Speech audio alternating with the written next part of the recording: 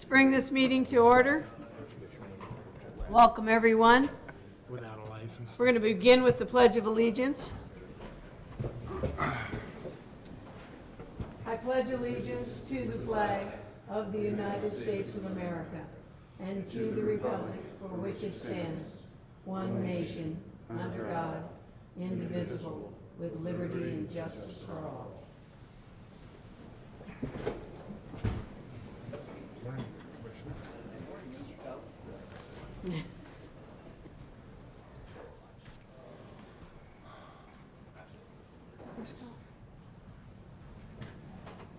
Did we lose him?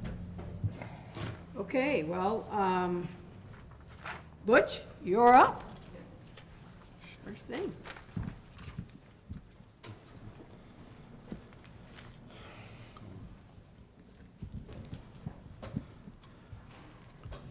Good morning, President Little, Commissioners, Director Talbot. This morning we have our two memos for property rights. The first one is the authorization to proceed with negotiations. We have two items on that memo. The first item is the Walker-Jenkins Public Access Area Administrative Roadway Easement. So Walker-Jenkins is located in Shirley Basin. It's about 40 miles, 30 or 40 miles to the north of Medicine Bow. And it is it's a 123-acre reservoir. As you can see, it's mostly on state land. The public comes in on a county road. There's a parking area right here just to the east of the reservoir, and the public crosses state land, walks down, and fishes. The annual stocking of the reservoir is for rainbow and cutthroat trout. And as you can see, there's a really steep hill pretty much all the way around this reservoir. And so because of the difficulty of coming down steep terrain in a truck that's full of shifting water and fish, and it's heavy, to improve safety, the department has completed some discussions with two landowners, and those two landowners are agreeable to grant at no charge an administrative roadway easement. And that path to the reservoir would pretty much start if you came on past. Well, let me go to the next slide here. So here's the reservoir again. So the parking area sits up here. So this red line represents the roadway we're talking about, and basically it makes a much shallower approach for the stocking truck to deliver the fish. And so the department is recommending the commission vote to authorize us to proceed with negotiations with those two landowners to get that administrative roadway easement at no cost. The cost of improving this road as well, it is a current two-track road. It ends right about in here, and we would have a little bit of distance, maybe 600 or 700 feet to complete at very minimal cost, something probably less than $1,000. Questions? Commissioner Price. A couple of questions, but if we do come in there or fix that road up, will that likely become a place where the public comes in, or will it be blocked? President Little, Commissioner Price, no, it will strictly be for administrative access to stock the reservoir. And another question here. What is the maintenance cost going to be on that? Do you have any idea? I know the initial cost to improve the road to use it is going to be in the neighborhood of $1,000. I think the maintenance cost will be considerably even less than that on an annual basis. Okay. And then this is a curiosity question. Is this lake fed and have an inlet and outlet? I don't think so. I've been there. I don't think it does. I think it's just a natural drain. It was a uranium mining pit. Okay, thank you. Further questions by the commission? Hearing none, do I have a motion? I'll make a motion we accept the proposal on the Walker Lake as Butch has presented it. I'll second that. Caroline, did you get the motion made by Commissioner Price and seconded by Commissioner Culver? to accept the Walker Lake. All those in favor, please say aye. Aye. All those opposed, please say nay. Motion carries. Thank you, Butch.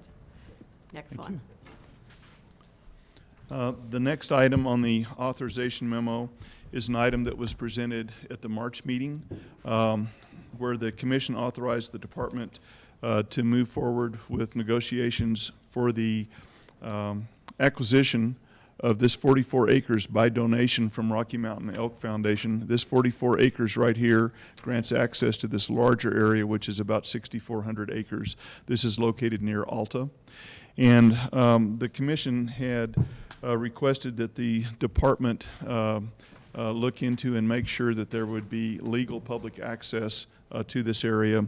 And the department had done that preliminarily already, but so there will be a permanent easement to the 44 acres, but the easement will require a cooperative agreement to assure that public access, and the cooperative agreement is with the other users of the road. The cooperative agreement allows for a adequate parking area for the use that will be occurring for hunting. That parking area will be made large enough for at least or for 5 trucks with trailers to be able to pull through. And so what we're asking for today is authorization to proceed with those negotiations to acquire the Cocoa Bell property and to proceed with a cooperative agreement for the public use of the easement. Questions? Commissioner Price? Yes. Question, on the parking lot, the construction of the parking lot and stuff, and any closing type costs. Have you got an estimate on those? We have some preliminary estimates, and Ray, correct me if I'm wrong, I think we were talking about $10,000 to build a parking area. Is that right? Okay, and annual maintenance? And the annual maintenance will probably be quite low in the $1,000 to $3,000 range. There will be a requirement with this cooperative agreement to share with the landowners our shared portion of maintaining that roadway that comes to it, which is a paved road.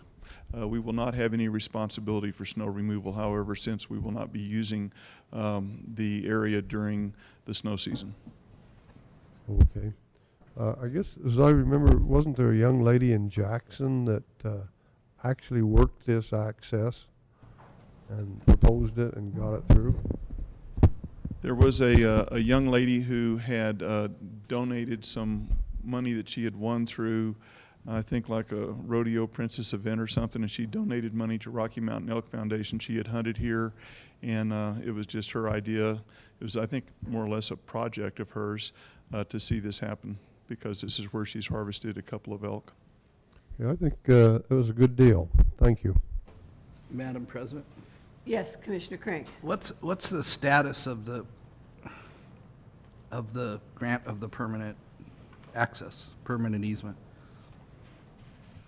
President And Little, here's what I remember is the former county planner now runs a title agency, and he's guaranteed us he'll get it, but is it there? Is that agreement signed and in place and filed? So, Commissioner Crank, I'm not really sure exactly the specifics of your question, but generally where the project is the fundraising is near completion for the acquisition and fee title. And part of the acquisition includes a permanent, unrestricted easement to the property. And part of the negotiating for that permanent unrestricted use is the other landowners, knowing that this is going to be used for public access, had concerns with the quantity of use. And so to make them comfortable in granting this permanent easement, which will actually occur with the transfer of the land, and it will run with the land, and that will be transferred initially to Rocky Mountain Elk Foundation. Part of it, they know that we're going to be gifted this land, and they wanted some assurance as to how much we were going to use the easement before they were comfortable doing this permanent easement. And that's why that's the purpose of the cooperative agreement. So those things will close simultaneously. So you're just asking for approval to continue negotiations and work on this? That is correct. And the anticipation is that Rocky Mountain Elk Foundation will close on those other two items in June. And then in July, the anticipation would be that they would come and gift it to the commission. We'll present it as an approval item. And that gifting will include that permanent easement, which runs with the land, and we'll also get final approval for this negotiated cooperative agreement at that time. So that's the time frame and where we are on those negotiations. Sounds like a good plan. That's all I have, Madam President. Further questions or discussion? We have a motion on this Cocoa Bell public access. I'd so move. Commissioner Crank has moved to approve going forward with negotiations, and Commissioner Price seconds it.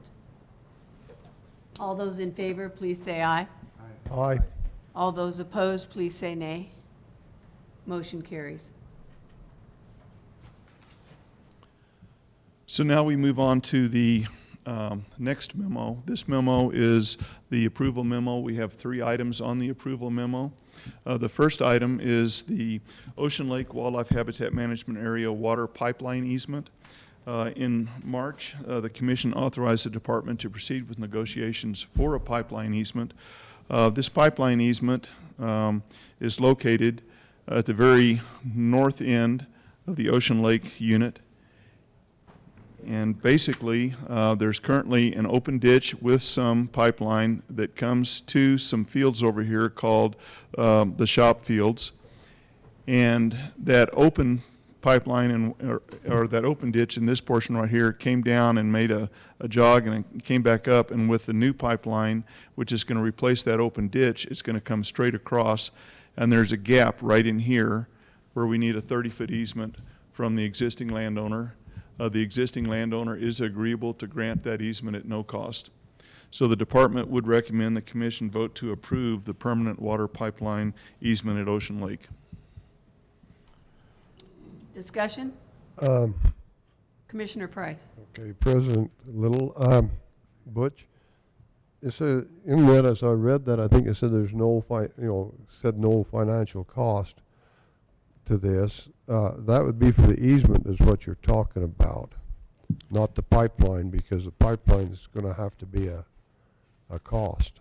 President Little, Commissioner Price, that is correct. So the easement is at no cost. So that's what we're really talking about, is just this easement. The approval for the easement. Okay, thank you. Other questions? Or go ahead. Nope. Make a motion we accept Thank you, Commissioner Price. So we have a motion to accept the no-cost easement on Ocean Lake Wildlife Habitat Management. Do we have a second? Second. Seconded by Commissioner Culver. 2. All those in favor? Aye. Aye. All those opposed, please say nay. Sorry. Motion carries. Thanks, Butch. Thank you. The next item is the Osage Pond Public Access Area.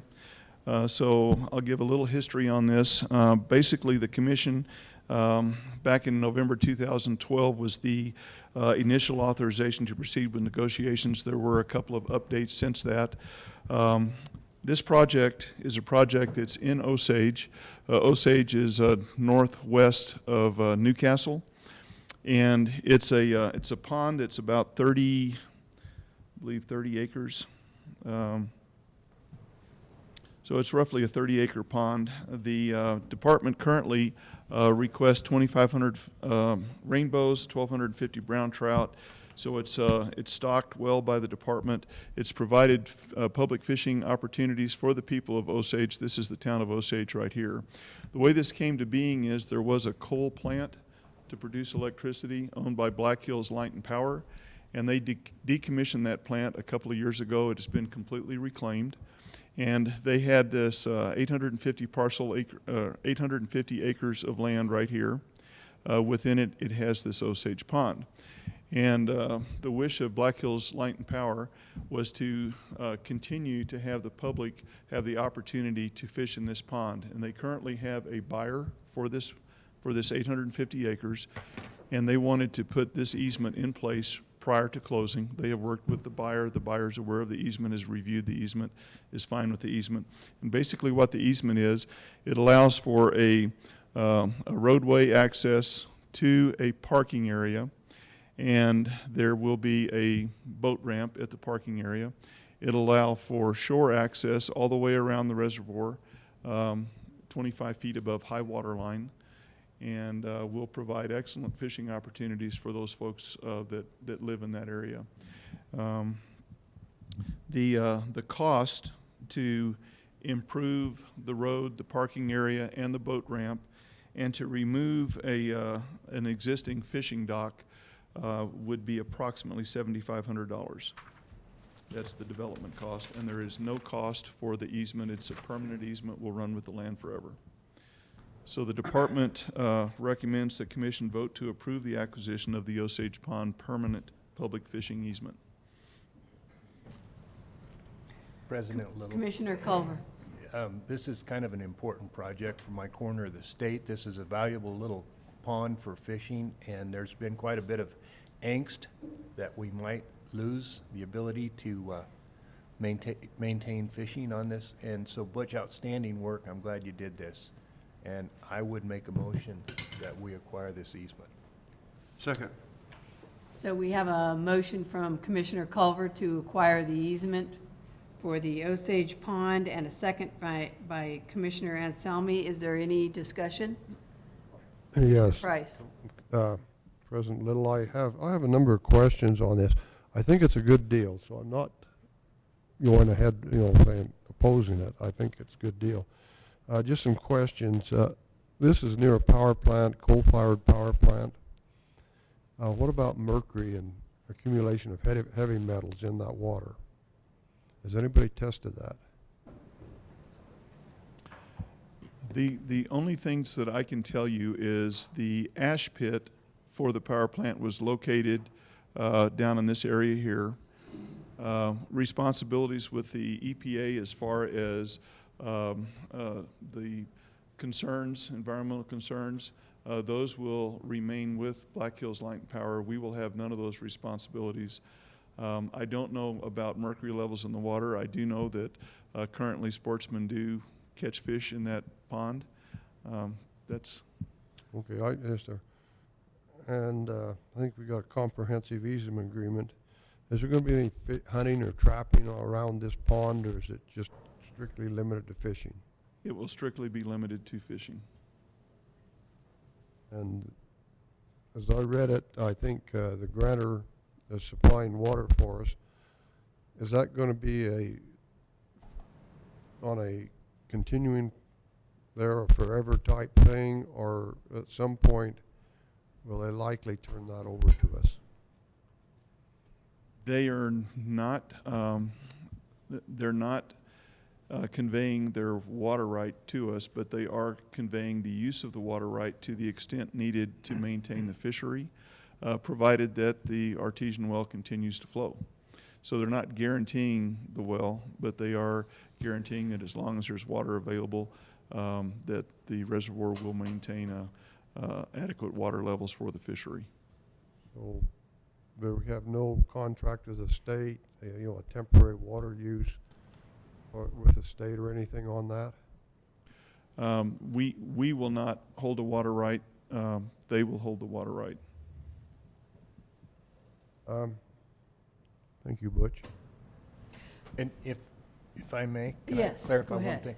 Commissioner Culver. The power plant has been decommissioned and completely removed, and the power plant and the fly ash waste sites were located downstream from this pond and downwind. Your point on mercury is well taken. I would hazard a guess that our fisheries people have probably done some testing. I know they do that testing on a lot of our waters, but we'd have to get that information from them. Well, it's reply. Thanks. Commissioner Ryan. I just wanted to make one comment. Thanks, Butch. Things like this is what is nothing but great PR for the Wyoming Game and Fish and the public. That's awesome. For $7,500, that's pretty good. Madam President? Commissioner Crank. I'm just curious, Butch, if you can tell us, I mean, this is owned by Black Hills Power now, and they're selling it. Who's going to be the new owner? President Little, Commissioner Crank, they would not disclose the new owner's name. All they did disclose is that it is a energy company. I don't know what that means, oil and gas, coal bed methane. I have no idea, but it is an energy company. It may be a mining type of a company. I don't know. But the plan is to put the easement on the land before it transfers, I assume. That is correct. That was, when I approached them, they were talking about doing it after, and we were able to negotiate with them to do it before, just to make sure that there weren't any snags later, because we know that they had good reason to, for their relationships with the public. I mean, all those folks up there are their utility customers, and it was a good PR thing for them to do, and they wanted to make sure it happened. So to assure that, we're doing it before. Good, thanks. Any other comments or questions? Well, we have a motion on the floor, so all those in favor of moving forward with the easement access to the Osage Pond, please respond by saying aye. Aye. And all those opposed with nay? Motion carries. The final item on the approval memo is the Medicine Lodge Wildlife Habitat Management Area Cooperative Agreement with Wyoming State Parks, Historical Sites, and Trails. At the last meeting, we had brought this forward for approval. It got deferred so that we could address some questions regarding some water rights. Basically, the cooperative agreement, it allows state parks to manage the historical site that's located on the WHMA. And in addition, they provide camping. There's currently 27 campsites. They want to expand camping in 2 different areas. One of those areas, I've got a better map this time. One of those areas is 6 acres up here on the north side, and the other area is 19 acres down here kind of on the west side. This 19 acres is irrigated ground. It will continue to be irrigated under the terms of the cooperative agreement. It will continue to be irrigated. It will be irrigated by state parks. They will either have the option to hay it or to leave whatever the growth is for wildlife. And so the water rights will not be in jeopardy for lack of use. So I don't know if there's any further questions. Questions? Commissioner Price. I've got several questions. Will this, the archaeological part of the thing be closed during the winter? I honestly don't know the answer to that question. Wildlife habitat over there, probably a good thing for us. This, The other is, what is the first one that you find a cooperative agreement as an agreement? Then they go down through and use CA as the, short-term acronym for that. Little point, but maybe ought to be, go up to agreement, and make it a CA. Okay. That'd just make it for easier reading. Commissioner Price, I think they all couldn't quite hear you out here, and Ray was wondering whether he might be able to answer that first part of your question in regard to the seasonal access. I guess I better swallow this microphone. Go ahead.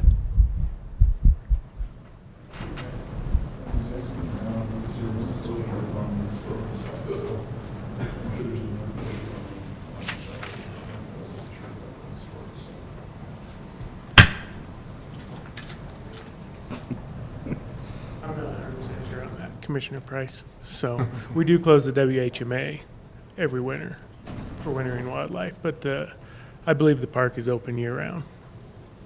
So the archaeological site would be just automatically closed then? Right. Okay, thank you.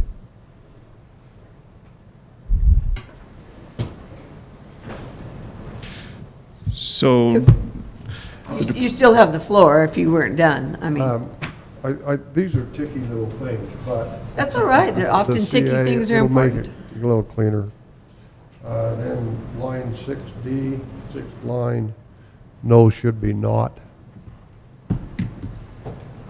I apologize for not getting to you quicker and just getting it corrected. That's it. Thank you, Butch, for that.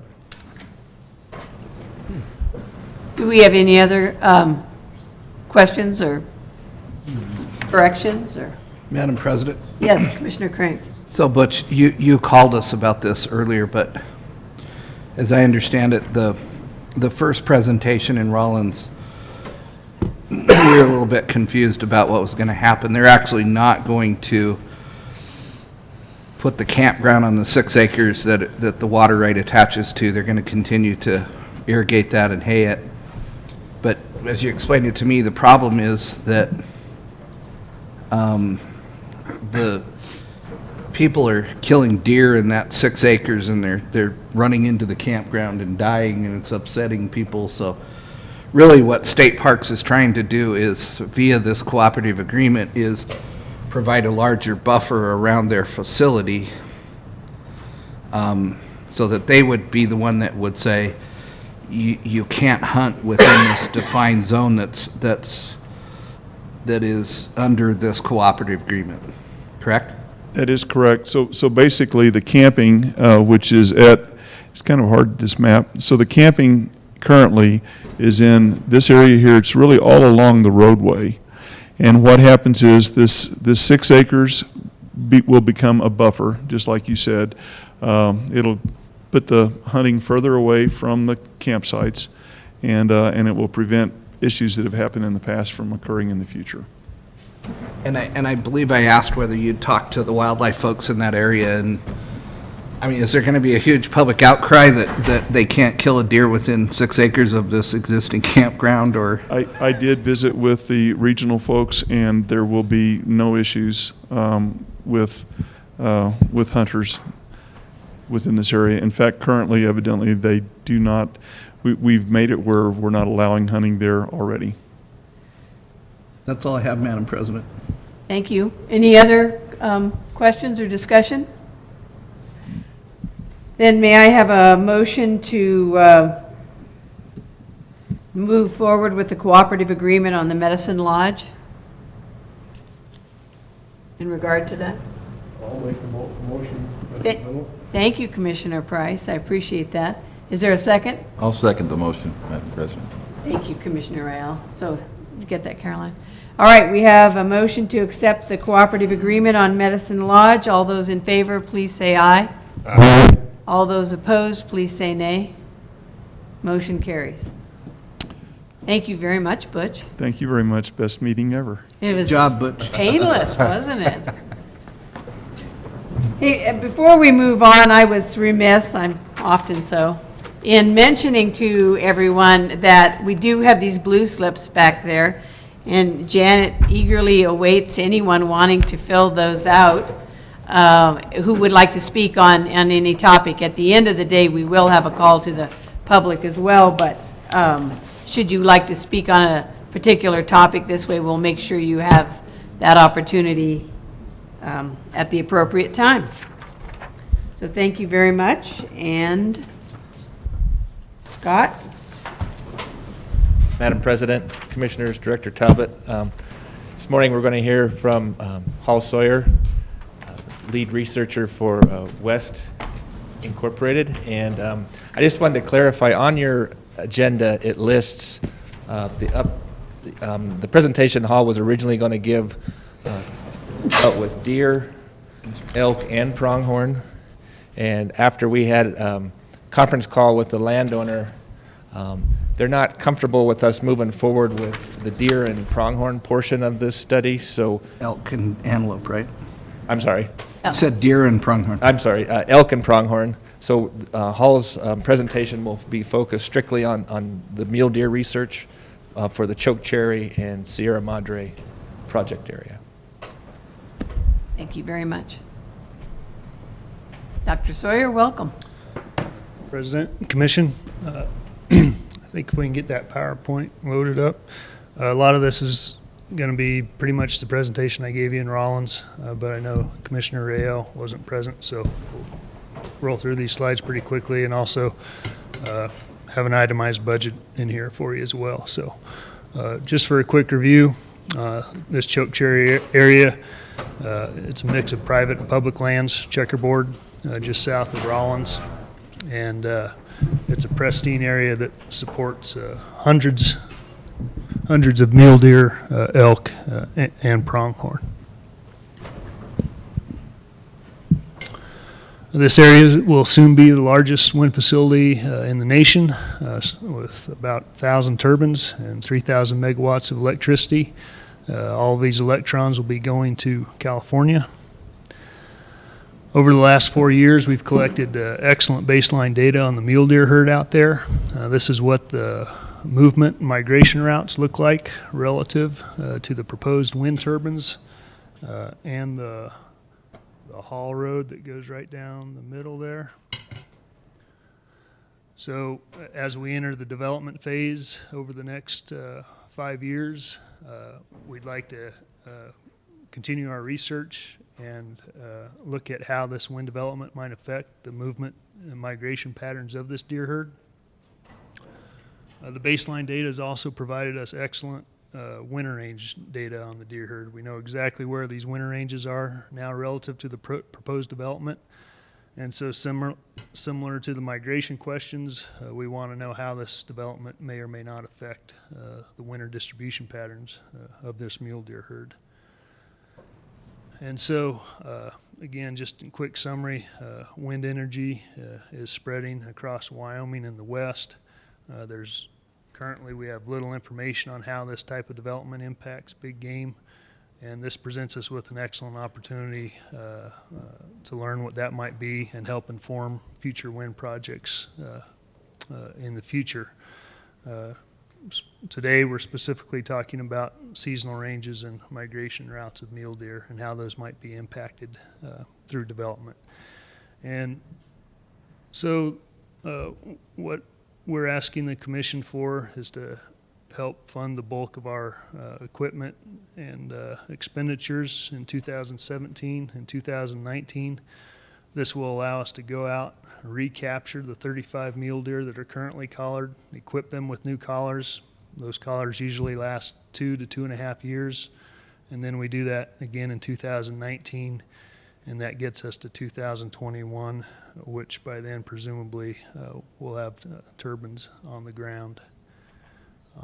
Again, the BLMs provided most of the funding to date, about $258,000, and we've also got about $10,000 from the Muley Fanatics Foundation. And I think your book should have it.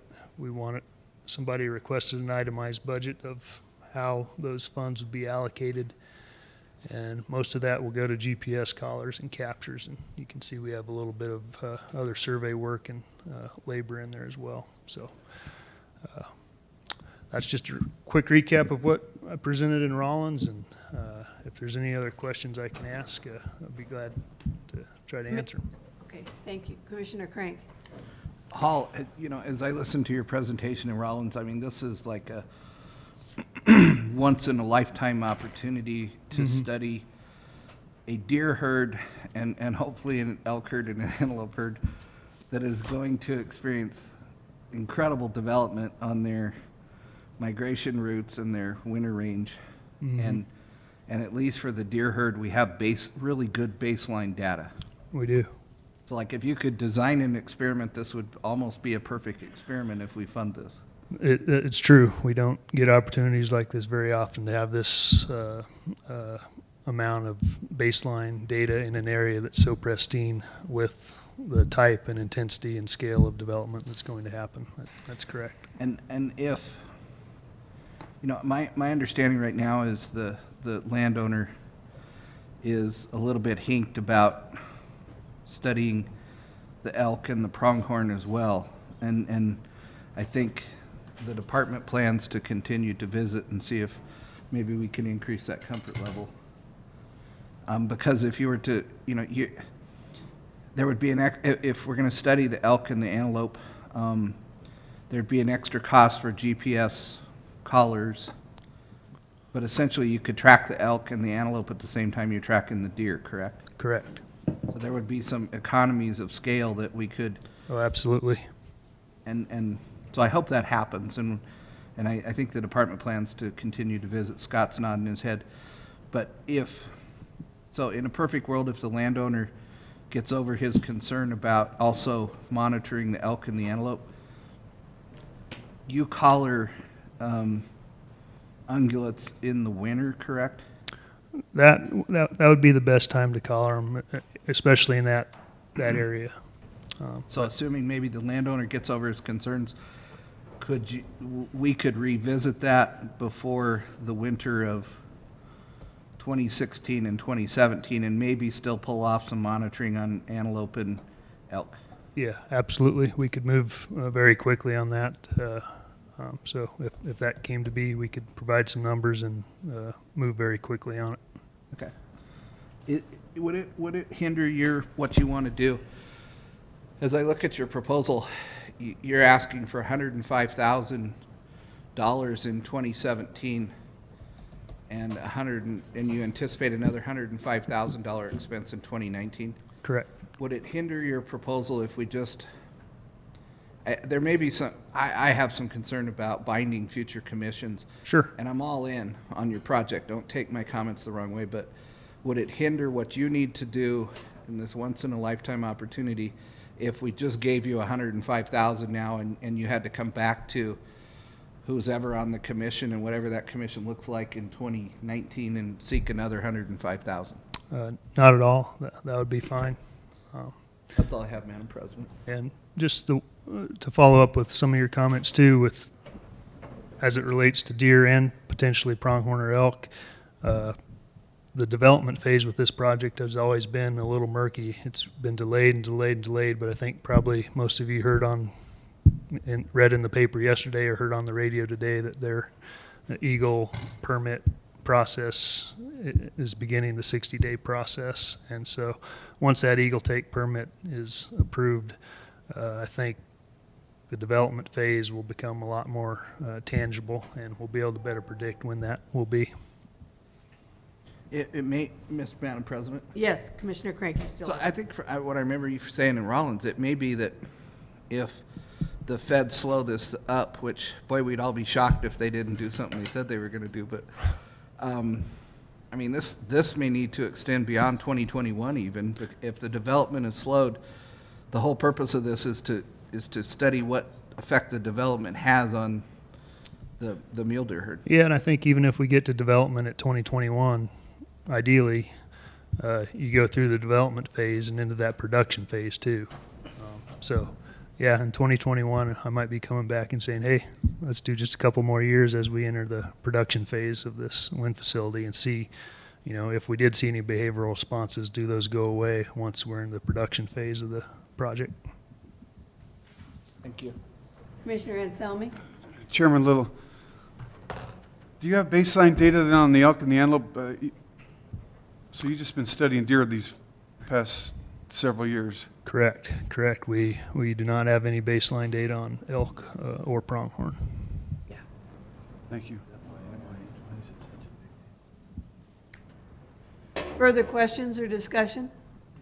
Okay, so what we're looking for, what Dr. Sawyer's asking for at this point is a vote to approve the $105,000 in 2017 and $105,000 in 2019 to study mule deer, to continue the study of mule deer in the Chokecherry Basin.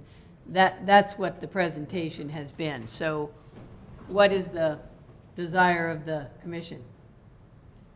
Chairman Little, may I could ask our Pittman Robertson expert down there, Commissioner Crank, does this I'm sorry. go with Pittman Robertson, this money? I believe it would be absolutely Pittman Robertson eligible. Meredith? Yes? I mean, that's always a process, but I think the large majority of these expenditures would be matched with Pittman Robertson dollars. Chairman Little? Which we have to come up with up front. Right. Okay, yes, yes, Commissioner Anselmi. I make a motion, we approve the 105,000 for the first phase of this study. Do I have a second? Yes, yes, Commissioner Price. 105,000 for 2017, another 105,000 for 2019, or we're only going to commit to... That is not, his motion, Commissioner Anselmi's motion is to approve 105,000 for the 2017 year only at this point. Okay, I'll second that. Okay, Commissioner Price seconds that. Caroline, are you clear on the motion then? Okay, so we have a motion to approve the 105,000 on the year 2017 to continue the mule deer studies in the Madam, chokecherry, I'm sorry. and you may have discussion. Thank you so much. Mr. Price. I guess just, let's just talk about what's gonna happen here. You know, as I look at that map, so Hall, the blue is the current winter range. Correct. I'm not a scientist, and I'm not even Jack O'Connor, so I would suspect that this development is going to have some pretty dramatic effects on this deer herd. But it's a once-in-a-lifetime opportunity to finally do, you know, we've studied, we know where migration corridors now are through the good work of Hall Sawyer and others, but I don't know that we've done that work to see how much development can occur in and around a winter range, a stopover, a bottleneck, or a migration corridor. You know, can you have one well pad on the edge of the Hoback to Red Desert migration corridor, and will that have any effect on the migrating deer, or will it kill off that herd? You know, but I just, as I look at this map, I would hazard the guess that this is going to have some effect on that deer herd that uses that winter range, but we don't know. And we're not trying to stop the development. The development's already way down the road, you know, but we have a cooperative landowner who's willing to let Hall study for the benefit of the department and the scientific community what effect this may have. So this is just an incredible opportunity. You know, that development is going to occur. We're going to have the world's largest wind farm south of Rollins, and it's probably going to have an effect on this deer herd, and it's probably going to have some effect on the elk herd that uses that area, and some effect on the pronghorns. But we really ought to take this opportunity to once and for all try to figure out what development does in these critical areas. And Hall, if I've messed it up, correct me. No, you haven't. Yes. I mean, I agree. Commissioner Price? Little and Commissioner Crank, I guess I have a question. What are you concerned with? We're going to put in 105,000 to do the 2017 work. I guess personally, I'd like to go ahead and put in the money for the 2019, but that's not the Not the motion. motion. right now. So with that in mind, I'd call for the question. I think he was just giving his pitch. But All right, so with the Madam motion President, at this time. just to yes, clear it I'm up. sorry. I agree. Commissioner I don't Culver. think we can legally bind future commissions to a financial outlay like that. I don't think we can legally do it for 2019. I didn't say I was, I just said I would like to. And Madam President? Yes. Meredith, have I made the appropriate motion, or do I need to hold up one arm and spin around backwards 3 times to make sure that this gives us the authors? Because obviously, this 105,000 will be spent some this fall, and it will continue over into the next fiscal year. I just want to make sure that the motion is appropriate so that we have absolute spending authority to let Dr. Sawyer do what he needs to do. Well, we already had a motion on the floor, actually. Are Meredith you, talked to the budget subcommittee on meeting ahead of this commission meeting, that sometimes she wants specific language in the motion, and that's all I'm doing. I'm just making sure we're keeping. well, so my question to you would be, and it's fine, she can answer your question, but, well, we'll let her answer, and then I've got a question for you. How's that?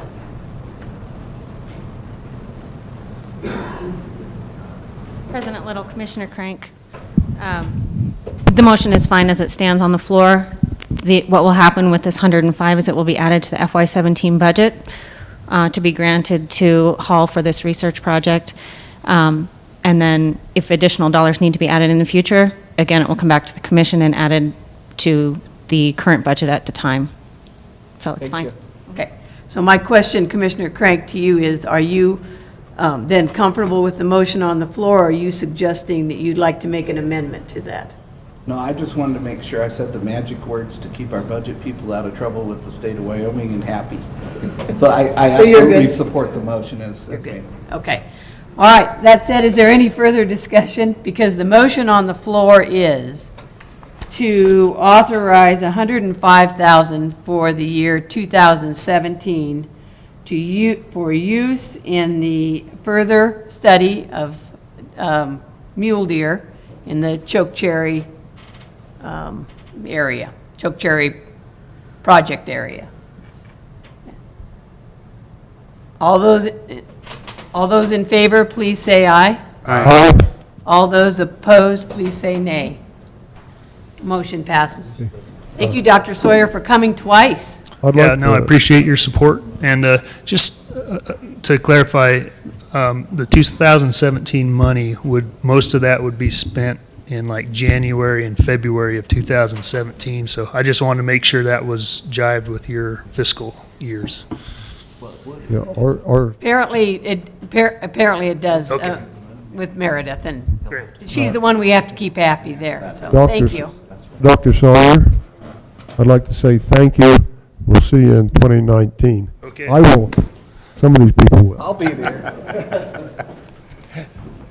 Madam President, Commission, and if I could just clarify, so we will continue to engage with the landowner later this summer to discuss further research for elk and pronghorn at that time. Good. That was our agreement we had with them, and we will continue a dialogue. Thank you very much. Thanks, Scott. So, I think do you have more? Because I have Scott Edberg now. I'm going to fill in for Mr. Edberg this morning. Oh, I see. Okay, thank you. Madam President, Commissioners, excuse me, Director Talbot. So we'd like to have a discussion on our ongoing CWD plan now. So by way of background,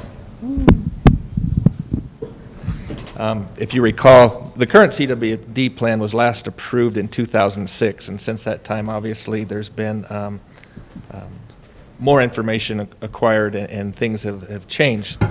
The plan that you have in front of you dated April 2016 is for your consideration today for review and approval. We've taken two versions of this plan out to the public for public review and comment. If you recall, the first review occurred from November 30 through January 5, and we had two public meetings, one in Jackson and one in Casper. So based on public comment at that time, then we revised the original plan and took that revision out for a second time. And that second revision then was reviewed by the public, and we received additional comments on the second revision, and most of the comments at that time centered around elk feed grounds in northwest Wyoming. We had both pro and anti-feed ground comments that were received during the second revision. We also coordinated this plan revision process or revision with Grand Teton National Park, the National Elk Refuge, and U.S. Forest Service. So all of these comments that we received were reviewed, and where we could and felt it was appropriate, we included it in the version you have in front of you today.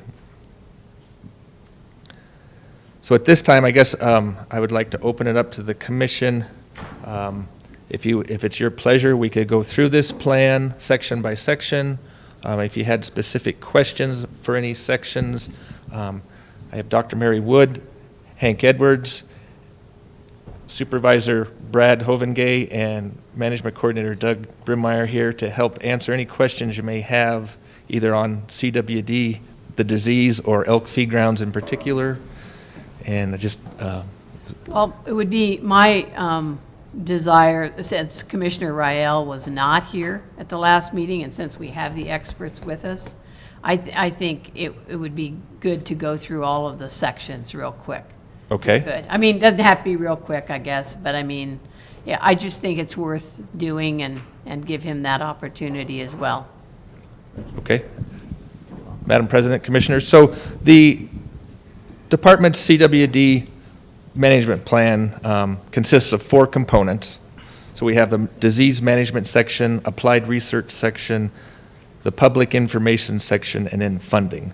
So the plan consists of 4 major components.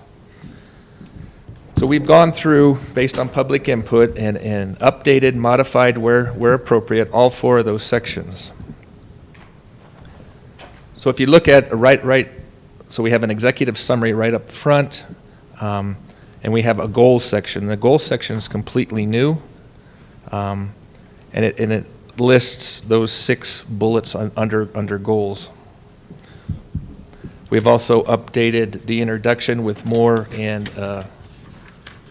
latest research information to make this as up-to-date as we can. And one thing to note, and it's been brought up through a public commenting period, we don't have every paper that's ever been published about CWD referenced in this document. We recognize that. There's a lot of, we feel like though we've captured the most important information we need from the scientific community in our references here in this plan. So with that,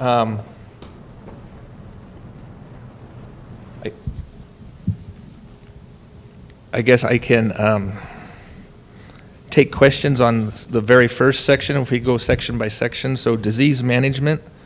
One of the additions in this section, in that very first paragraph, we state eradication remains the ultimate desired outcome of the department's CWD plan. We've stated that right up front. Now, while that's a large challenge, we recognize that and continue to embrace that.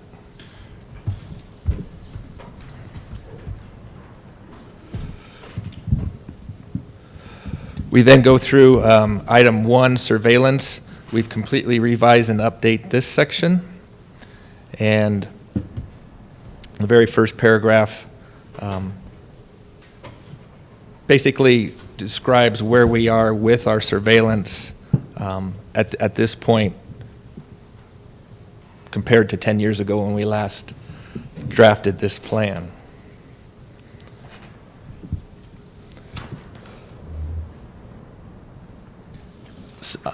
Item number 2, under this section, carcass movement, regulatory restrictions. We also updated and made with some specific amendments, again, to basically update the current information so that this plan reflects the current knowledge that we have as far as carcass movement and regulatory restrictions. Translocation of cervids within and outside of Wyoming, item number 3. There's really no change to this section based on what we have had in our plan. basically live free-ranging cervids originating within Wyoming will not be moved to other locations within or outside of Wyoming without prior approval and permitting by the department and the commission. We're standing pat on that statement. Item number 4, remove cervids suspected of being affected by CWD.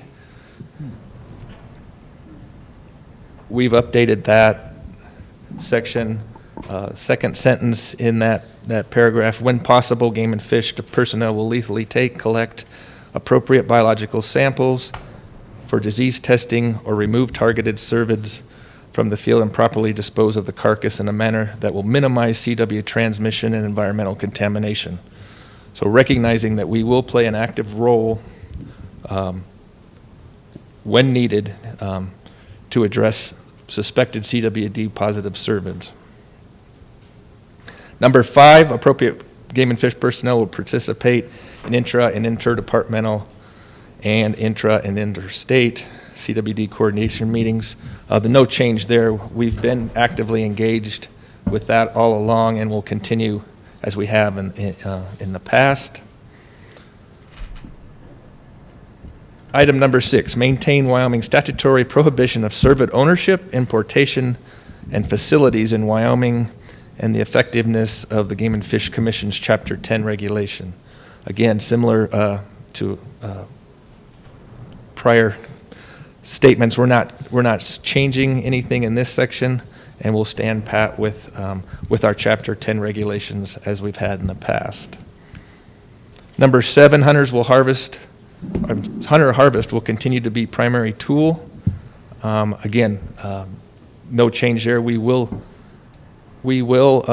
maintain hunter harvest for our surveillance program as we have over the past decade. Number 8, herd population management. Again, no major changes here.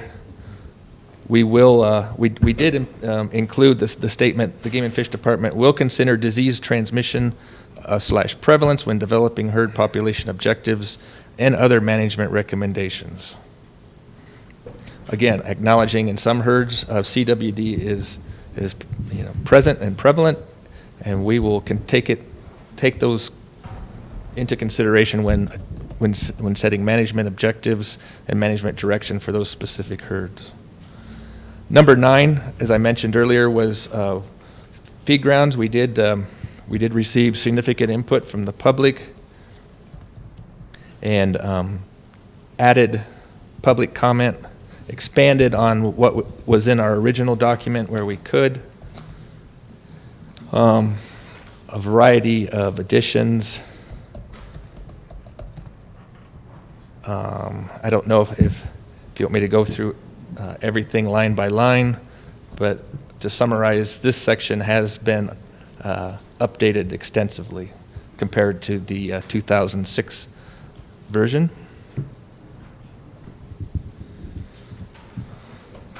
And as appropriate, I mean, it encompasses several pages of this amended plan.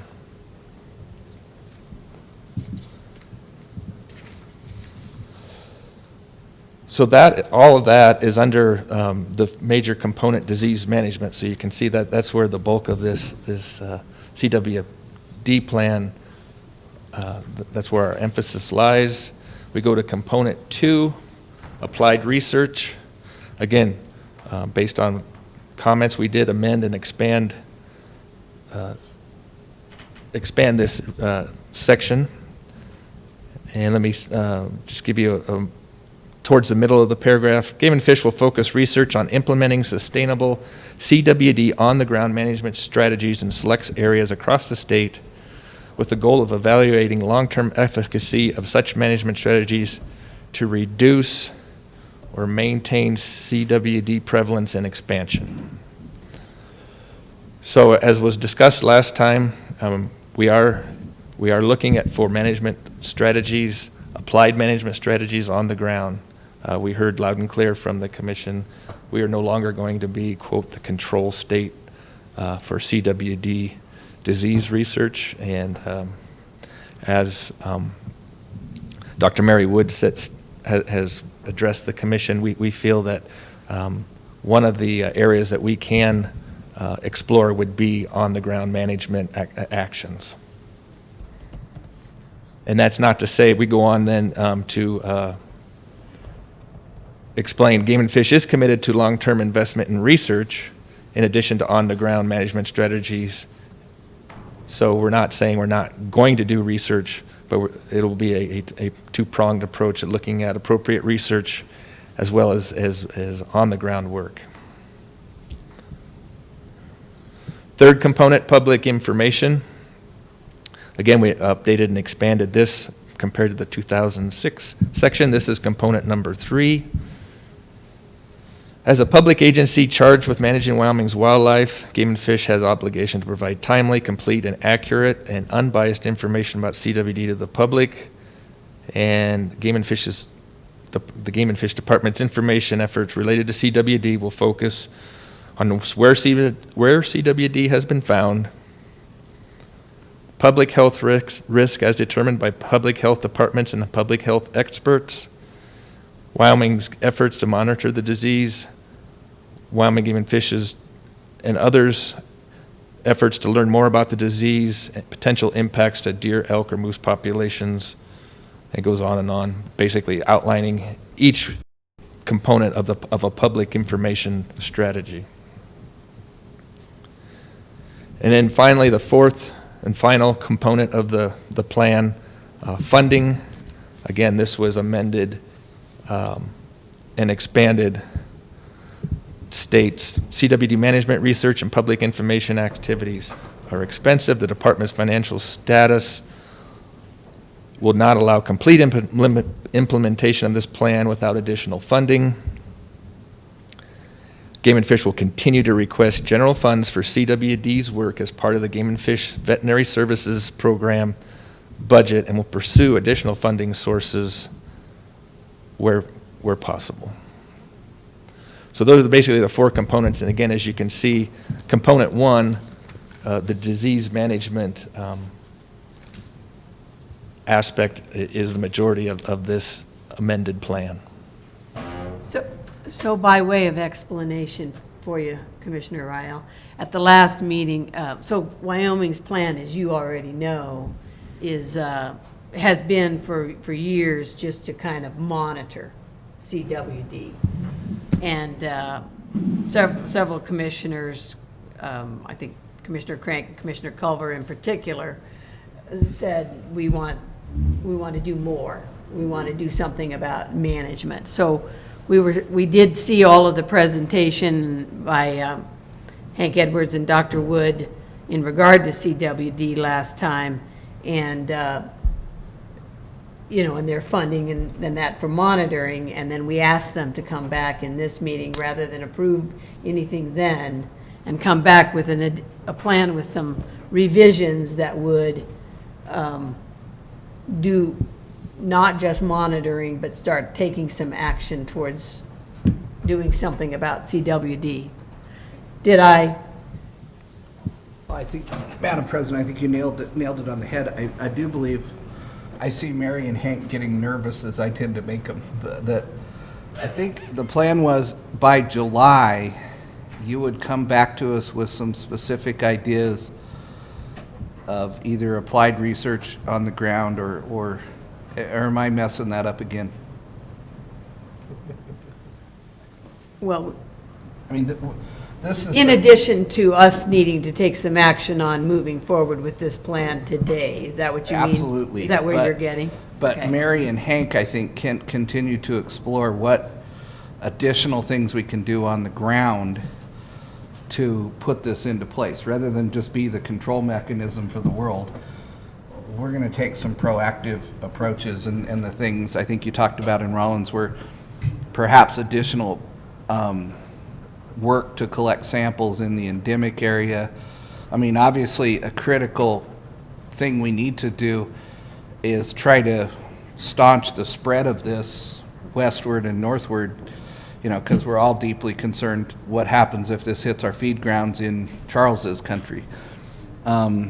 And I think you're continuing to think of ideas and ways of things where you may need specific funding requests from the commission, specific funding from the commission to expand or do something new or whatever. Have I correctly characterized that? Yeah, so Madam President, Commissioner Crank, at the last meeting, we did agree that we would look at putting together a group of folks to look for sort of what we're going to do as a action plan within Game and Fish moving forward, but that was going to be something that was sort of separate from the CWD management plan. And so I don't know that we actually designated a time frame when we'd be coming back. I guess I don't recall that. We may need to push it into September just to give us the chance to actually meet with some folks on the field to put that together so that we're sure we have sort of something feasible for on the ground. But that is the plan as far as what we're going to do moving forward, is put together some actual active strategies that we're planning to do, and then the funding that we might need to implement those. But that will be kind of almost separate from this management plan in of itself. It still is in accordance with the plan. The plan's very flexible and adaptable and says that, you know, we're going to kind of adapt our management based on sort of science and data and things as they come forward. And so this would fall within that. And Madam President, I don't want to confuse the issue. I mean, I raised in Rollins, maybe we needed to put this off, and everyone got grave looks on their faces. So I'm not advocating we put off our consideration of this overall statewide management plan. I'm just, they know how impatient I am, so that's why I pushed them to July, and now they're pushing me back to September. So we'll figure it out. I think Commissioner Crank is probably comfortable with the fact, however, that he's made his desires known, so. Madam President, while we have Dr. Wood and Hank at the, could I ask them just a couple questions? Absolutely, absolutely. You know, we have extra time today, so you go for it. The other day, I got an email, and I think it originated with you, Mary, but I think, well, the thrust of which was Wisconsin has discovered that CWD is spreading much faster in Wisconsin than they believed it was occurring, and so I think maybe you suggested, Mary, that maybe it would be a good idea to try to gather the world's best and brightest at some type of CWD symposium. Was that you that suggested that? So Madam President, Commissioner Crank, I did suggest that it would be really nice to look at trying to do some collaborative efforts as we're trying to look for some of these on-the-ground management actions. You know, there have been several different types of CWD symposia across the board, and I guess certainly more information and sharing of data is always helpful as we move forward. Although I do think it would be really nice to see whether or not we could consider a smaller scale collaboration with some of our local states, you know, folks that are right nearby, and whether or not there's work we could do together, very applied, management based and focused. You know, these big symposia are really fantastic for getting folks together to share information, get the newest data out there, the newest science out there, and they're very beneficial. But they don't necessarily help you with a small number of people putting together an active plan. Usually you need a smaller group to do something like that. So I think a large symposia of sharing information and data would be fantastic, but it would also be nice to do a very small local meeting of the minds, so to speak, to see whether perhaps we could get some collaboration from states like Colorado or Utah that are right nearby. Well, that just really, Madam President, that really intrigued me. I just think that's, when you get brilliant people like Hank and Mary with other brilliant people, and you know, and you're the one that knows how to organize it, but I would certainly, I mean, yeah, I would certainly encourage it. You know, I don't know if we need someone from Dubai there, but however you think it would be most effective, I would urge you to do that. I mean, I just think that's a great idea. Well, in addition to that, Commissioner Crank, just a kind of FYI kind of thing that you might not realize, and while it wouldn't be the symposium that you're talking about, both Dr. Wood and Hank will be at the WAFWA meeting in Cody, and the presentation to the commissioner group there will include them talking on CWD and what, and updating. And there, I mean, I think we had representation from 11 or, if I'm right, 11 western states in the commission group in the winter meeting. And so it's a good time to get a lot of the messaging out and what Wyoming is doing and planning and hoping for the future to some other states then too. So that'll be another idea and start there. Yeah, I think that's a great idea. I guess what I envision is the people that have boots on the ground that work with this stuff every day, you know, far below our level, far below Director Talbot or Director Kennedy, you know, Deputy Director Kennedy's level, you know, the people like Mary Wood and Hank Edwards who work with CWD every day in whatever group you think ought to get together regularly and say, hey, have you thought about this? Have you thought about that? So, President Little. Director Talbot. Madam Chairman, members of the commission, just from a historical perspective, we as a department used to be very engaged in what we called the Tri-State CWD Committee. Myself and Hank sat through many of those for a number of years, and that effort has been fairly stagnant for the last several years. In addition to that, we used to have a WAFWA, a regional CWD symposium, and we have not had that for, I'm going to say, 6 or 8 years. CWD has been fairly dynamic on a national level. We were at the last Wildlife Disease Steering Committee.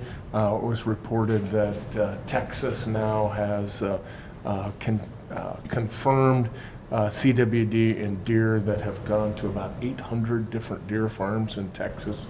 So they're following that up. Arkansas has reported some fairly, I would say, alarming results of their testing, and we shared with the commission that there's been a finding of chronic wasting disease in reindeer in the Netherlands now. I am a member of the National Wildlife Disease Oversight Committee, and we have actually been talking about putting on a national symposium. We've been talking about regional symposiums as well. So I think that there is some potential. It's going to take a little while to get all of these put together and everything, but for considerable information sharing here in the very near future. great. Commissioner Culver.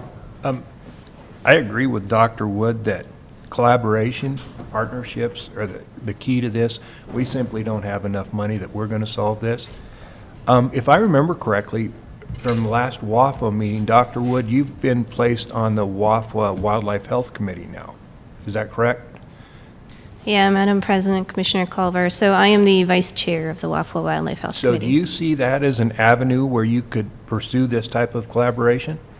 Certainly, I could certainly try and see and go down that road. I mean, ultimately, it comes down to whether other states are interested, and I don't necessarily know that off the top of my head. It's just that Colorado and Wyoming worked so collaboratively initially in the initial stages. It would be nice to see whether that could be revisited. I do realize there's a lot of the WAFWA states that haven't been hit yet, but I think that's a natural for that committee.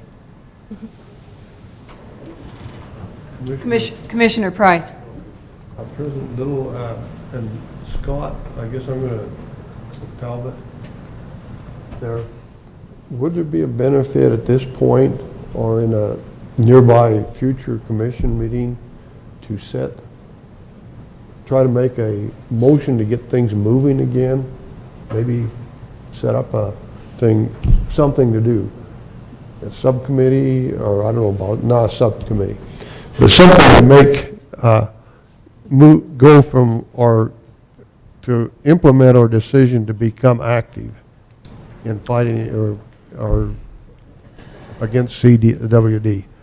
Is there something in the commission could do? Maybe, I'm going to suggest maybe a seed money type project, small one within the framework. That's what I'm asking.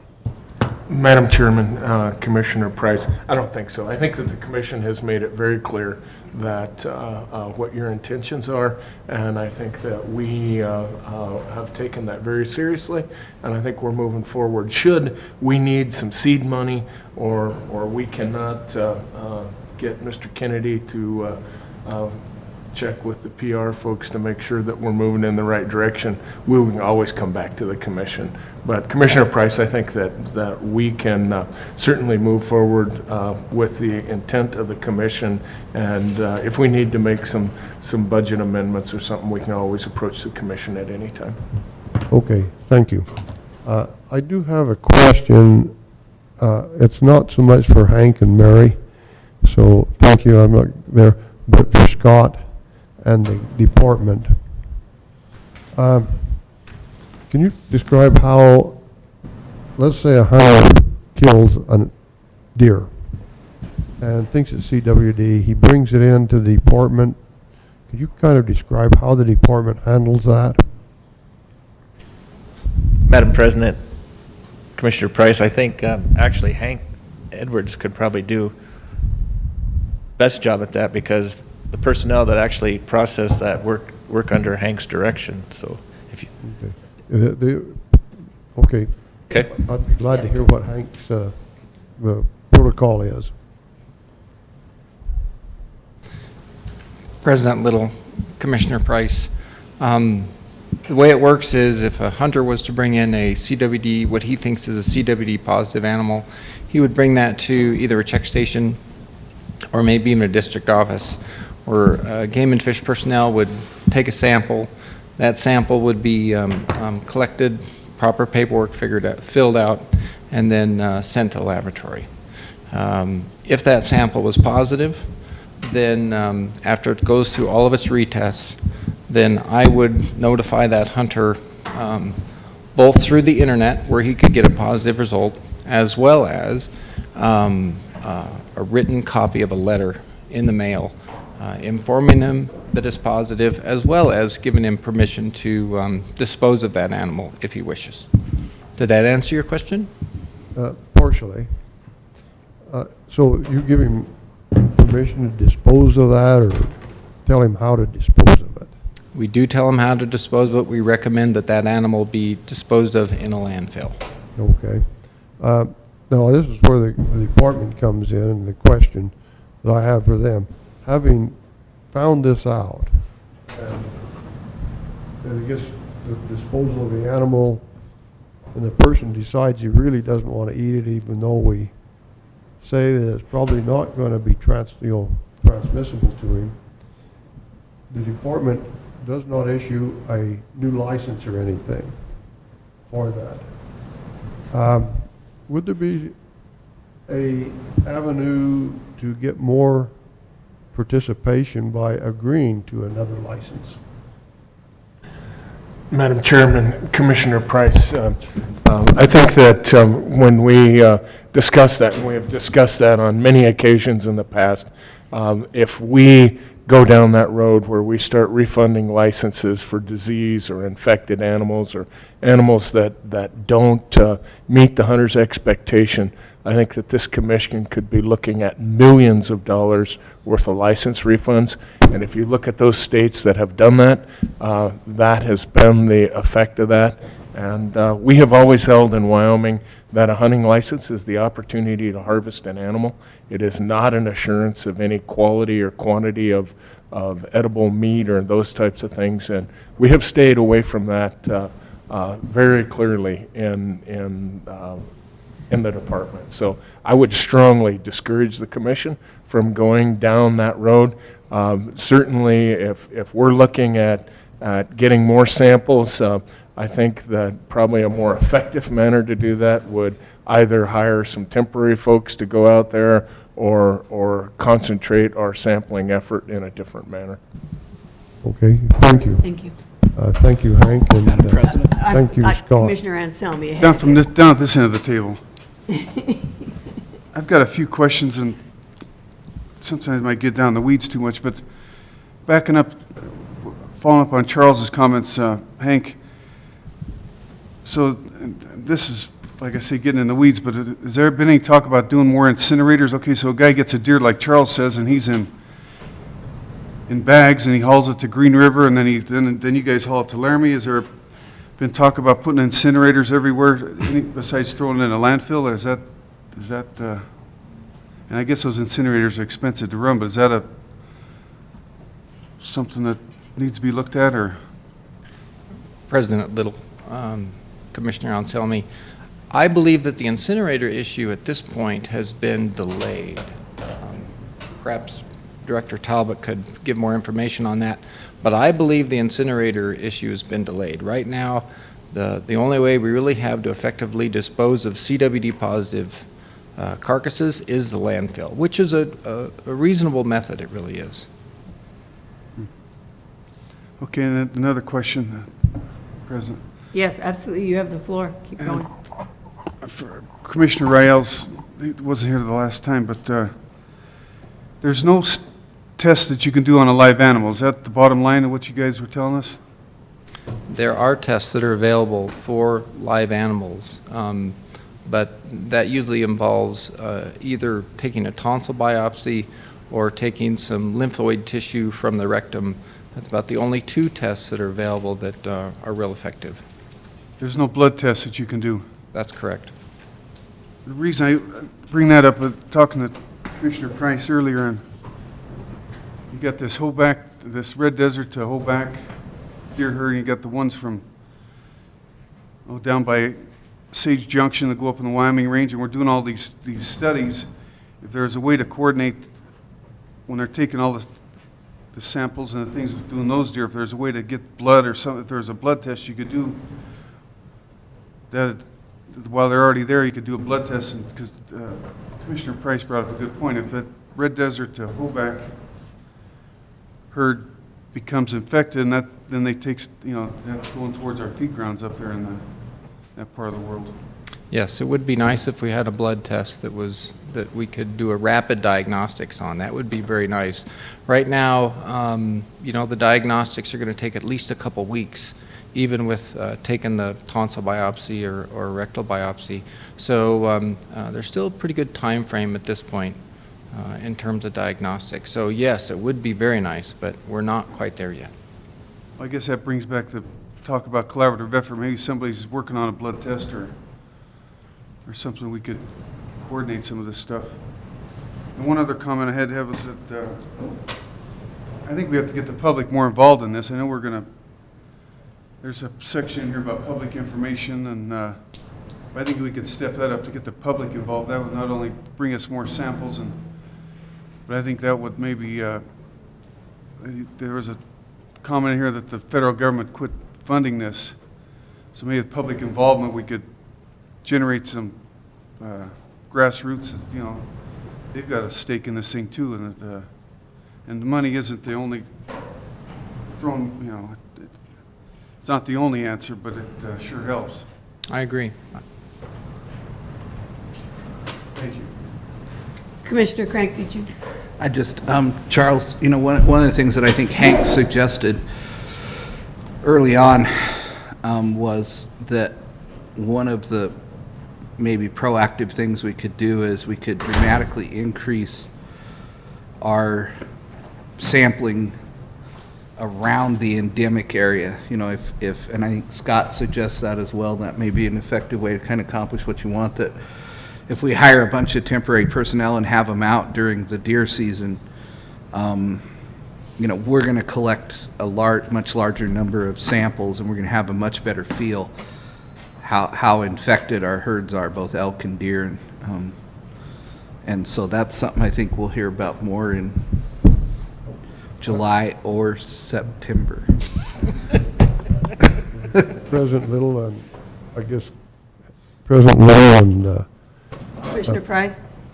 Commissioner Crank, yes, I think that, the things that we can do, I think I've advocated that, we need to have Hank and Mary kind of figure out the things that we need and then support the proposals that they bring forth on that. And this is things we talk about, increased sampling, particularly around I'll say the endemic area and the free area may be a very valuable tool. But again, I leave that to you to kind of decide and figure out when you come back. Then I think at that point, and I have proposals, we can support that. That's what I think I'd commit to do. as to support the proposals you think would be effective in at least slowing, hopefully stopping, and prayerfully defeating the CWD. All that. So thanks.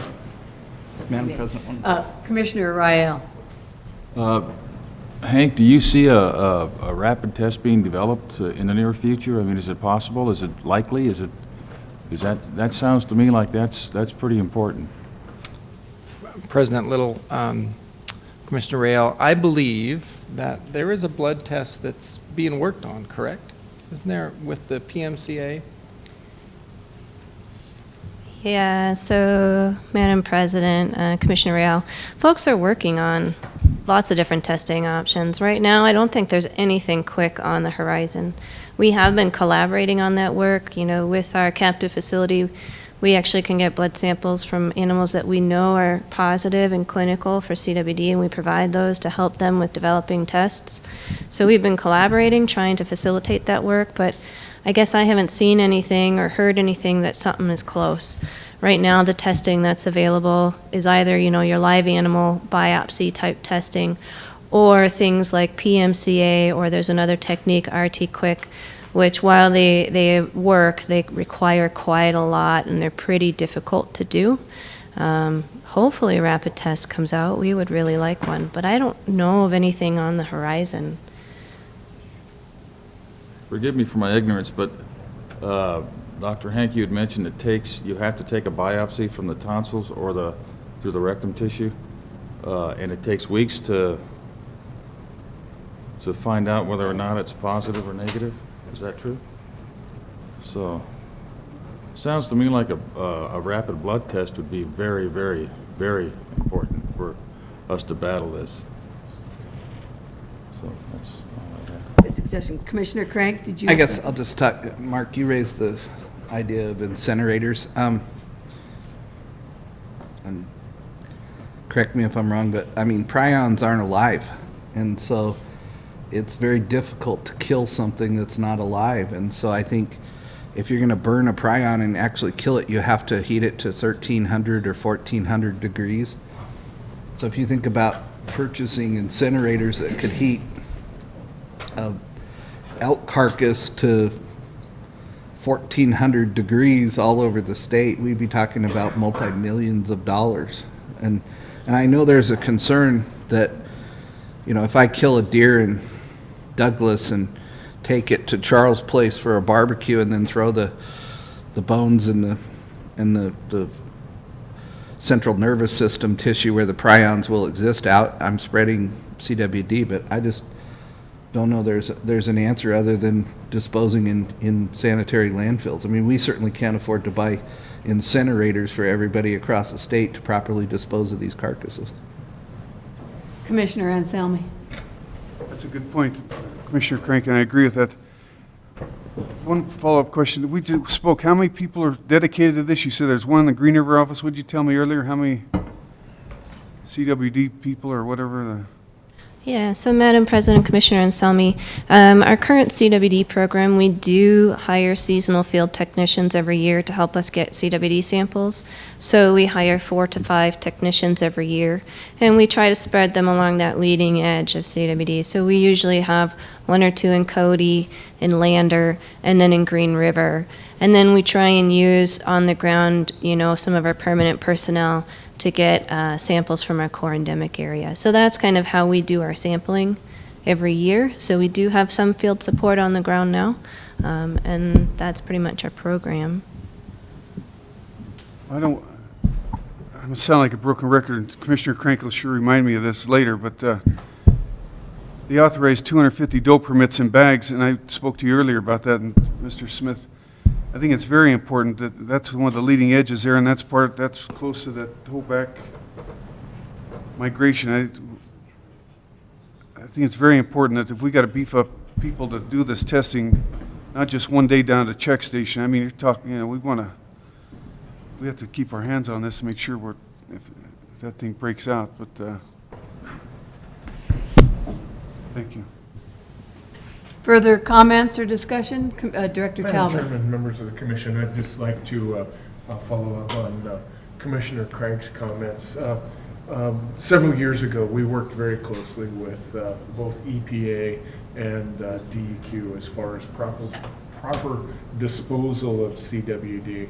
And at that time and still, landfills are a proper scientifically accepted method of disposal of CWD animals. And in the letter that we send to hunters and in the letter that advises them that their animals are positive, and by regulation, we tell them that proper disposal is in a landfill. So certainly incinerators could be an option if we were looking at feed grounds in the middle of the winter or something like that. But I think the common and practical approach to disposal is still landfills. Commissioner Culver.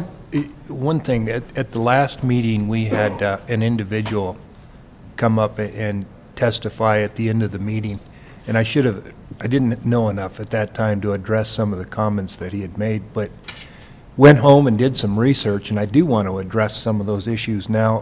One of them was the salt feeders, that perhaps we could contain prions by putting more salt feeders out there, and so the ground wouldn't get contaminated. And I know I went home, and it was like the very next morning the idea being that deer will not put their head in an enclosed area to lick salt.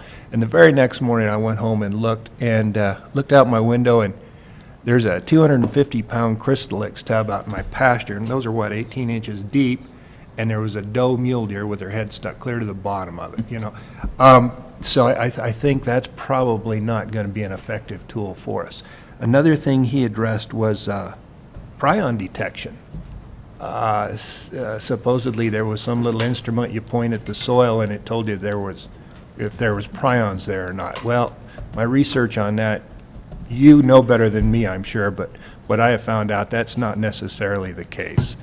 It doesn't really exist, that machine yet, not in a workable or format. Another thing he brought up was that we had effectively controlled prion-borne diseases, a number of different prion-borne diseases, mad cow, scabies, the one in humans I cannot pronounce. You know what I'm talking about. Crutchfield-Jacob or something like that. Well, that might be true, but of course all of those are captive herds. We're not talking about a captive herd there. I just wanted to address some of those. One of the issues that was brought up in that presentation was the possibility of denaturing or contaminated areas. And I wondered if you could speak to that. Is there currently a way that we can decontaminate or denature prions in a contaminated area? So, Madam President, Commissioner Culver, that's a good question. So you're correct, and there's no magical device that you could point at something and detect prion, but you can collect samples, and through a lot of work in a laboratory, you can detect that. And for what it's worth, that research is being done in Wisconsin, and it's my understanding that they're actually complete with their research, and so that should be published within the next year, looking at detection in mineral sites. So we're looking forward to finding that data. As far as actually looking at a way to inactivate your prion or your prion, there are a few things that have shown some promise. So some different types of enzymes that folks have looked at. One in particular, Prionzyme, was made specifically for denaturing prions on surgical instruments. And, some research showed that was effective, but, that was also combined with sodium hydroxide, which is pretty caustic. They did do some research in looking at soil binding, and it showed some promise, but more work needed to be done to determine any environmental safety. And actually, since that time, the manufacturer who made that product has discontinued making that product, so it's no longer available. There's been some other look at enzymes and enzymatic digestion, and there's certainly promising work in that area, but nothing is anywhere near the point at which you could apply it on the ground. So that's just an area of research that's moving forward to see if some of these types of enzymes that might not be so bad for the environment might be helpful. And I know a number of folks are certainly working on that. but it's a long, long way from being a tool in our hands. Thank you. That's too bad. It would be nice if we did have a way to decontaminate areas. Further? Commissioner Price? See, I have a vital question. Is it prion or prion? Yeah, good That's a one. good question. Both ways. Is it potato or potato? Is what? Potato or potato? Pajamas or pajamas? Either way, apparently. Either way. Okay, thank you. That was the question of the day. I'm glad you asked it, actually. Are there any other discussion?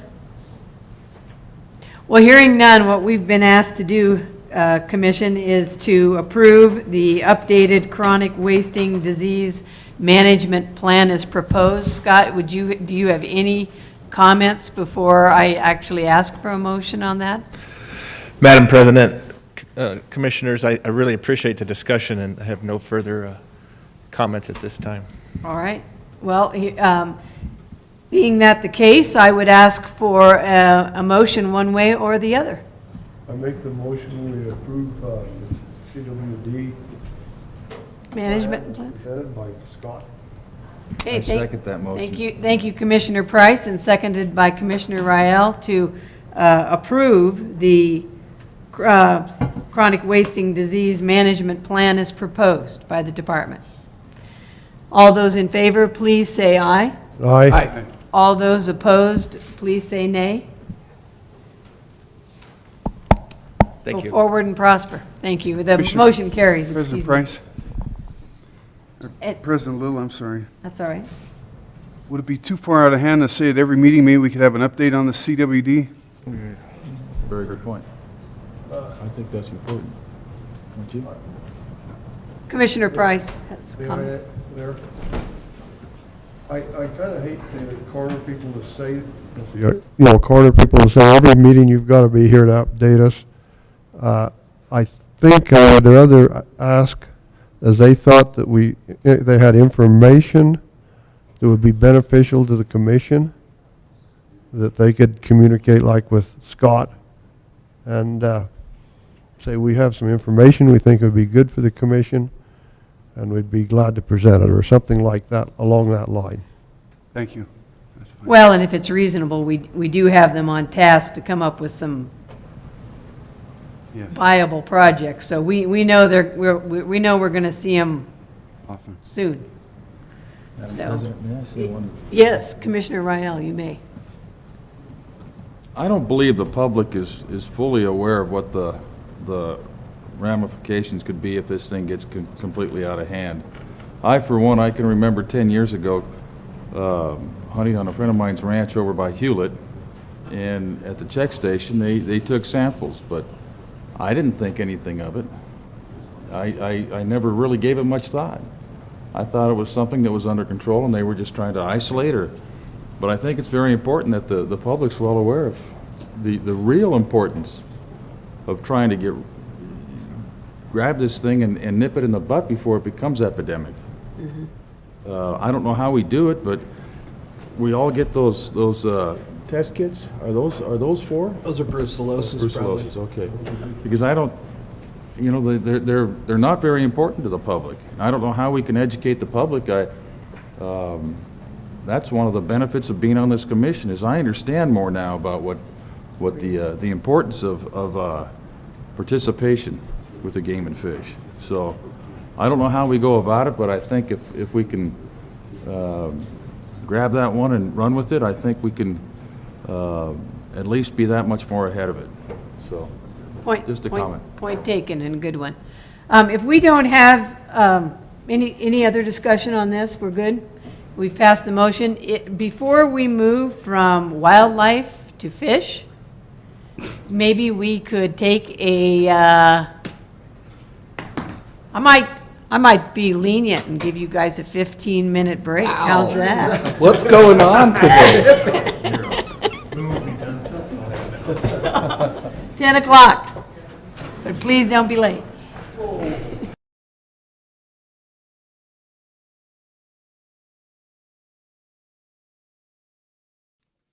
It took just one ticket for Rock Springs resident Will Russell to buy a spot in the National Big Game Record books. Russell was the 2015 Mountain Goat Super Tag raffle winner, selected over 4,526 others, and in the process, won the opportunity to buy what is statistically the toughest license to draw in Wyoming.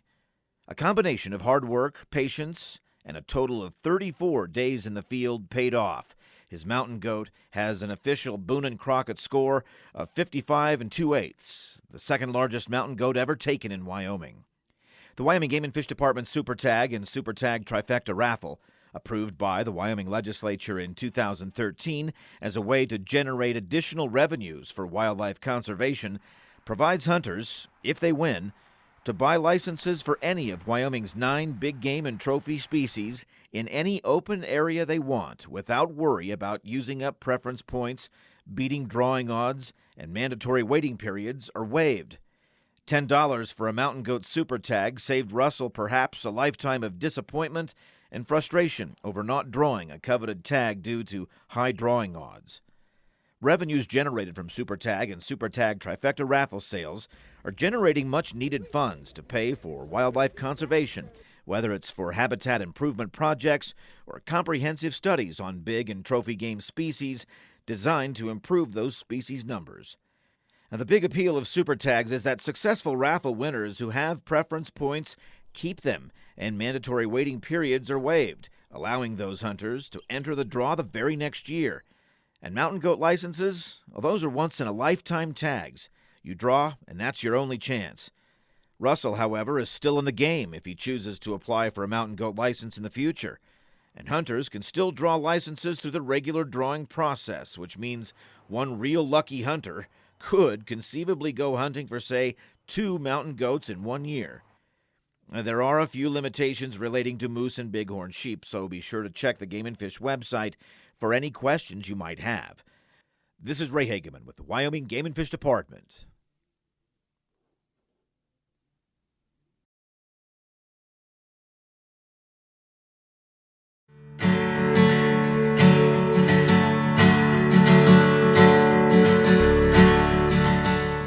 The black-footed ferret is unique in that it is the only ferret species in North America. They have black feet, they have a black-tipped tail, black face mask. They have very pronounced canines, which they use to suffocate their primary prey, which is the prairie dog. Black-footed ferret is often confused with the domestic ferret that you might see at pet stores, but is a completely different species. The ferret that you see in the pet stores is a domesticated European ferret, and the black-footed ferret is Mustela nigripes. That's its scientific name. Being that it was solitary and nocturnal, we really didn't know much about it until in 1851, John Audubon described the black-footed ferret.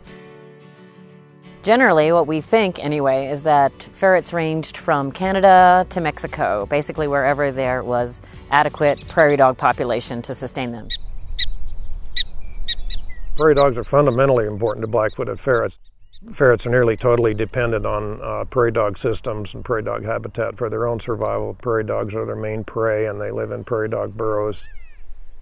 The ferret uses the prairie dog burrows to escape from predators like coyotes and badgers and owls, and also to raise its young in those underground burrows. Prairie dogs are basically room and board for black-footed ferrets. Whatever happens to prairie dogs, that basically dictates what happens to ferrets. During the early 1900s, there was a lot of poisoning of prairie dog populations. To reduce the competition that's perceived between prairie dogs and cattle grazing, livestock grazing in general. There was westward expansion of a growing North American human population and conversion of a lot of prairie habitat for agricultural purposes was lost. So unknowingly, we were losing black-footed ferrets probably. There is that history, and that, of course, early on was thought to be the main problem ferrets had. Also during this time, there was an exotic disease. It was introduced into North America in the early 1900s called sylvatic plague. Plague is something that North American animals, prairie dogs, are not evolved to deal with.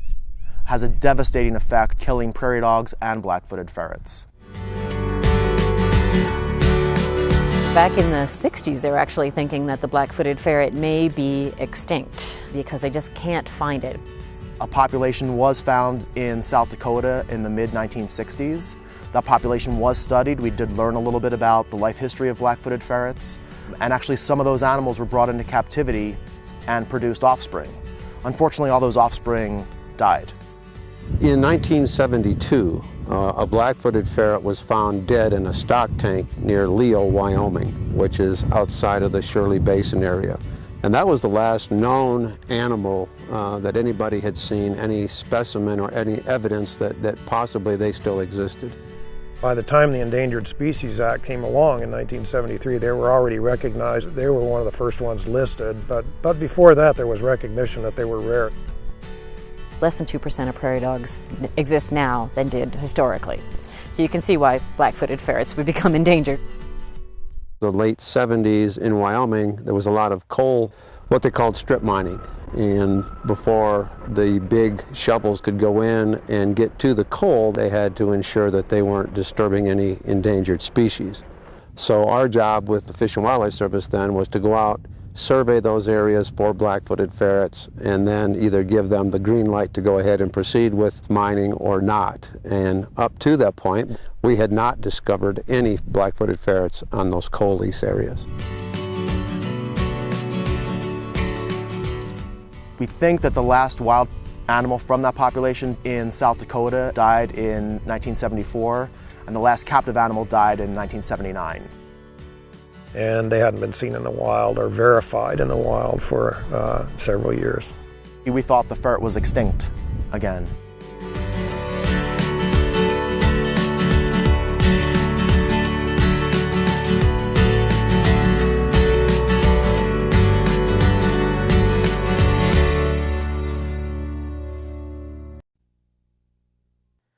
To his fellow mule deer, the buck on the right may come off like he's an antler short of a full set.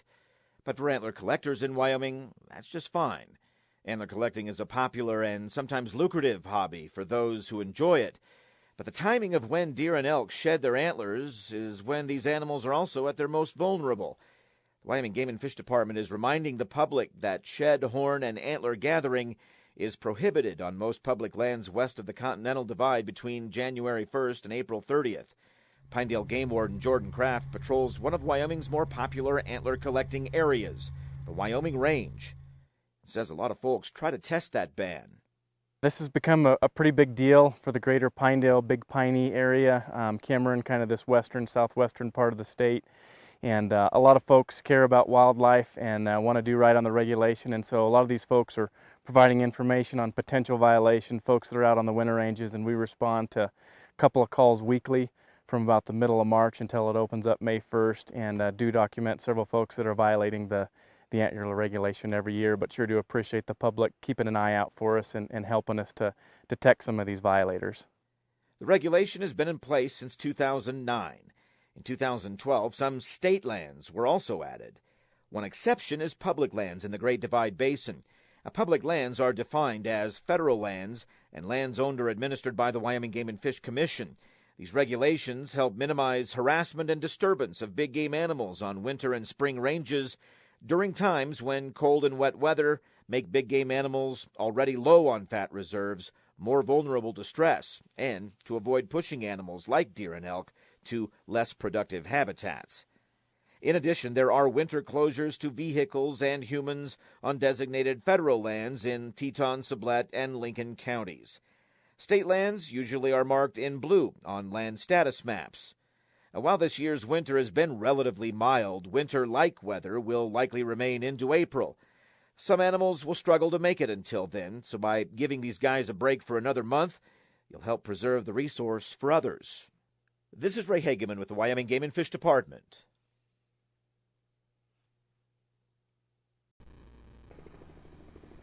So let's say the plan is to get beaver to build some beaver dams. But there's a shortage of material for them to do their job. What about dropping the goods off on their front porch? Wyoming Game and Fish Department is taking an innovative approach to improve water quality and reduce the amount of sediment being dumped into the North Platte River from Bolton Creek near Casper. And beaver are doing part of the job. By cutting down some nearby aspen trees, latching them to a helicopter, then dropping them in a place where beaver can build their dams, the Game and Fish hopes to restore the watershed in Bolton Creek, an arid stream susceptible to washouts during spring runoff. Casper Game and Fish habitat biologist Keith Shop. We're going to start damming water up, which will ultimately start raising the water table, because those areas in adjacent to those beaver dams will start holding that water back. And then in the drier time of the year, which is typically in that August-September time frame, we'll have that slow water release back into the stream. The immediate area where the project is occurring lacks the prime material that beaver need to do their job. Since the project began back in 2010, over 250,000 pounds of aspen trees have been cut, bundled, and delivered to the beaver to do their work. We've got upwards of 12 new dams built by beaver in those areas where we've deposited that aspen. And so it's already starting the process of healing itself, if you will, where we've got that sediment loading being trapped behind those dams. We're starting to build those banks back up to get that floodplain back to be more interactive.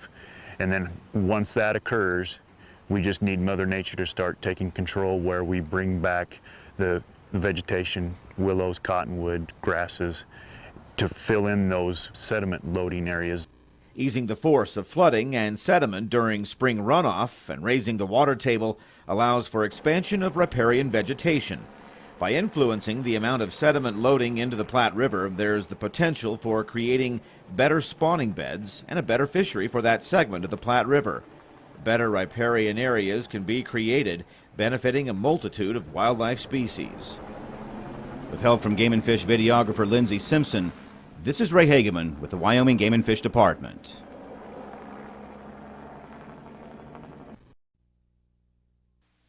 Wildlife conservation not only happens in the field, it happens in a laboratory too.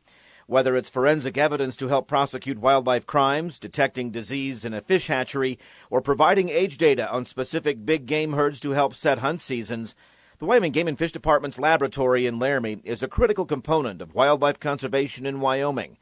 That work was recently recognized by the Association of Fish and Wildlife Agencies, which awarded the Boone and Crockett Award to Game and Fish Laboratory Director Dee Dee Hawk. The award is given to the individual considered to be a prime mover in the promotion and encouragement of outdoor ethics. It was quite the honor to actually be selected for this award. And the thing that's really cool about the Boone and Crockett Award is that they believe in a lot of the same things that the Wyoming Game and Fish does, that the hunting should be preserved, that the resource is very important, and that the game belongs to the public, and that we should preserve it, and we should work towards preserving the resource as well as the wild places that they occupy. The Game and Fish Lab not only solves wildlife crimes in Wyoming, it takes on cases from 5 other states. The lab also divides its work into 2 other areas, fish health and tooth aging. The fish health program inspects and diagnoses fish raised in the state's aquaculture system and 7 other privately owned facilities. The tooth aging section of the lab helps biologists determine age structure and population dynamics for different species of Wyoming game animals, which helps set hunt seasons and license quotas. A lot of wildlife management does take place in here. Having these laboratories available to them is just another tool in the toolbox for wildlife conservation, for law enforcement, for protecting the fish reserves and the streams and the lakes in Wyoming. There are not a lot of laboratories that are full service laboratory like we have here at the Wyoming Game and Fish. We feel quite fortunate to be able to be here, to be able to assist the department with these types of needs. Hawk was also recognized for her work in training law enforcement personnel in Wyoming and other western states in areas such as sample submission, analysis, and crime scene investigations. She has provided training to people interested in starting their own state wildlife forensic programs. In addition to being director of the Wyoming Forensic and Fish Health Laboratory, Hawk is also president of the Society for Wildlife Forensic Science. This is Ray Hageman with the Wyoming Game and Fish Department.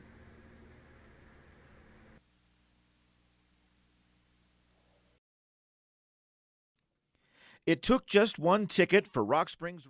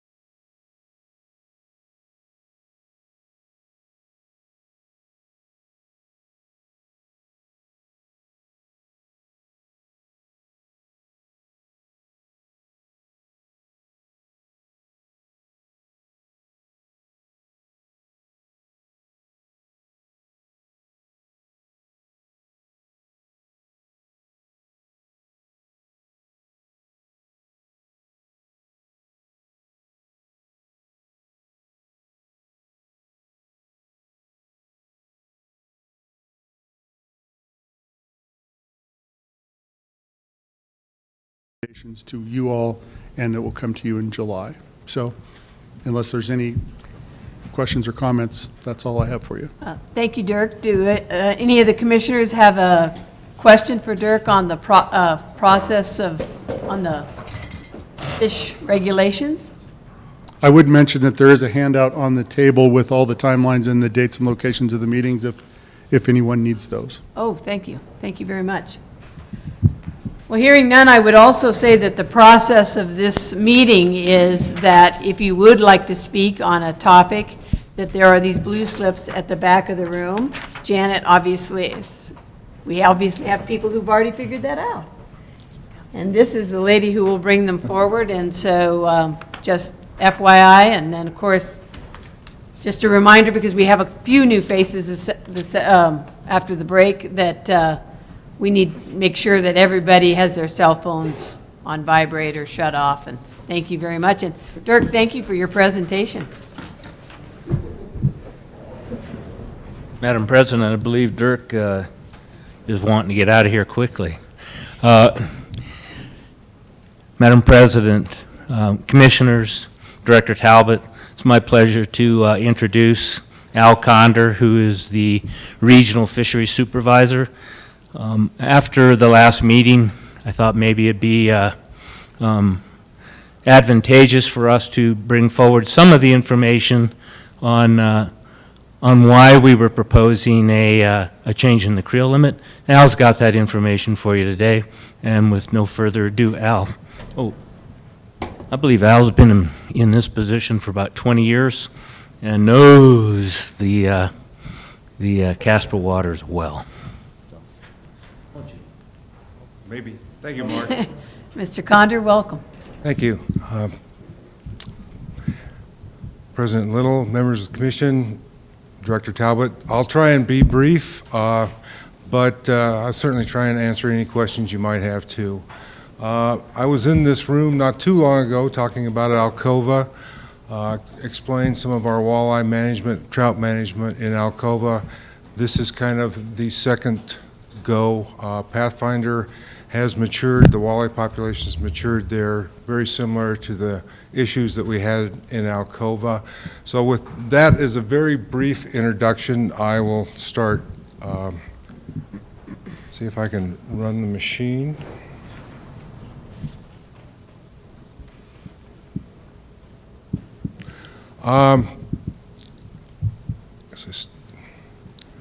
Pathfinder Reservoir and the Miracle Mile. The Miracle Mile is a very short reach of the North Platte River, immediately upstream of Pathfinder Reservoir. We have to talk about this kind of as a fishery because there's an awful lot of interchange between fish between Pathfinder and the Miracle Mile. So the proposal today we're talking about that's created a great deal of interest is involving Pathfinder and the Miracle Mile. A brief overview, in 1996 was the last time we were able to have a complete creel survey at Pathfinder. We had just short of 40,000 angler days in Pathfinder, roughly 47% fishing from the bank, 53% fishing from boat. We only had 9% of the anglers were non-residents.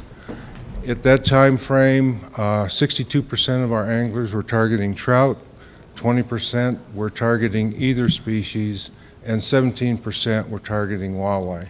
Certainly that's probably changed in the past 20 years, but we just haven't had the resources to do a complete creel survey out there.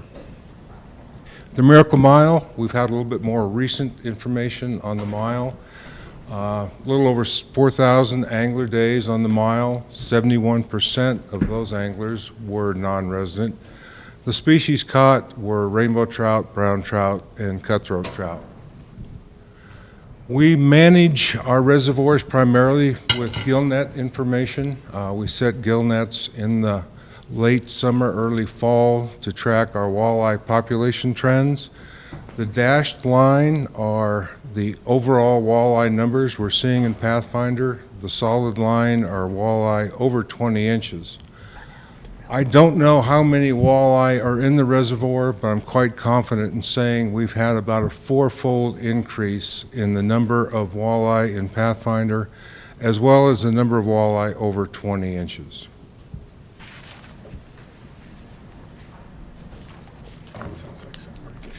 We also set gill nets in the spring to track our trout population numbers. The dark line in this graph are our trout gill net catch. And as you can see, the trend lines, the green is walleye and the red is trout. We've seen a marked increase in walleye, and our trout population in the reservoir is struggling.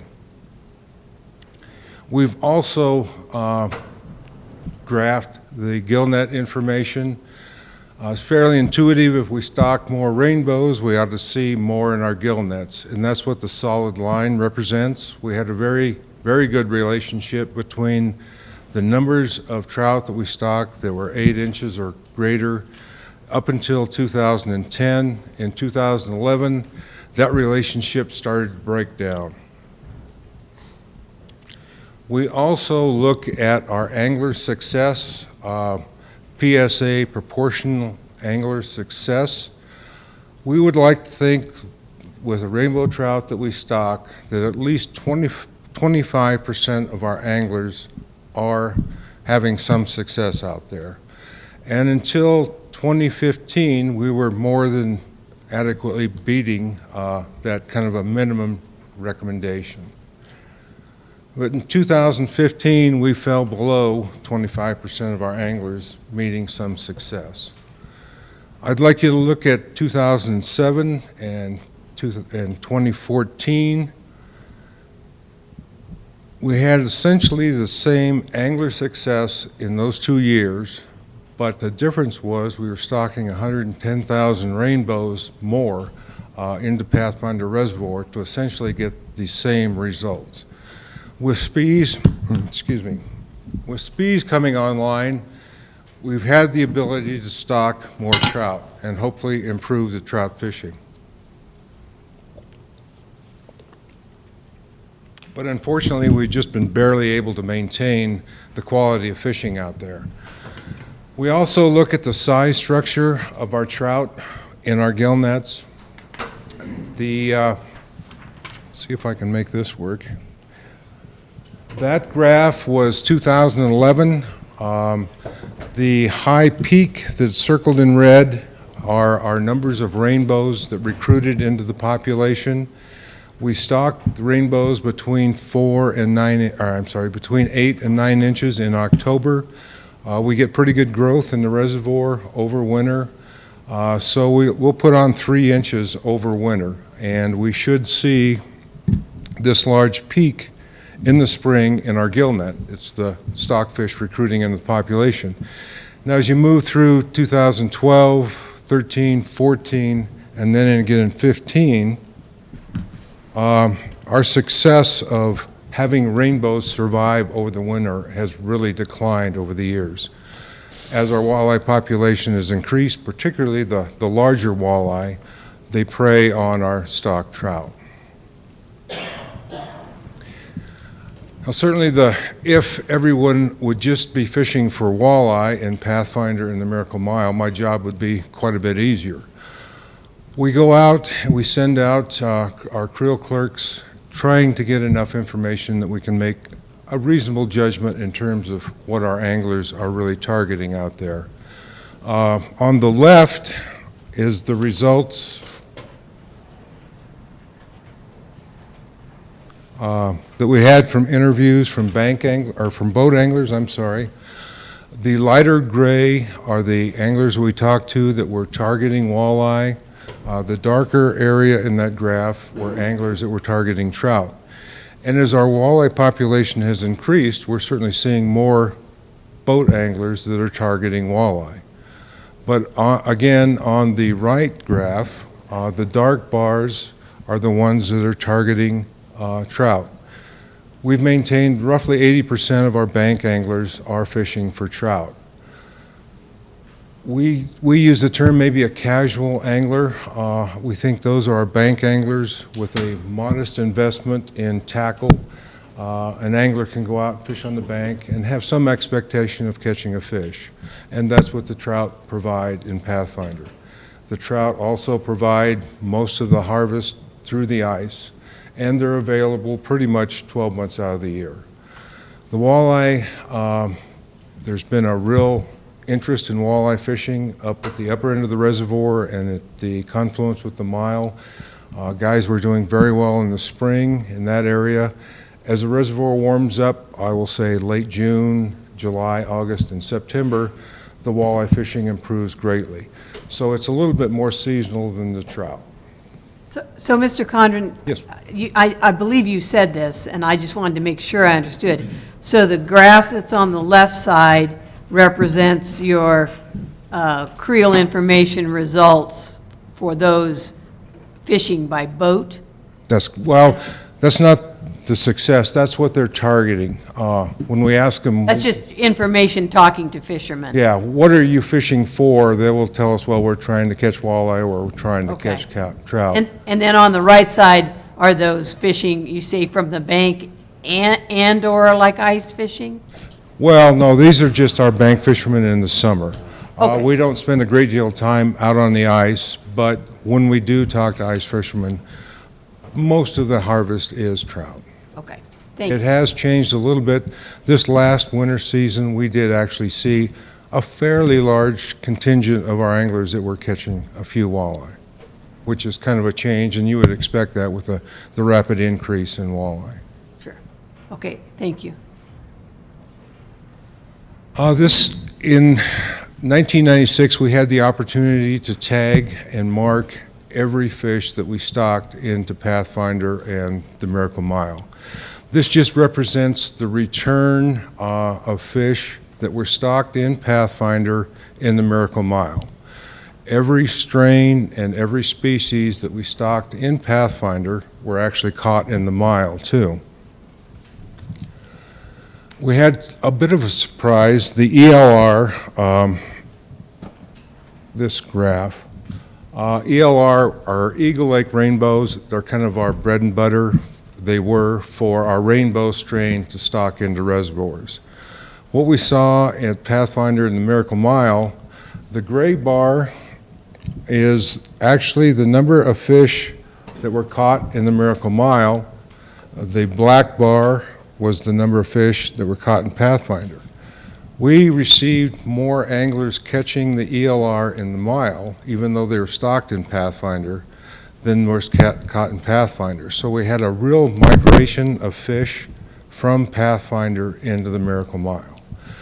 The FRBs, the fall rainbows, this graph over here, more of those returned to anglers in Pathfinder than in the Miracle Mile. So we shifted up what we were stocking, trying to maximize the benefit from the rainbow that we stock in Pathfinder. We also stock the Miracle Mile, but we stock the Mile with much smaller fish. They're much less expensive. So we're trying to maximize the benefit from the catchables that we stock into Pathfinder. I found this to be rather disconcerting. When we go to the Miracle Mile, we electrofish. We're up there in July. We hope to target just the native, or not native, but the resident fish in the Mile. We see migrations in the spring and the fall. Hopefully when we electrofish in July, when we do, we're just dealing with the resident fish. We go up there every 2 years. Starting in 2004, we didn't really track any walleye out there. We didn't pay much attention to them. We didn't catch them. As you look across the graph, in 2014, we saw a marked jump in the number of walleye that we caught. We caught 30 walleye as part of our electrofishing out there. Now, what makes this rather odd, the water temperature in the Mile is probably the coldest water that those walleye could find out there in July. Walleye typically are more active and seek out a little bit warmer water temperature than our trout do. The only explanation I can offer for walleye being in the coldest water would be abundant forage, and they're up there, you know, easy prey in the Miracle Mile.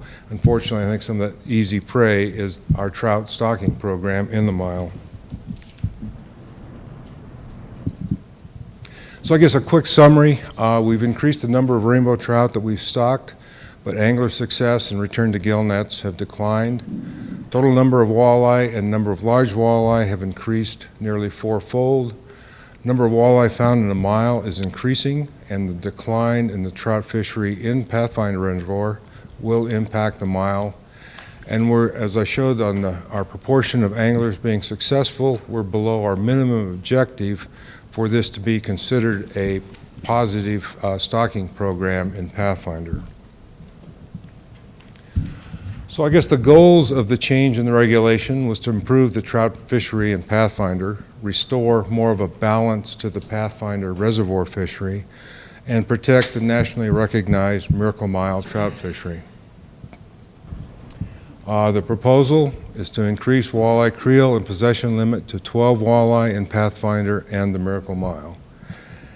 And I guess I'm going to draw on Seminole Reservoir for my rationale. Seminole Reservoir was the first reservoir that walleye colonized in the North Platte system. Biologists have been working up there since 1961 when the first walleye was discovered, trying to understand walleye-trout interactions. In 1982, there was an awful lot of walleye in Seminole. They weren't really utilized by anglers. Larry Peterson, Jack McMillan proposed a double creel limit on walleye in Seminole. The state limit was 10. They doubled it. They were hoping to attract more anglers to Seminole to harvest walleye, and they were also attempting to reduce the walleye numbers to reduce trout predation. So on this graph, the blue line represents when the creel limit was changed up there. The bars are our gill net information, the relative abundance of walleye in Seminole. And certainly it looked like that the 20 creel limit did reduce the walleye in Seminole. Our numbers reduced slowly. It took about 8-9 years for the population to stabilize, and it stabilized at a much lower level than it was, you know, pre-increasing the creel limit. And that was with 20. We also saw a shift in the size structure. The percent of the walleye in the size range of 15 to 20 inches is presented in this graph, and this declined steadily with that creel limit of 20. What we saw going on at Seminole, we'd see strong year classes moving up. The blue line is 15 inches. So we'd have a strong year class moving up. It should be now growing up into the 15 and over, and then slop on over into that 15 to 20 inch size range. What was going on up there, the walleye were healthy, they were growing well, but they were being harvested as soon as they hit about 13, 14 inches. With a high creel limit, I think anglers weren't as picky, so they were harvesting more fish, and they were basically cropping off those strong year classes as they were hitting that 15-inch size range. In 2002, the creel limit was changed. It was dropped back to 6. We actually thought we were being a little bit too hard on the walleye. They were being suppressed too much. So this proposal was to try and return some balance to the Seminole fishery. So starting in 2002, if we again monitor our walleye population, we've seen a slow but a steady increase in that population with a creel limit of 6. Same type of information as we look at our year class strengths. The year class here is a strong year class. It's growing with age, and now with the 6 fish creel limit, we're seeing fish from these strong year classes enter into that size range of 15 to 20 inches. So I guess the rationale, with a creel limit of 6, we have documented expanding walleye populations in Seminole and Pathfinder Reservoir. With a 20 walleye creel limit at Seminole, the walleye population was suppressed.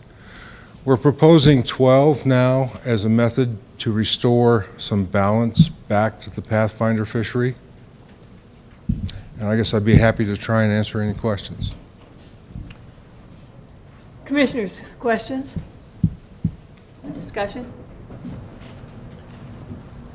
None? We do have actually some people who'd like to speak on this issue.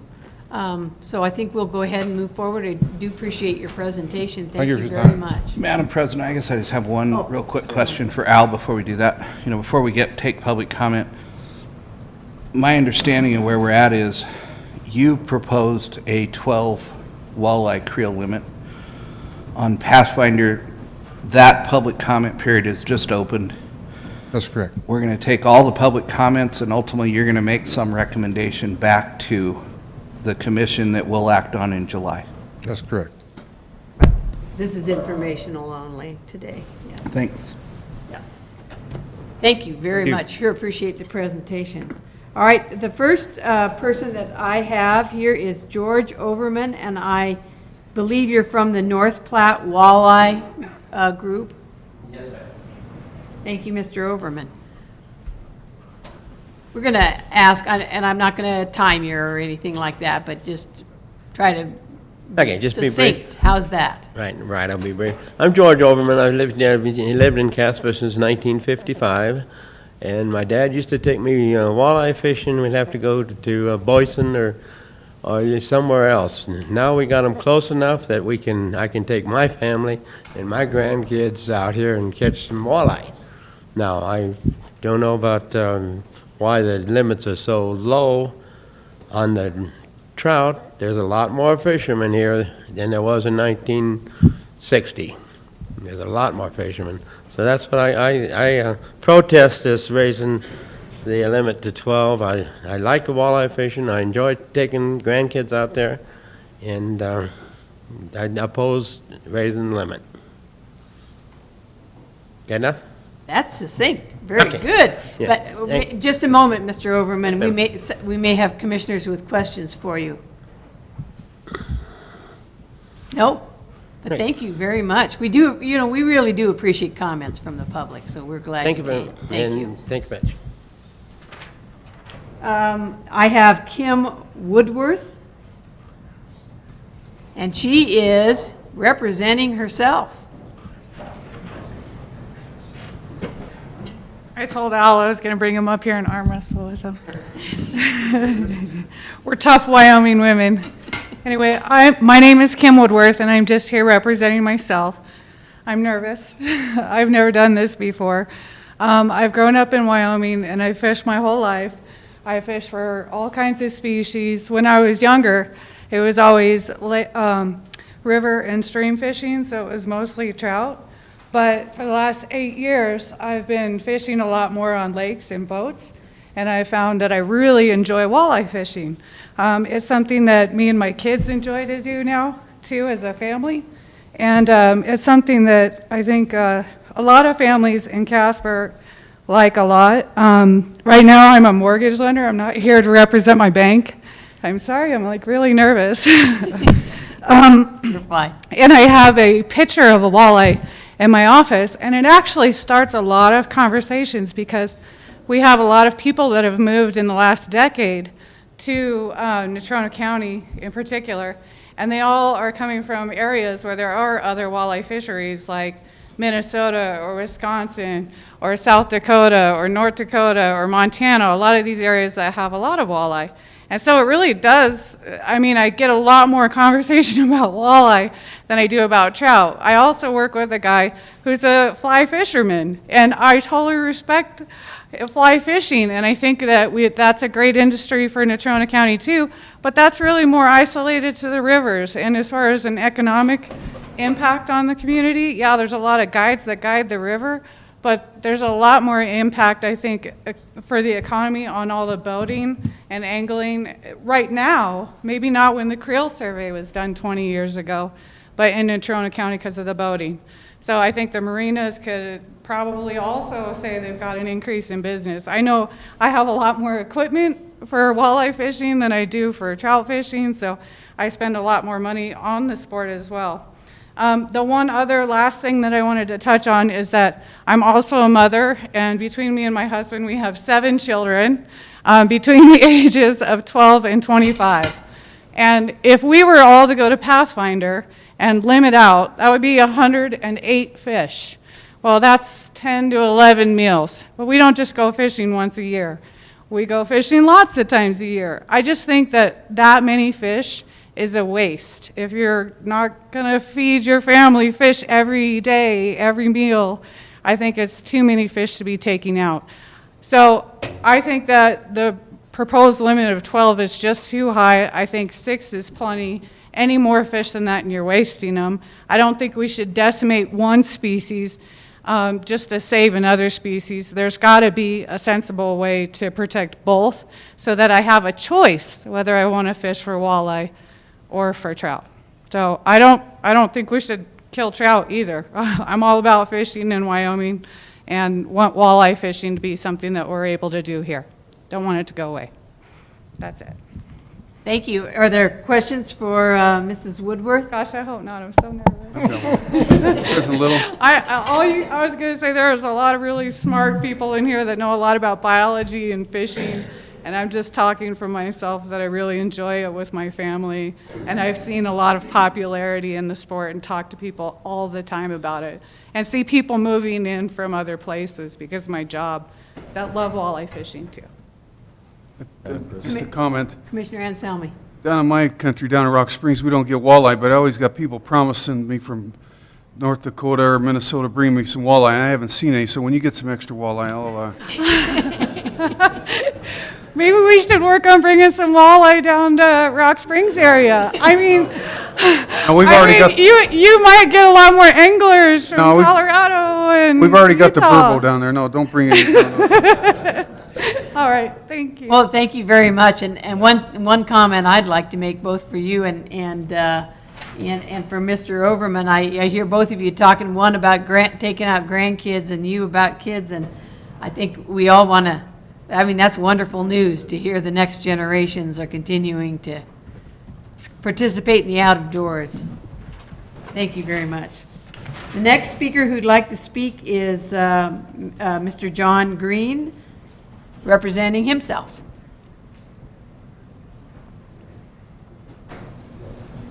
My name's John Green. I was born and raised in Casper. So was my dad. I'm nervous too. We don't bite. One thing I'd like to say is, making a 12-fish limit at Pathfinder, one thing about walleyes is the fish from 20 inches up are their main breeders. That's where all the walleyes come from, really. Walleyes are self-sustained in Pathfinder. They don't do anything for them. They don't stock them. They don't, very rarely have they stocked any kind of bait for them, for them to have. The trout, they have to, it's a battle for them to keep the trout going in there. It's been since 1980s that Pathfinder was like it is now, where it was a trophy fishery. I mean, last year there was many limits of 6 fish that people were taking fish over 20 inches. And that's because the average walleye fisherman was able to catch them. And I mean, there was a lot of people I know that are bringing out a lot of large walleyes out of there. I think the limit being 6, it'll sustain itself over a period of a couple years of the fishing being this good, because they're going to take a lot of these breeders out with just it being 6 fish. If you go 12 fish, it's going to devastate it, and it's going to really be hit hard. And without stocking of the walleyes, restocking, I think it's going to hurt it for, again, from the 80s till now, that's 30-some years it took for it to come back. And back in the 80s, they were able to snag the walleyes up in the Miracle Mile, and they would walk down the shores with a lantern at night and snag them. Well, that devastated the population of the walleyes. they made it to where you couldn't snag fish, or you couldn't fish after dark in the month of April because of that, because it devastated them so bad. And I think the 20 fish or 12 fish limit is going to do the exact same thing, and it's going to be too much for it. And that's just one of my concerns, but I'll leave it at that for now. Questions for Mr. Green? Commissioner Price. Okay. President Little and Mr. Green, we are providing bait for the walleye. All those trout we dump in there. Yeah, well, I will say this. I've been fishing walleyes for a long time. I catch a lot of walleyes out of Pathfinder, and I catch a lot of trout. I let a lot of walleyes go, and I let a lot of trout go. Walleyes, very rarely have in my life, I've seen 3 fish, walleyes with a trout in it. Most of the time it's minnows or crawdads, and 90% of the time it's crawdads, and that's the main forage for those fish in Pathfinder, I believe, is crawdads.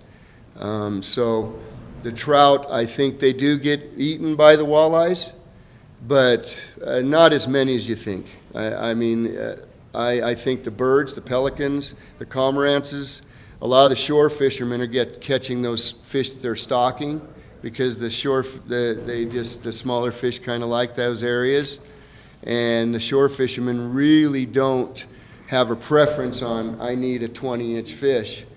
They changed the limit for trout to 20. You could catch 6 over 20 inches for a period of time. Well, if there is any fish in Pathfinder that are breeding, those 3-pounders and 4-pounders, which are over 20 inches, are the ones that replenish the trout population. I think that really hurt the trout populations when they increased the limit to where you could catch 6 fish over 20 inches. That was hard on the trout, I think. So. Thank you. Any other questions for Mr. Green? I have one comment. Yes, Commissioner Ryle. Thank you. Al, maybe you can answer this, maybe you can answer this. Aren't minnows just a general term for small fish? Could they be trout too? Yes, but minnows are a bait fish. It's something like fatheads, shiners, gizzard shad, and that's the main fish that walleyes are targeting. Trout over 20 inches. I catch hordes of trout with minnows. I'm not trying to be argumentative, but trout have to be small at one time too, right? Right, and that's the one. They're putting in 5 to 9 inch fish for their stocking, and they do that because they found that the walleyes don't eat as many when they get the bigger trout, and that helps with their stocking. The native fish, when they have, they're laying their eggs and stuff. You bet. They grow from a certain small size and get bigger, and they're susceptible to the trout and carp and even suckers. We jig with minnows a lot, and I catch suckers, trout, carp, every species in that pond on minnows. So it's not just the walleyes. Even the trout would be helped by bait. Eating trout. Yeah. Al, could you?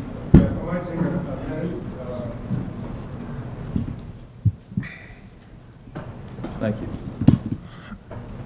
This slide depicts, we look at growth by age. The year is on the bottom, and the size of the fish is on the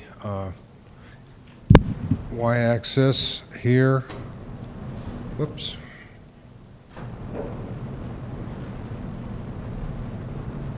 The light line is Glendo. The dark line is Pathfinder. Glendo's lower elevation, warmer water temperatures, more forage, and as we would expect, we're seeing a faster growth at Glendo up until age 4 than we do at Pathfinder. At age 4, our walleye are starting to become sexually mature. That's also about 18 inches in both reservoirs. This increase in growth here is quite remarkable. it should look like in most all populations, as those reach sexual maturity, the growth should start slowing down because the fish is expending a tremendous amount of energy producing gametes, sperm and eggs. But in Pathfinder, when they hit 18 inches, they're actually starting to grow quicker. We think that those trout provide excellent forage for them once they hit 18 inches, and that's how this can be explained. We haven't done stomach content analysis at Pathfinder in these reservoirs simply because we've been working with them for over 30 years. It's a that walleye are eating trout. The most recent stomach analysis that I'm aware of was at Buffalo Bill Reservoir. We've got a walleye population there that's expanding maybe slowly. Very abundant forage, and the diet of the walleye in Buffalo Bill is 60% trout. So I'm to the point of saying that walleye will seek out trout. Trout tend to suspend. I think they make excellent forage for trout. Thank you. Thank you. Madam President. Yes, Commissioner Culver. Al, before you leave, at what size does a trout need to be before you feel it's relatively safe from predation by walleye? It's kind of a sliding scale, unfortunately. Our rule of thumb, roughly, a walleye can eat a trout roughly half its body length. So that's why we're stocking trout up to about 9 inches. And as our walleye are hitting that 18, 20-inch threshold, that's when we think we see a much more predation on our trout. We did some experiments down at CSU where we actually put walleye of certain sizes into ponds with trout of different sizes. They didn't harvest them quite half their body lengths down there, but it approached half their body length. Preferred size would be about a third of a body length. In the literature is roughly what walleye would prefer, but if that isn't available, I think they'll certainly take smaller or larger forage size. Thank you, Al. That helps. Al? Commissioner Lil? Anselmi? Do the trout naturally produce from the Pathfinder up through the Miracle Mile? Do we have? Some. Yeah, we see brown trout. They're maintaining the population out there on their own. We see some rainbow wild fish in the mile. We see very, very few wild rainbow in Pathfinder. If the rainbow drift into the reservoir at a very small size, they're vulnerable for the first 2 or 3 years of their life to walleye until they reach that 9, 10 inches to become less vulnerable. Thank you. Are there any other questions for Supervisor Condor or Mr. Green? No, not for me. No? Thank Thank you very much for your... I see a gentleman in the back who wanted to say something. I could give you the floor if you wanted to fill out a... I just had a question for Al during the producing part. Yeah, you can fill out a blue slip if you do want to talk. I just wanted to make sure you knew that. Next, we have Brian Woodward, also representing himself.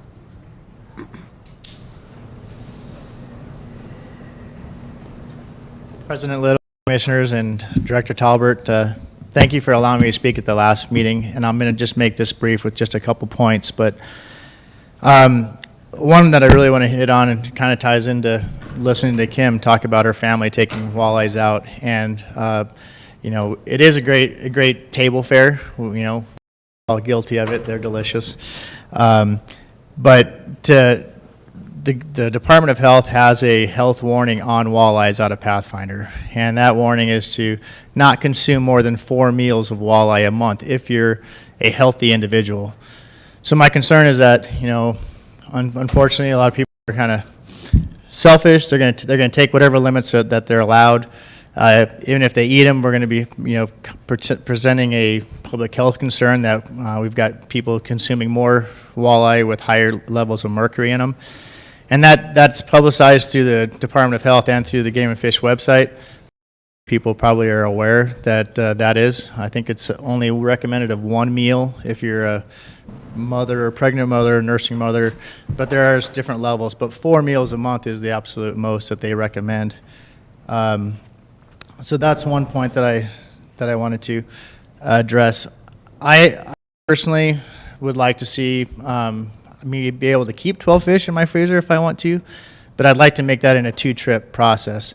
Wyoming has one of the most aggressive creel limits as it is. Most of our surrounding states have a 4-fish or a 5-fish limit. Wyoming at 6 is already currently higher than about 6 surrounding states. But it would be nice to have a 6-fish limit but have a 2-day aggregate possession, so that if I do go out with my family for a weekend, I can go fishing today, catch a limit tomorrow, and go home. Therefore, having 12 fish in my freezer.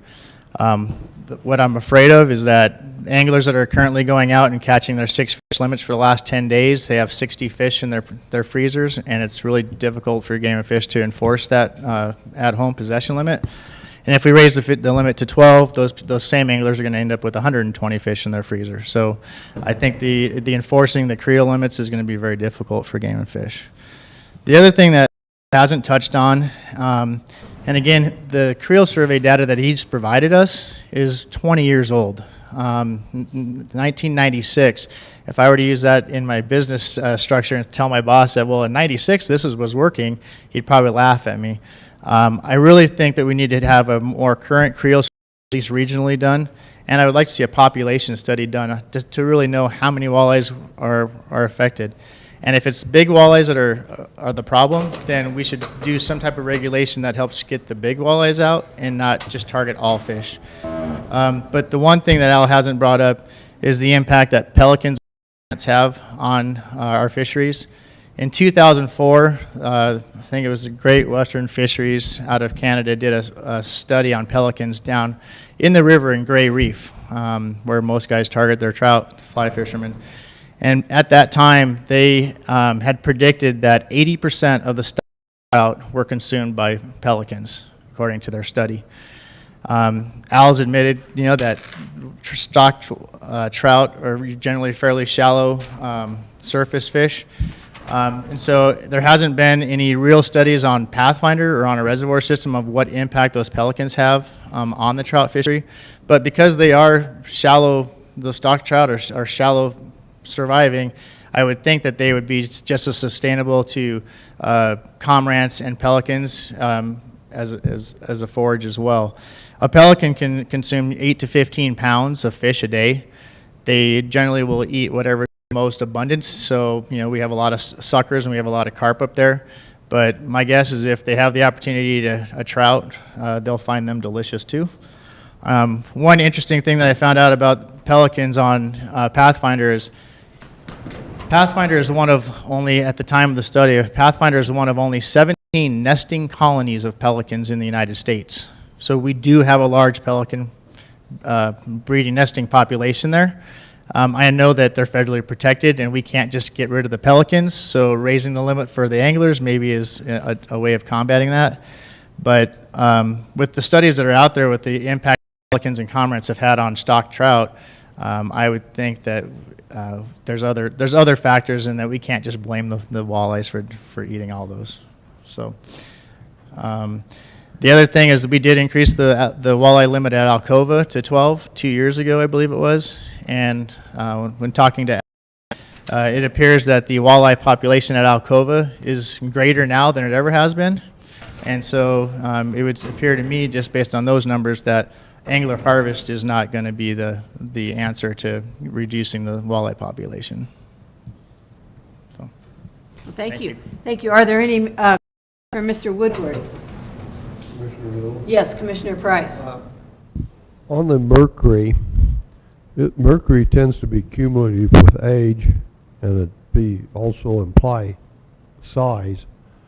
So the smaller fish, I'll just pick Al's 18, would tend to be younger fish, have less mercury in them than the older fish that would be bigger.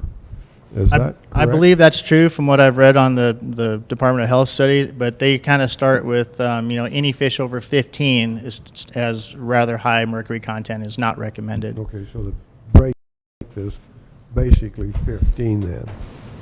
That's as far as I'm aware, that's how that works, Rough yes. idea, okay. I'm just looking at that, so if you're catching a lot of fish and they're smaller, your mercury exposure is going to be less than if you catch the big fish.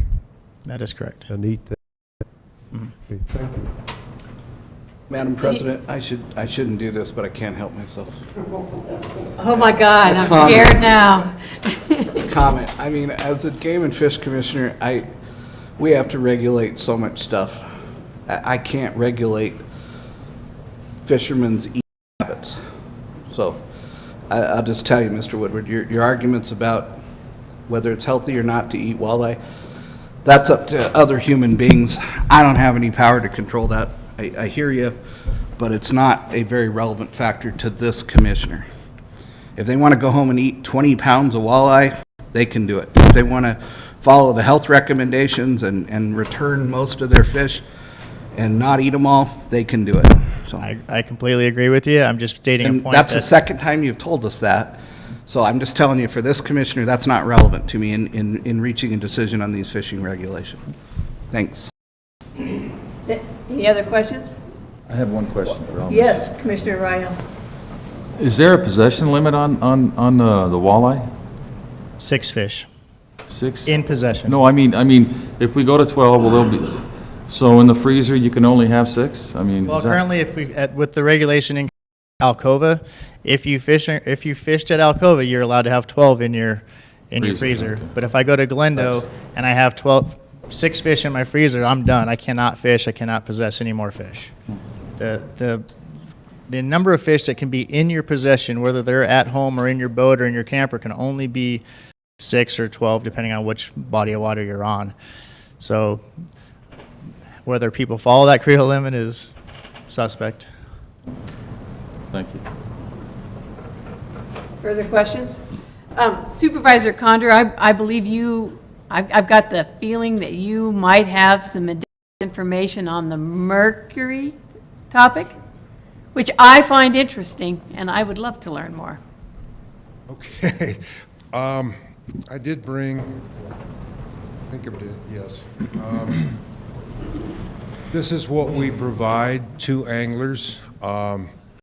Fish has been a part of collecting the fish. It goes to the EPA. We get the results back. The results is given to the Department of Health, and then the Department of Health provides the guidelines in terms of consumption. We've got a pretty good information on all of our waters in Wyoming, and they tend to step down through species and size. In general, the bigger the fish or a fish that eats other fish will carry a higher mercury load.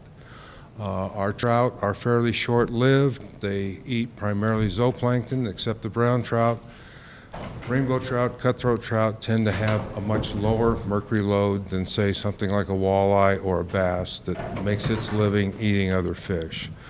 So we provide this to anglers with the hope that they can be better informed in terms of if we're going to Pathfinder or Glendo or wherever they're going to fish, that they'll have some information that they can use to make those decisions on, the health industry certainly says eat fish, it's very healthy for you. There is the mercury issue it's good for folks to kind of keep track of that too, I think, so. Very interesting. Thank you very much. And this is the information from Pathfinder, and roughly 15 inches is where we're starting to see an increase in the mercury load. Okay, thank you. And thank you very much, Mr. Woodward. Appreciate it. Next speaker would be Ken Mayer, representing himself. Thank you very much, first off. I appreciate you guys listening to us talk about our concerns about the walleye fishery. Madam President and esteemed commissioners, I'm listening to a lot of other reasons why the population of trout might be depleting in Miracle Mile. One of them, obviously, with the cormorants and the established pelican colony, would have something to do with it. Speaking with Al and watching his, excuse me, I'm a little nervous.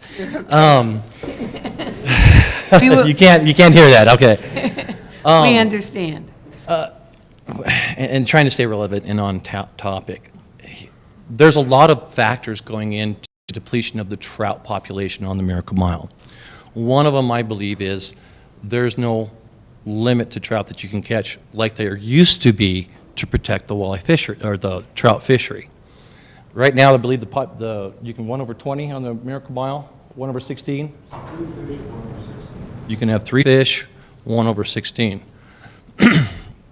The Miracle Mile used to be promoted, and I think still is promoted, as a trophy fishery for trout. And it's just coinciding that it's now becoming a trophy fishery also for walleye, only during certain times of the year. Okay? I suggest that we promote that instead of try and devastate a population of fish in order to bring a population of trout back that, according to Al and his own information, has a hard time repopulating itself, mainly the rainbow trout. I believe the concerted effort toward maybe putting more brown trout, which has a higher survivability rating on the Miracle Mile, than just stocking with rainbow trout. Okay. One of the things I want to propose is that during the month of March, when we're all catching fish, I don't know if you guys have ever fished the Miracle Mile or even know where we're talking about here in Casper or on the Pathfinder Reservoir. There's a lot of people either driving or putting their drift boats or driving up with their motorboats from Pathfinder Marina, wherever they launch. There seems to be no concern for that time of year on protecting the trout. We were talking about devastating a population of fish, but we're not talking about protecting the trout. My opinion or my proposal is that we do no live bait on the Miracle Mile. We put in tighter restrictions during the spawn from March 1st to April 15th to protect the trout and hopefully have them come back. Let's see. Also, on the 2011 Creel survey, according to Al and his proposal here today, it seems like it's coinciding with the increase in population that we have here in Casper and the surrounding area as far as people fishing. So I don't know, or I haven't seen any presentation on facts of what the population of people going out to fish. Obviously, if you have 10,000 people fishing for trout and there's only 100,000 trout, your catch ratio is going to be a little bit less than if you have 10,000 people fishing for 10,000 trout. Okay, so I guess my point is, and what I want to look at other ways to supplement the trout situation on the Miracle Mile without damaging another potential economic helper for the game and fish, for the communities around Casper and Pathfinder and the marinas and everybody else that's in on the walleye fishing becoming popular. Okay, my concern is that the unintended consequence that we all see these days is that when we destroy the walleye population, what's that going to do to the trout population? According to Al in a survey for the Seminole issue, back in 1990 when the water levels were low, the walleye population was devastated, but the trout population was coming back. But it took 20 years for the walleye population to come back to where you could actually catch one that you'd want to be able to keep. So I think that hurt that population, and now Seminole is what Seminole is. It's not Pathfinder. So that's it. I'm done. Thank you. Questions for Mr. Mayor? Commissioner Anselmi. Mr. Anselmi. Do any of you guys fish Seminole? It takes 2.5 hours to drive 69 miles, so it's a little deterrent for people. If you go to Seminole from Casper, you have to go to Rollins to Sinclair and then up 20. So the question was, do any of you fish Seminole? I know how to get Yes. there. Yes, on occasion, not as often as we'd like. And how's the fishing down there? It's known as a lake of tens. You catch one 10-pounder, or you might be able to catch 5 or 10 pounds. So it's got a population issue.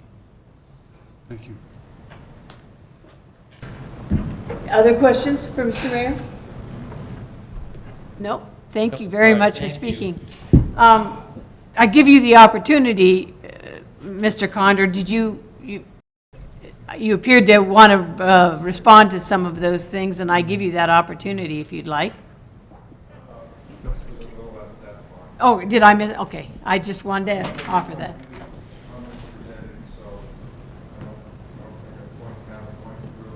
Okay, works for me.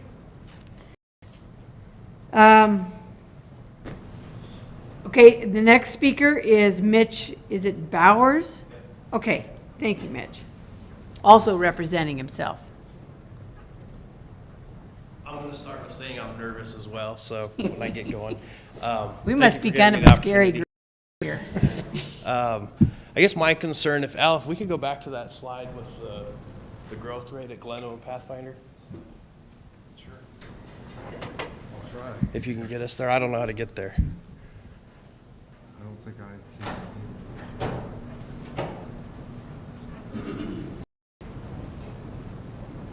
That one, yeah. So when I see this, I grew up several years in Wyoming and several years in Minnesota, so I love walleye fishing. I go back to Minnesota every year for 2 weeks to walleye fish. One of the things that kind of baffles me with Wyoming, my dad used to tell me growing up in Wyoming that people that came to visit, welcome to Wyoming, set your clocks back 10 years, because it seemed like Wyoming was always behind the times. And I kind of see some of that happening with walleye and trout management in the state currently, as most states around us are adjusting to slot limits. The creel limits are a little bit adjusted compared to what Wyoming is.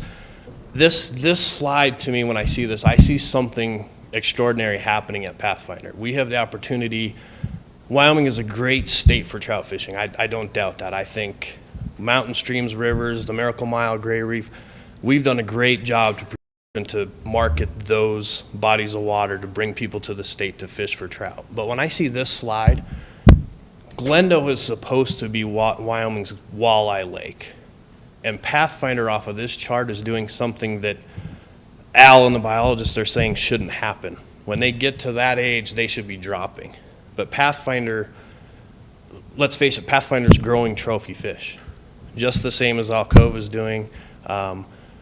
I think we have the chance or the opportunity right now to not only have a great state for trout fishing on the bodies that we already have, but I think we could take an opportunity with Pathfinder to be able to market to the rest of the country that Wyoming also has an outstanding walleye fishery based on what happens at Pathfinder. There are some big fish in Pathfinder. There are a lot of fish in Pathfinder. There are also a lot of trout in Pathfinder. So I don't think that the trout are just going to disappear. You know, to me, we're stocking it with rainbow trout. To me, I take that as a put and take system. We're stocking it. Al's saying those rainbow trout aren't reproducing. So we're stocking it thinking in 5 years, those fish are either going to be eaten or they'll die off naturally. They're not serving a purpose in that lake other than allowing recreational people to go out and catch them.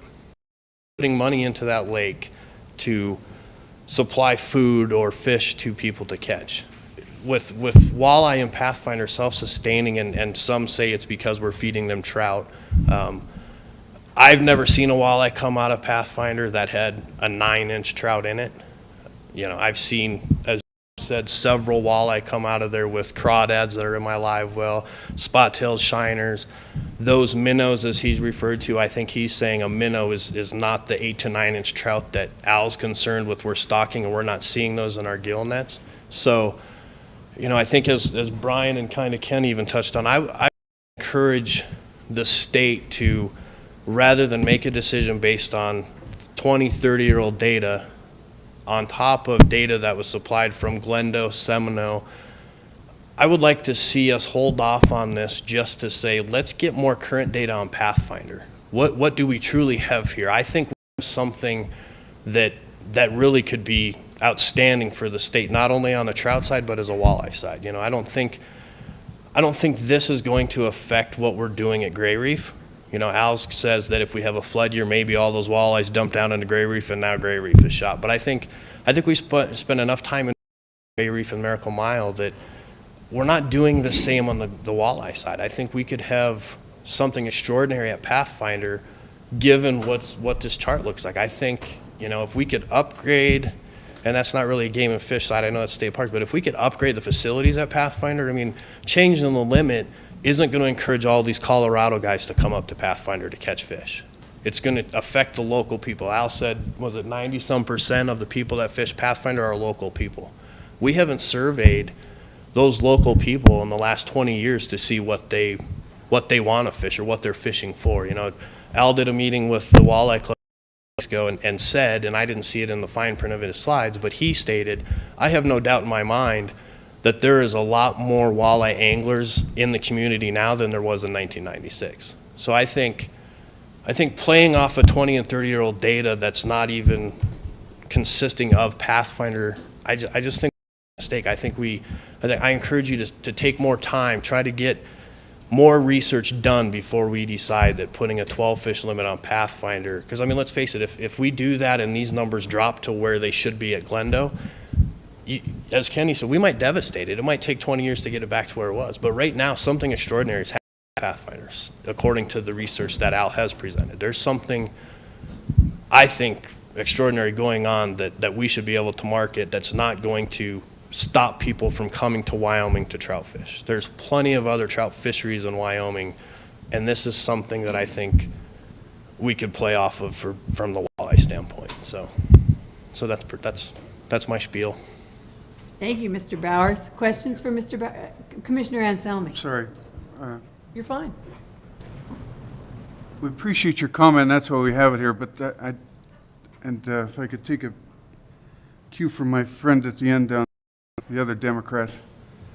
I want to hear your comment, but the one about everything being 10 years late, I'm very proud of our fish division. I think we're held up all over the country of the things that we do here. You look at your Spees Fish Hatchery down the street here.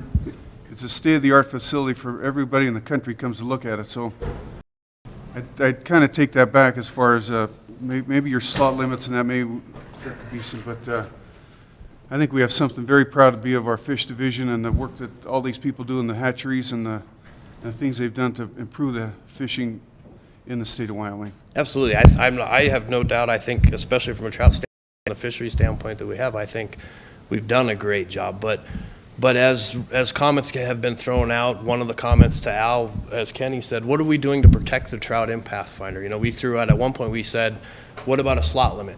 And the response was, well, we don't really know a lot about slot limits. Why is is Wyoming smarter than every other state when it comes to fisheries to say slot limits are a waste of time? Because a lot of the other, so I guess that's my reference in saying set your clock back 10 years, because I would hate to not have a slot limit on any body of water in Wyoming as the rest of the country is starting to do, and then come to find out 10 years from now, we should have put a slot limit in place. So that's my reference to set your clock back 10 years, is I have a feeling some of the things we're doing, we're going to wish we might have jumped on board sooner than what we have. And I think the 12 fish limit, I don't know of any other state that's throwing in a 12 fish limit on any fishery that's been able to sustain itself as well. So that's what catches my concern when we say, let's limit to 12 fish. We want to balance the trout fishery in a body of water that's not self-sustaining. We're putting fish in to be caught and kept, but those fish aren't serving a purpose, but we have the opportunity to have, at the same time, an amazing walleye fishery that's not going to take away the trout fishing in the rest of the state. I think that the state itself probably has an overabundance of people that come here to fish for trout, but not necessarily at Pathfinder. So that was my reference to the 10-year. Commissioner Price. I'm going to pose a hypothetical question. Suppose we quit planting trout in Pathfinder. Could we starve the walleye down? I don't think we have the data to show that. We're playing off 20-year-old data for Pathfinder and GillNet surveys from the last couple of years, but I don't know if, I guess I don't Yeah, so my reference, if we're going to say, let's see what happens, let's see if we can make this a trophy walleye fishery, I would assume then it probably costs more money. I don't know what it costs to stock 8 to 9 inch trout, but I would assume if you're going to manage it, let's see what happens with this walleye fishery, I would assume then that we would start stocking it with some other form of forage if areas that we're feeding trout to these walleye. I would think, I mean, I don't think you stop doing everything. I think you would continue to, I don't think if you stop stocking trout in there that walleye fishery is going to drop in 5 years. Personally, I don't think so. I think there's enough other forage in that system to sustain the walleye population there. I see a guy waving his hand down here in the audience. Well, you were talking about forage. Al, on our first presentation, was talking about the lack of forage in Appalachian. We have some data on that. I just pose it as a hypothetical. Oh, absolutely. Question. Yeah. Okay, thank you. Yeah. Any other questions for Mr. Bowers? Madam President, may I make a? Yeah, Commissioner Rydell, you may. You hit the nail on the head. You know, we stocked that lake, that reservoir for recreation. And to take that away, I don't think is right. So I don't think that you were being suggestive that we stop stocking trout. And I don't think that's the answer at all. No, and I don't think that we every stop. family has the right to go out there once a year if they choose to and expect to catch trout. And I think the balance that Al's trying to create is that we get the walleye down in check with, so they're not overfeeding on the trout. Is that right, Al? So- Well, and if I might clarify, I don't think Mr. Bowers made that suggestion. I think Commissioner Correct. Price No, made that. no, he did. He did. That's the point I got from your conversation, that we stock that lake with trout only for recreational purposes, and we do. I see what you mean. I see. Any other comments or questions for Mr. Bowers? Really appreciate you talking. Thanks. Next person wanting to speak is Scott Novotny, which I assume is representing yourself as well. I am, and also representing the Gray Reef chapter of Trout Unlimited. Great. Gray Reef chapter of Trout Unlimited. Mostly myself, though. First of all, I'd like to thank you guys for the opportunity, commissioners and President, Chairman. That's probably not the correct answer, but I would just, as a parent and a grandparent, you know, previous speakers have alluded to the fact to take the family out fishing. Well, my kids grew up trout fishing from the shores of Pathfinder and Alcova, mainly Pathfinder. And I think we need to maintain that fishery the best way we can so that future generations of fishers, I'll just say fishers, men and women, have an opportunity to not have to have a lot of expensive equipment just to get a dozen worms, some mellows, maybe some cheese bait, whatever you might use, and just head out to Pathfinder. Doesn't take very long to get there, and have an opportunity to catch some nice fish. I'm looking forward to taking my grandkids out. You know, I don't have a boat. I've fished Pathfinder for a long time. I know you can catch trout from the shore. I've been fishing Pathfinder for 40-some years, and I'm not a very good walleye fisherman from shore, but I've caught about 3 walleyes from shore in 40 years of fishing.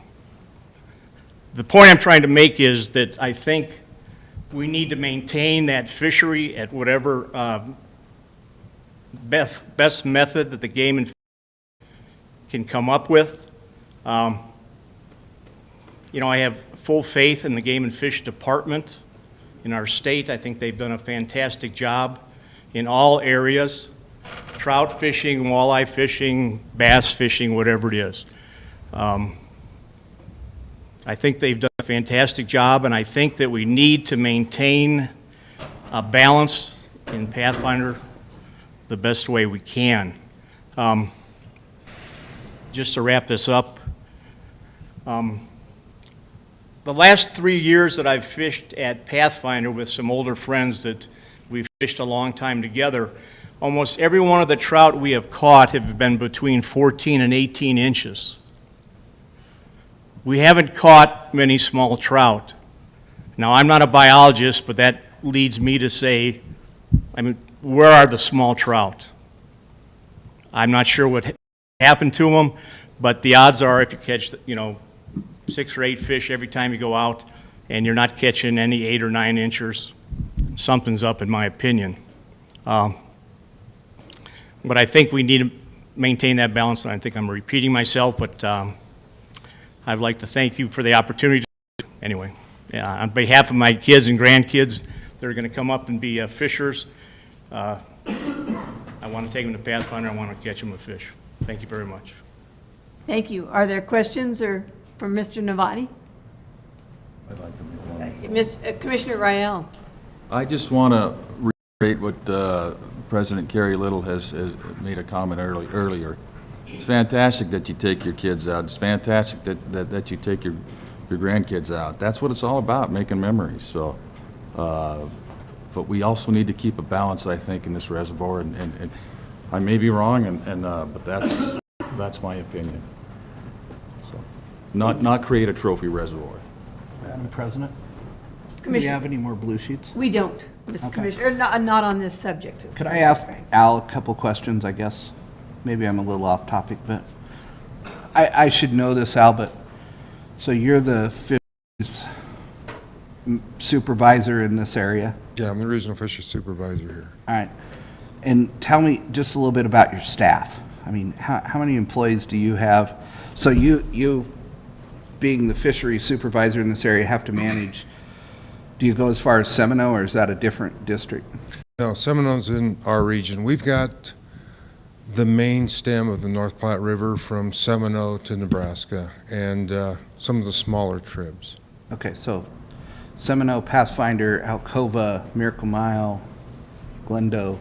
Gray Reef, yes. Gray Reef, okay. And your staff is what? I have 2 permanent biologists, and we normally, if budgets allow, hire 2 technicians for the field season. So those are temporary folks that work from, what, May through September or something? A little bit longer than that if we can. May through October is what we have for our technicians, so. Okay. So 3 full-time people and 2 part-time people? Yes. Okay, thank you. Other questions for Supervisor Conter? Thank you. Thank you very much to all of the people who came to speak on this issue, and it was for information purposes, so we appreciate that. Chief Fowden, do you have anything else?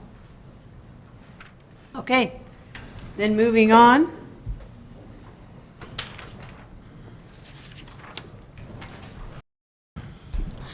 Madam President, Commissioners, Director Talbot, in 2010, March of 2010, the legislature passed and the governor signed the Aquatic Invasive Species legislation. A month later, we hired Beth Baer as our Aquatic Invasive Species Coordinator. It's fair to say we would not have achieved the level of protection on Wyoming's waters against aquatic invasive species without Beth. And so, with that introduction, I tried to humble you, Beth. But she's going to begin the program looking at some of the past and present of the Aquatic Invasive Species Program, and then Dave Zaft will come up and look at some of the future challenges that we're facing and how we plan to meet those challenges. Beth? Welcome. Madam President, members of the Commission, Director Talbot, good morning. Thank you for having me to talk about the Aquatic Invasive Species Program, the coveted last talk of the meeting. Let's see here. Okay, so I'm going to talk a little bit about the background of the Aquatic Invasive Species Program, and then about some current accomplishments, and as Mark mentioned, Dave will then talk about the future of the program. Some background: when we talk about an aquatic invasive species, or AIS as we call them, we're talking about a non-native organism, and the key is that when it's introduced environment, it causes harm into that environment.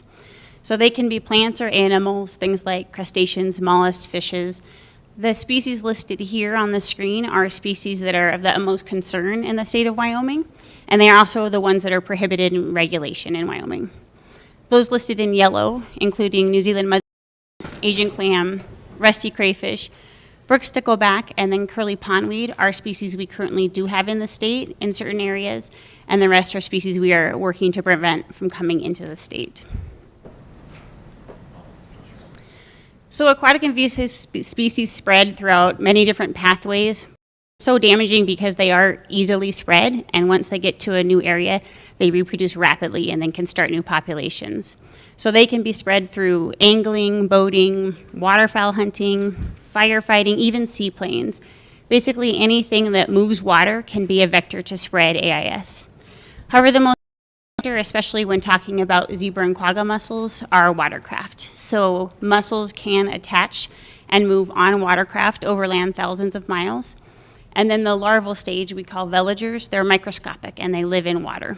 So mussels and other AIS can be transported in water, on equipment, or watercraft properly. Now their impacts are multiple. They can clog infrastructure, especially mussels will clog dams and other water delivery systems. They damage boats. As you can see in this photograph here, that's a boat propeller with quagga mussels from Lake Mead.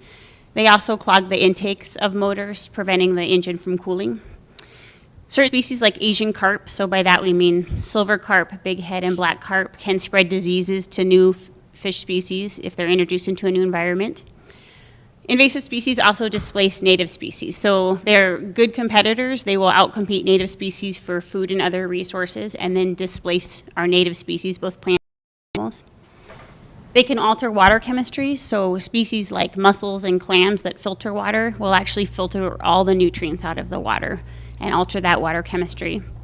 And then along with that, they can impact the food chain. So especially zebra and quagga mussels, what they do is remove the plankton from the water, and then that can have cascading effects on the food chain on things that rely on those plankton. So how our program came to be, in about 2007, zebra and quagga mussels were found west of the 100th meridian in Lake Mead, Nevada, and that started many of the western states with their aquatic invasive species program as those damaged species got closer to the state. As Mark mentioned, in 2010, the legislature passed the Wyoming AIS Act, and this act did a couple things. It gave us the interdiction authority, so the ability for us to actually set up a watercraft check station and inspect boats without probable cause that they are covered in mussels. It required mandatory inspection, so if a boat had been in a water positive for mussels, say Lake Powell, Utah, for example, when it comes back into the state, it has to be inspected before it can launch in Wyoming. There was a $1.5 million appropriation that first year to get boots on the ground and start inspections and outreach. And then also the decal requirement is in statute. So that is the boater fee that every boater has to pay, and that money goes to help fund the program. The original act has been amended several times. In 2011, it was amended to allow for decal reciprocity on interstate waters. In 2012 was the biggest amendment that shifted our program to the borders. That was the stipulation that all conveyances, so that's anything that holds water, that's firefighting equipment, that's a water hauling truck, and it's primarily watercraft. Any conveyance coming into the state has to be inspected before it can contact or enter a water of the state. And then the last amendment in 2015 allowed for an electronic decal receipt. So with the amendments to the statute, the AIS regulation, Chapter 62, has been modified several times to follow suit. Most recently, as I mentioned, that amendment in 2012 called for mandatory inspection of all conveyances. And then what the regulation did was put some stipulations on that. So it said from March through November, any boat coming into the state has to be inspected before it can launch. And March through November encompasses the entire boating season in Wyoming, so that's why those months. Still in the off months, so December through February, if a boat had been to a mussel-positive water, they still do need to be inspected before coming into the state. And then again, the last one allowed for the electronic decal receipt. This was primarily so that boaters at a check station after their watercraft is inspected, we check for the decal, and if they don't have it, this was to allow boaters to be able to purchase the decal on a smartphone or other device, and then be able to show that electronic receipt to law enforcement We also added the decal transfer for non-motorized boats. So decals can be transferred between non-motorized boats of the same owner, provided that every boat has a decal while it's on the water. So the goal of the AIS program is to prevent the spread of AIS both to Wyoming and then within Wyoming through 3 areas: public outreach and education, watercraft inspections, and then also water monitoring. This diagram is a pretty accurate representation of our current personnel structure. We only have one permanent position for the program, my position, the program coordinator, based out of Laramie. And then the program is really run on the backs of temporary employees. We have 49 contract employees that run the AIS program for the state. That includes 8 regional specialists. There are 5 of those positions that are 12-month contracts. They are based in Cheyenne, Sheridan, Moody, Jackson, and Green River. And then there are 3 9-month specialists based in Cheyenne, Casper, and Evanston. Each of these positions is really responsible for operating the AIS program in their region of the state. They supervise anywhere from 4 to 7 inspectors. They conduct all the monitoring of the waters in their region. They oversee the watercraft check stations, and then they do the education and outreach for their regions. We also have 41 technician inspectors, and their contracts are anywhere from 4 to 5 months, depending on their location. And their primary job responsibility is to actually do the watercraft inspections, so at the borders and at the major waters. The program is funded through 3 main sources. The smallest is grants. We have a grant from the Fish and Wildlife Service that is a part of our approved state management plan that helps us to fund 2 technicians every year to do inspections. There's also a grant with the Forest Service in Southwest Wyoming, primarily near Flaming Gorge, that allows us to fund 2 to 3 extra technicians to inspect watercraft in that area. The second source are those AIS decal sales, so all the money generated from sales each year goes directly to fund the AIS program, and right now that funds about 33% of the program. So then the remainder of the state general fund. It's a biennium 2-year budget, and every year the general fund then appropriates the remaining amount from the general fund budget. We spend that money a variety of ways. The largest amount of it, 68%, is on personnel, so salaries for the 1 permanent position and the 49 contract positions, to operate check stations and to do the water monitoring. And then we do have a few contracts for things like quality control. We quality control check all of our check stations to make sure inspections are being done according to protocol. And then we have a few small contracts for things like printing and other things. So the general fund portion of the budget, again, that's the portion that's appropriated every 2 years. In FY 15-16, it was about $1.9 million that came from the legislature. This last 17-18 budget is down to $1.5 million. However, the total program funding has remained pretty steady. FY 15-16, the total 2-year amount that the program budget was $2.8 million. So about $110,000 of that is from grants, $809,000 from decals, and then the $1.9 million from the general fund. In FY 17-18, the budget was reduced a little bit, along with cuts to all general fund budgets. Operating budget of about $2.7 million for the next 2 years. Grants have remained steady at $110,000. However, the revenue from the decal has increased each year. So the portion of the budget made up by decals has increased to $1.1 million, bringing the general fund amount lower to $1.5 million. As I mentioned, there's 3 main areas of the program. The first I'll talk about is outreach and education. By far, really one of the most important aspects of the program. Our goal here is to increase awareness, so to make the general public and boaters especially aware of the threats of AIS and the prevention tips that they can use to stop the spread. Primarily, we want people to drain, clean, and dry their boats and equipment. We also want people to be aware of the regulations that they have to have their boats inspected and also of the decal requirements. The second area is customer service, and this is a really big aspect for our program. Our technicians talk to more members of the public than probably anybody in the department, so putting a good face on the agency is really important for our program. So we contact boaters one-on-one at check stations. We started a boater appreciation raffle in 2014 and are doing that again this year in 2016. And that's basically just a way to thank boaters for complying and having their boat inspected and to have some good customer service. And been very popular and generated some support for the program. We also want people to know where they can get information. So where can they get their boat inspected? Because we require it coming into the state, we should make it easy for people to comply with that. We have a 24-hour hotline that boaters can call with that information. The 511 Traveler Information Line has that information, and then so does our website as well. Lastly, youth education is really important in our program. We talk to a lot of school groups and youth groups about AIS. We also have something called the Don't Let It Loose campaign that talks to children about not letting their aquarium pets loose into the wild because they can become invasive species if they do. We offer inspector training every year. This year in 2016, we're offering 17 courses statewide. 8 of those are agency courses for game and fish or other government people. It covers how to inspect a watercraft and also how to decontaminate it. So if we find something on a boat, we use hot water to remove and destroy it. And then there are also 19 public courses. And this allows a member of the public, a private individual, to come take the course. If they take the course and pass the exam, they're certified then to inspect either their own watercraft or others' watercraft as well. Last year in 2015, there were 496 people currently certified as an inspector or decontaminator, bringing the total since the program began to over 1,150 people that have been through this course. Last year, we also added fire equipment training.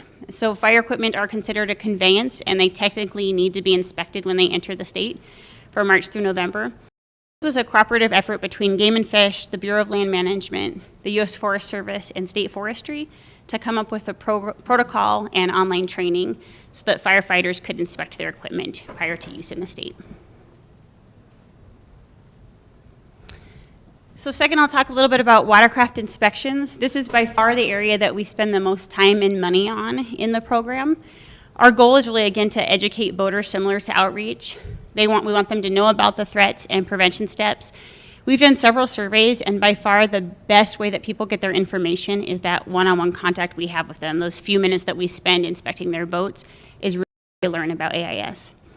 We also want to intercept high-risk watercraft. So we know that most of the damaging species like zebra and quagga mussels and silver carp are still outside of Wyoming.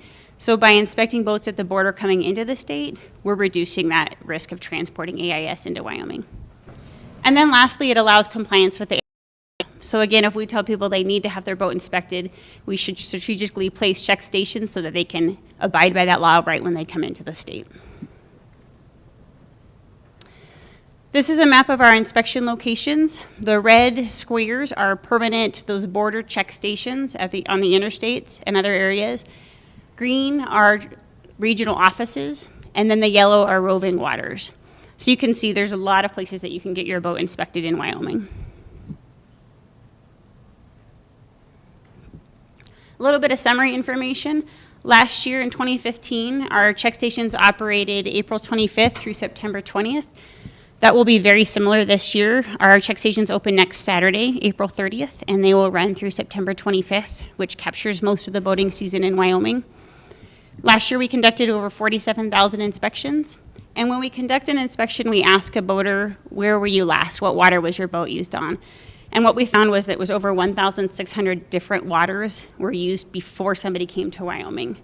So as you can see, boaters move around a lot, which makes them very likely to transport AIS if we're not inspecting and removing them. Of these boats, over 4,000 were considered high risk. So this is a boat that was likely at one of those waters with zebra and quagga mussels, like say Lake Mead, Nevada, or a boat that has a lot of standing water on it that hasn't been drained that could be hiding AIS. So we consider those higher risk watercraft. Of those, 1,300 were decontaminated, so that means that we had to use hot water to remove and destroy any suspected AIS from that watercraft. We do intercept boats every year that we call mussel boats. They're boats that are encrusted with mussels. Last year we intercepted 3 of those. They originated from Maryland, Lake Mead, Nevada, and then in Tennessee. And they were headed, 2 of them to Washington, and 1 of them was headed to Wyoming. And that number is down quite a bit. We 10 mussel boats in 2014. We had 28,000 unique boater contacts, so we did 47,000 inspections, but several boaters are inspected more than one time in the season. So 28,000 is as near as we can figure the number of unique individuals that we talked to and educated on AIS, and then showed how to inspect their boat. Most of the inspections were done at the Evanston I-80 port of entry, almost 9,000. This is the border check station right on the Wyoming-Utah border at the port of entry there, our busiest check station by far. And then Glendo Reservoir, and then lastly Cheyenne 25 on the Colorado border. She's quite a few boats as well. This is a map of the out-of-state origin of watercraft that came in through one of our check stations and was destined for Wyoming. So they were going to boat in Wyoming. Each dot represents the water that they were at before boating in Wyoming. The larger the dot is, the more boaters were from that water. So you can see there's a lot of dots clustered around the border. We get a lot of boaters from our neighboring states right around the border. The red dots are boaters that were at a water that is positive for zebra or quagga mussels. Those large red dots in southern Utah is Lake Powell. Northern Utah is Deer Creek Reservoir, which sits about 80 miles from the Wyoming border. The one in Colorado is Pueblo Reservoir. So most of them come from there, but as you can see, there are quite a few waters in the eastern United States with zebra or quagga mussels that then come and boat in Wyoming. So lastly, I'll talk a little bit about our monitoring efforts. We do monitoring of our waters for several reasons. The first is early detection of new species. So if we can get out there and find a species when it's first been introduced, it allows us to implement a rapid response plan to contain that species where it's at, so that it would just be at one water instead of every water in the state. It also allows us to perhaps control species that have a control mechanism available. We also monitor the spread. So as I mentioned, we have several species that currently exist in Wyoming, and by monitoring the spread, we can educate boaters and water users so that they're not moving them to a new location, and we can also look at requirements and restrictions on those waters if needed. We do collect some baseline data. We collect water quality data, both as baseline data and also help in a risk assessment we have that lets us know what waters are more susceptible to zebra and quagga mussel population explosions. And then lastly, we look at aquatic plants. So this is something relatively new to the Game and Fish Department, and it started with the AIS program. We monitor aquatic plants looking for invasive plants, but we also do catalog all of our native aquatic plants as well. Last year, we surveyed 81 waters. 66 of those were lakes or reservoirs, and 15 were streams or creeks. 20 of our major waters, like our Glendo Reservoir and our Flaming Gorge Reservoir, we sample twice a season, with the idea that if zebra or quagga mussels are there spawning, you tend to pick that up more in the later season. So we do check in the early summer and then in the early fall. Our results to date, we have found and confirmed no mussels in the state, which is great and where we'd hope to be well into the future. As I mentioned, we do have existing species of AIS. Brook stickleback in a new location by the Casper Fish Management, this crew in the South Fork Powder River. Curly pondweed is being picked up in kind of new pocket locations. They were found in West Newton and in Deaver Reservoir this year. And then New Zealand mud snails. We found one shell on the Salt River near Alpine, and that sample confirmed to be New Zealand mud snail, and so we will go back next year and try to decide if that's an actual population of mud snails. And then again, we have Asian clam. They're in the North Platte River downstream of Guernsey, and then in the Laramie River, and then rusty crayfish in Wagon Hound Creek. This is a map of our monitoring locations for 2015. So you can see we try to get out there and monitor just about every boatable water in the state. We cover almost all the standing waters and as many of the creeks and reservoirs as we can. So that's a summary of kind of how the program started and some recent data, and now Dave Zaff will talk to you about future challenges. Thanks, Beth.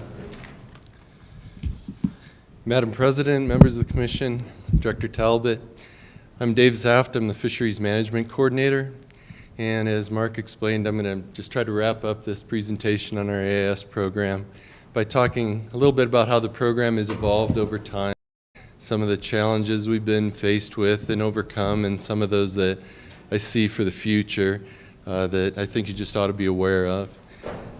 I guess I'll reiterate just a couple of the key points of Beth's presentation. I hope everybody got there. And one of those was that this isn't just a program of inspection. That's really big part of the program with conducting over 47,000 inspections last year. It's certainly the most visible part of the program. But I'd contend, and I think Beth would agree, the most important part is outreach and education.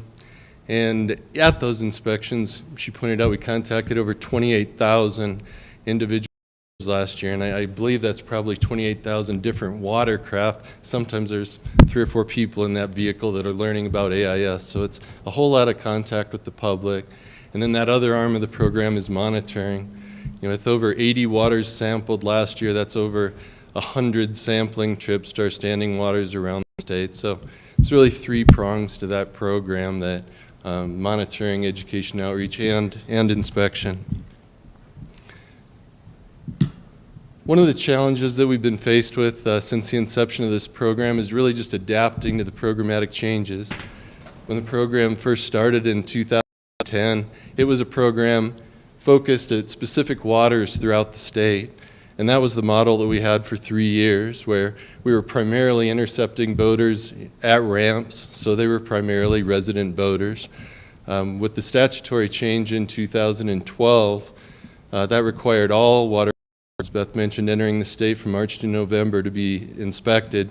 We moved that presence from these lakes to the borders all over the state, like the map that Beth showed. That allowed us to really provide that service to inspect boaters as they came into the state, but it really shifted the focus to non-resident watercraft, which is the watercraft to be most concerned about bringing some unwanted AIS in from out of state. After having 3 years of that model under our belt now, 2013, 14, and 15, we're confident that that's the program that we're going to maintain into the future. It's worked very well. There have been challenges, but I can say that, you know, early in the program, 2010, 11, this was, I think, viewed as kind of an experiment. Where are we going to go with this big program that the state has now? But I can honestly say now I think the program's here to stay. I think that was evident in the FY 17-18 biennium budget. We only had a $100,000 cut to a very large general fund budget. I think it's important to the state. And I really, frankly, can't imagine that a headwater state like Wyoming that feeds the Columbia, the Colorado, the Yellowstone, and the Platte would be the only state in the western part of the country to eliminate their AIS program. So I do think it's here to stay. Right now, I'm going to focus a little bit on how we need to make it sustainable for the long haul. And one of those components is being able to respond rapidly and effectively should we see a positive water in the state. One of the other challenges we've had has just been dealing with the general fund budget. We have some other general fund programs, obviously, but this was relatively new to us. We've really strived since the inception of this state program that's run by Game and Fish, that's funded with them, general fund, to keep that separate from our M&O and try to keep it from impacting our permanent personnel or our M&O budget as much as possible. I think we've been very successful to date at doing that. We expect our budget will ebb and flow a little bit with the state's economy, but it came out very well for our next biennium. One of the primary challenges we've been faced with is simply getting equipment. We have a standard operating budget with the general fund, but any equipment that we get has to be in the form of an exception request, an additional request to the state's general fund, and oftentimes those things are line itemed out. We've gradually procured most of the necessary equipment, but oftentimes we have to, when it's not approved, cut corners from other portions of the budget so we can pick up vehicles and campers and things. We now have 15 vehicles and half a dozen campers or so. We have computers for all of our specialists around the state. We have over 30 decon units and a number of direct messaging signs that direct people that there's a check station ahead that they have to pull over at. But our remaining significant challenge now that we have settled into this program at the borders is we just don't have suitable work locations for our inspectors. These are the 41 watercraft inspectors that Beth referred to that work for us full-time from April through October, 40 hours a week. In the initial years of the program, they were sitting in the cabs of their trucks or in their leased sedan cab, waiting for the next vehicle to come to get out of the elements. And we have used the available funding to try to improve the situation a little bit by using ATV shelters where they can at least get out and stretch their legs and be protected from wind or hail or the wind a little bit, but it's really not a suitable situation for the long term. Every day, at the end of the day, they have to pack up all of that stuff, store it in the vehicle, or haul it back to the office so they can in for the next day. And as Beth mentioned, this is what over 28,000 individuals see when they pull up to talk to a game and fish employee, is something that's a little more suited to a llama than an employee. So we're going to pursue these portable workstations, something that you might get at a highway construction site or something like that. We were hoping to request the first few in the 17-18 biennium budget, but no exception requests were allowed this year for the state's general fund. So we believe we have sufficient funding to procure a few of them this year. We're hoping maybe 3. We have requests for bids out right now to see what those are going to cost and hopefully pick up a few. But in the coming years, we need to get 8 or 9 more. We need about a dozen of these to adequately house our employees at the borders. So that's a significant challenge we'll be faced at in the future. Certainly the largest equipment challenge we've been faced with. The most significant challenge we've had is really just getting the adequate personnel, long-term permanent personnel, to sustain this program into the future. Beth's the only permanent employee. She has been the only permanent employee since the program's inception. But that was never the plan for the program. We've always envisioned additional permanent personnel like all of our surrounding states, the North, South, and West have. But they're regularly cut from the general fund budget, so it's a program that relies really heavily on the backs of contract employees. The people in the photograph are 8 contract employees that Beth referred to. They're the ones that supervise the other 41 inspectors around the state. And since that photograph was taken, we've lost half of them. Since January of last year, they've gone on and found permanent positions elsewhere. And we expect that. We've been able to secure additional pay for them. But as a contract employee, there's just too many things that we can't afford those people. We expect them to work most weekends and all holidays during the boating season. That's when the watercraft are coming into the state. They get no sick or annual leave. They give no career path or opportunity for advancement, and it's just not a situation where we can keep them around for the long haul. So when we lose those supervisors, it puts a lot of additional demand on Beth to fill those positions. And if we lost one in the middle of the boating season, I don't believe it's happened yet, has it? It scares us. It would be quite onerous to get that position filled in time to not have a significant impact on us.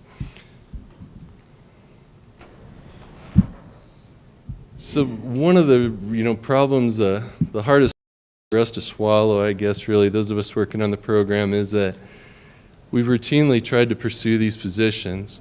And given their current allocation for the FY 17-18 biennium, we could afford to convert 4 of those 5 12-month contract employees to permanent status tomorrow and absorb all of the costs associated with it without getting another dime from the legislature. And these are people that are there July to June, July to June, July to June, and as they stick around, become more and more valuable, more and more experienced, but when they eventually leave, it's a problem. And we support to get those paper positions to convert these, because when you convert a contract person to a permanent employee, even though they're 12-month contracts, a lot of people perceive that as growth in government, and we know how unpopular that is. So given that inability to secure those positions, about 18 months ago or so, Beth and myself and my assistant Mark Smith sat down and tried to figure out what we could do to help take this program into the future. I think it's a pretty precarious situation right now with one permanent employee. Beth doesn't like tragic scenarios, but if she won the lottery and left us, we'd be in a world of hurt. There's really just nobody ready to step in and take over this program. It's because of that revolving door of employees, it's hard to have an employee around that has any more than a couple of years' experience with our program. So what we decided to do was to take those long-term contracts, the 8 supervisors of the program, and we took 6 of them and we moved them under our regional office supervisors, like Al Condor has one, and a number of inspectors. And we also put that supervisory workload on our fish supervisors in Sheridan, Cody, Jackson, Green River, and Laramie. And so that separation of M&O and general fund that we've tried to maintain is not quite as big as it used to be. But we just can't continue a program with one employee supervising 50 individuals and all of the hiring and firing and turnover that goes into that. So we're trying to spread that workload out a little bit. The positive aspect of that is one of the other problems with the program as we see it is that when the AIS program stands alone, those programs are never really integrated. Those positions are never really integrated into the department. They're not around long enough. They're just kind of this loose appendage everybody wonders about what the AIS program does. And we hope that by getting them onto the regional crews and having more interaction, they'll really improve some morale and camaraderie, get people to stick around maybe a little bit longer. But like I said, primarily to have a manageable workload. That doesn't mean that our need for permanent status for those 5 12-month contracts is any less. I think that's our primary concern for the future, is that if we could get those permanent positions, all that time that we spend replacing people, advertising and retraining and rehiring could be focused on much heightened education and outreach throughout the state. We could give those people additional responsibility for collaboration with partners in other states and with other agencies working on AIS like the National Park Service and Yellowstone and Grand Teton. And we could really begin to focus our efforts on developing rapid response plans for what we're going to do. God forbid we ever get zebra or quagga mussels established in one of our large standing waters around the state. We have the personnel in place and the plans in place to respond rapidly. So that, I don't want to paint a bleak picture. I think we've done an outstanding job with the program that we have. I really like to thank all the AIS employees who stuck with us over the years and hope they'll continue to stick around as long as we can keep them. But we're just a couple of small steps away, I think, with some suitable work environments and a few permanent positions from having a really, really good AIS program stand up against any in the western United States. With that, Beth or I'll try to answer any questions you might have.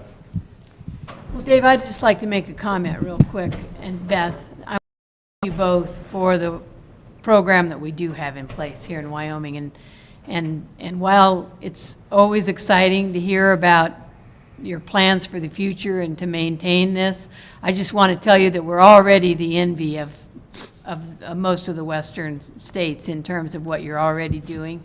The support, too, that our legislature has given us in making sure that this program is what it is, because I know that some of us here on the commission have had the fortune of going to WAFWA and listening to some of our fellow states, and it is amazing to me to see what a difference, what an incredible difference there is, a lack, maybe, if it would be the word I'd use, of focus in some of these other states as compared to Wyoming.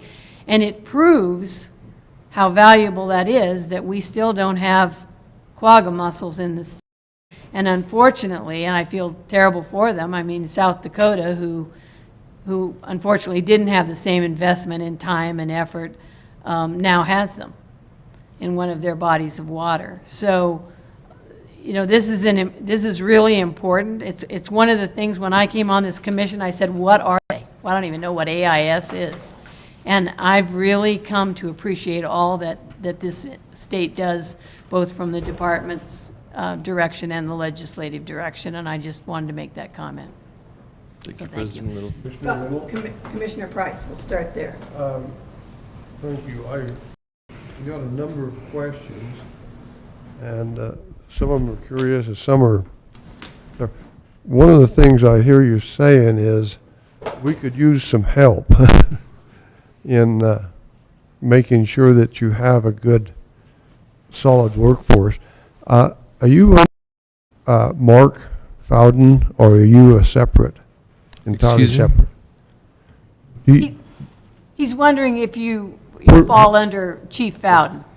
Yes, yes, President Little, Commissioner Price. I'm the Fisheries Management Coordinator, so I'm Al's boss. I supervise all things for Fisheries Management section in the state, including BEST program.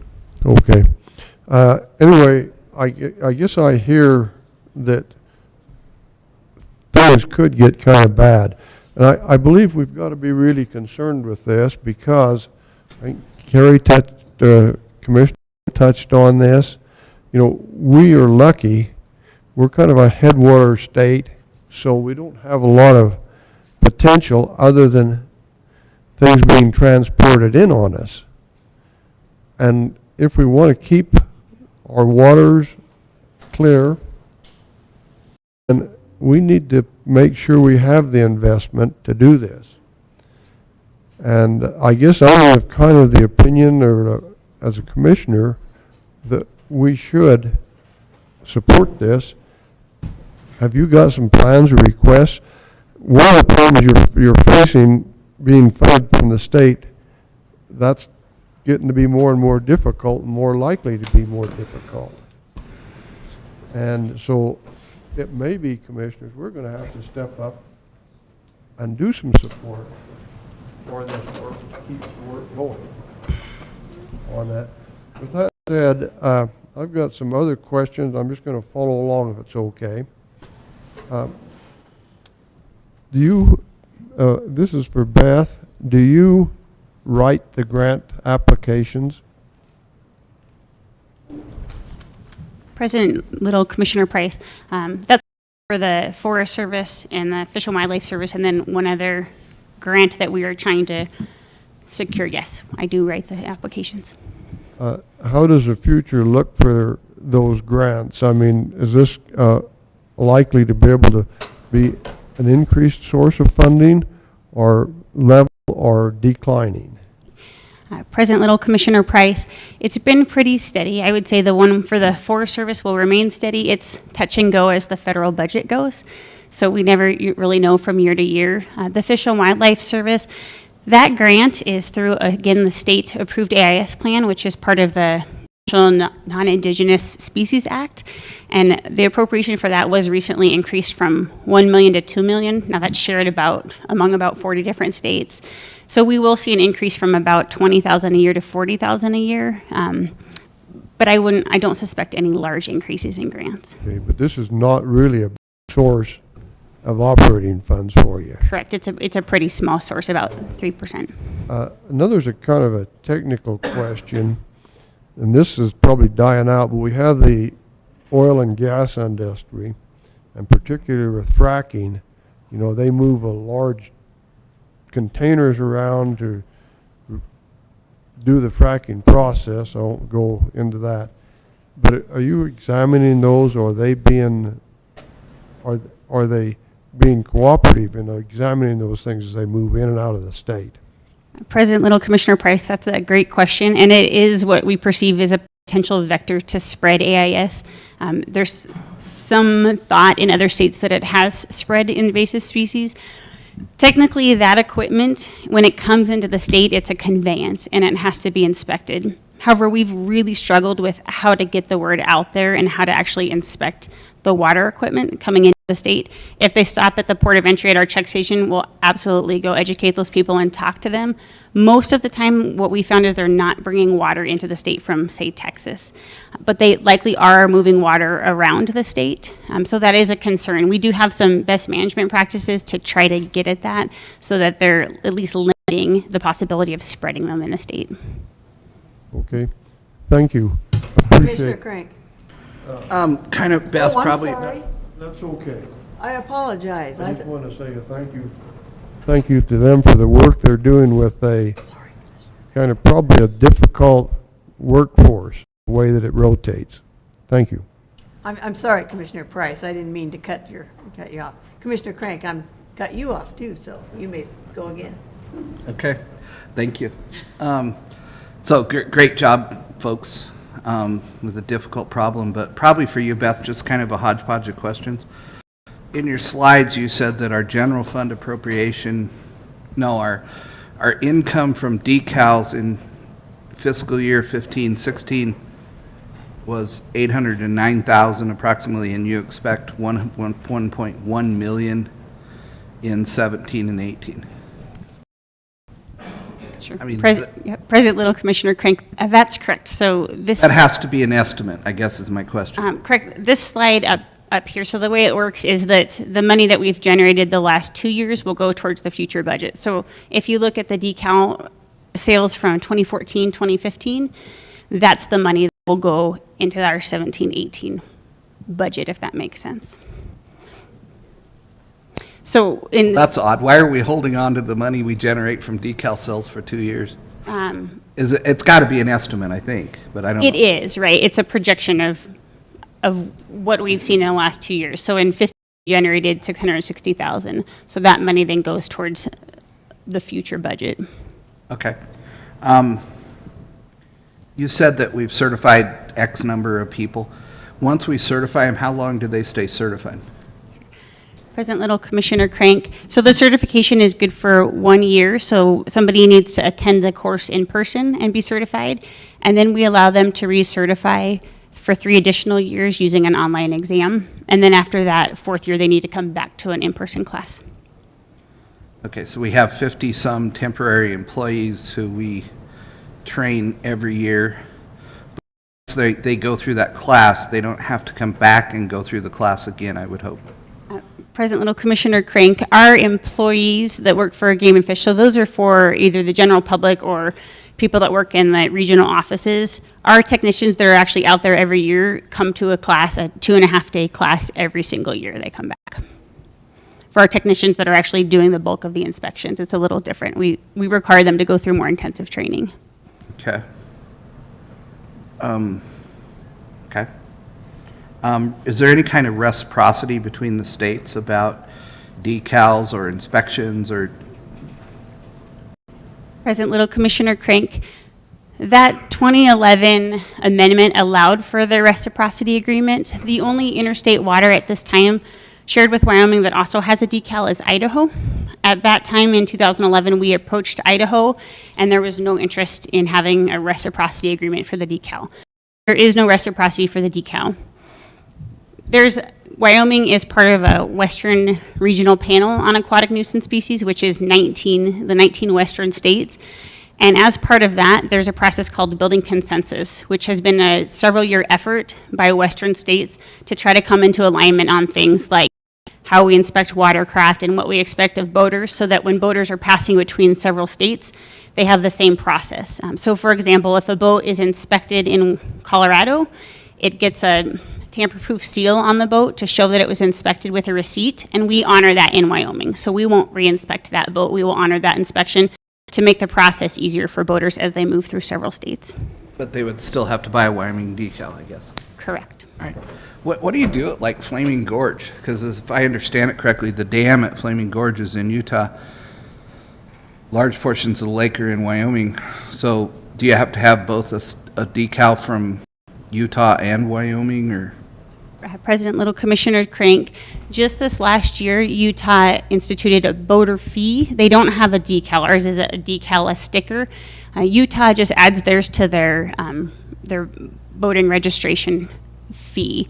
So you would need both. On a state Utah, you would need both the Utah one that you pay as part of your registration, and then if you wanted to boat into Wyoming, you would need to purchase a Wyoming decal. Well, it seems to me I could come in and put a boat in by the dam that had never been inspected, or are they as diligent about their inspections as it sounds like we are in Wyoming? President Little, Commissioner, they do have inspections. The way Utah operates is they are still inspecting mostly boat ramps, whereas we're more at the borders. Flaming Gorge is an exception to that. We have a check station that runs on the east side near Firehole, and then we also have a large inspection station at Anvil Draw, which is one of the popular ramps on 540. So we stop watercraft coming both directions before it gets to Flaming Gorge. But you could conceivably take your boat and launch in Utah and then boat into Wyoming without having an inspection, because Utah doesn't have a mandatory inspection law. Okay. I'll save my last, do you have something else you want to add?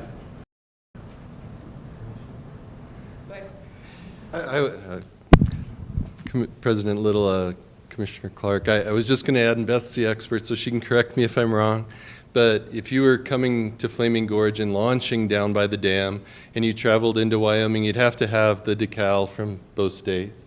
But the legislation about requiring inspection prior to launch applies to entering by land, so you could boat up into the Wyoming portions of the reservoir if you launched in Utah. You wouldn't need to have an inspection if you were entering by water. So you made the case that we need permanent positions in this program, and I'll tell you up front, I tend to agree with you because I don't think it's going away. But, so you have 8, maybe this is probably mostly for Beth, but you have 8 supervisors who supervise the 42 approximately temporary employees.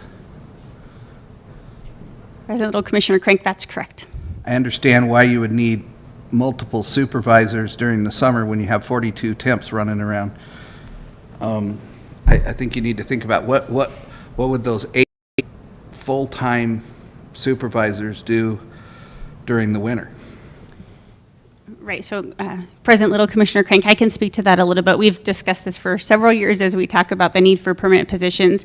As I mentioned, our plan right now is 4 to 5 permanent positions, and those employees in the off-season would operate similar to our other probably fisheries employees in the off-season. We have a lot of data with 47,000 inspections, so a lot of that off-season is currently what they do now because they're on 12-month contracts.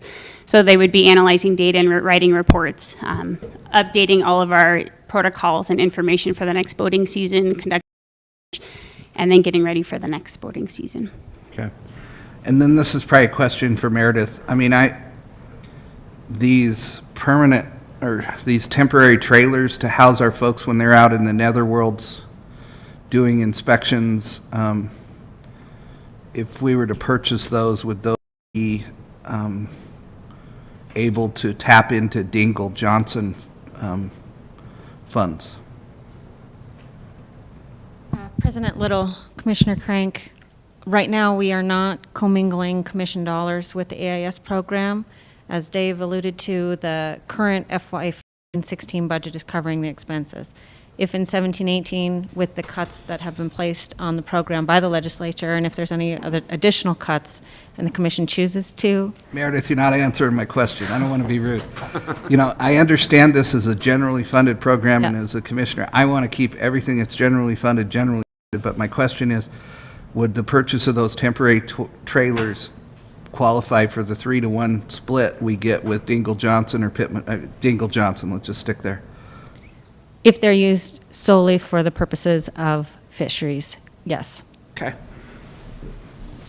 Further questions or just Commissioner Anselmi? Chairman Little, so it's like all these things that come before us, it's about money.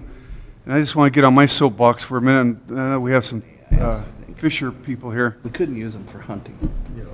Wow. We're not in control of the price of a fishing license.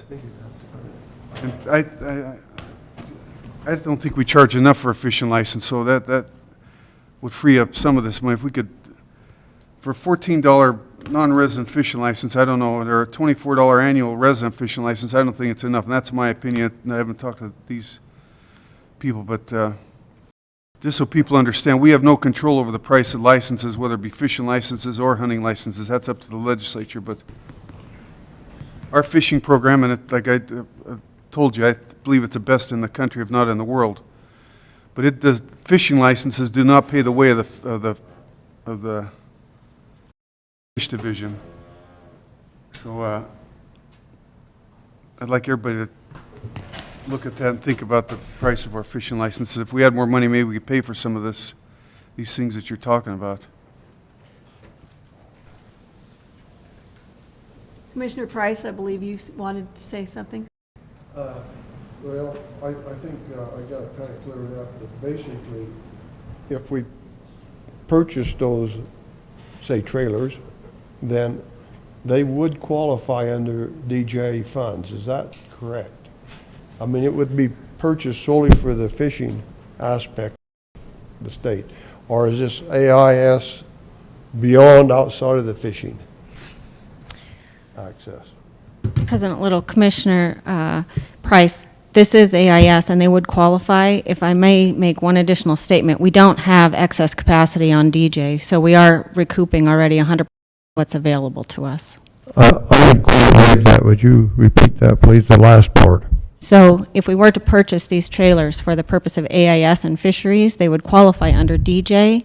However, we don't have the same situation with DJ funds like we do PR, so we're already withdrawing or being reimbursed 100% what's made available to us. So if we buy them, all of that expense will be part of match.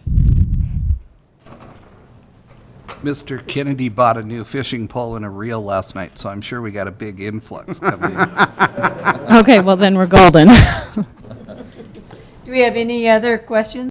Or- Yes, President. Yes, Commissioner Culver. So if we were to put 4 or 5 of these supervisors, convert them to full-time positions, I would like to know what the additional cost to the agency is. Obviously, we're paying a 12-month now, but there will be additional benefits such as health and things like that. What would be the additional cost?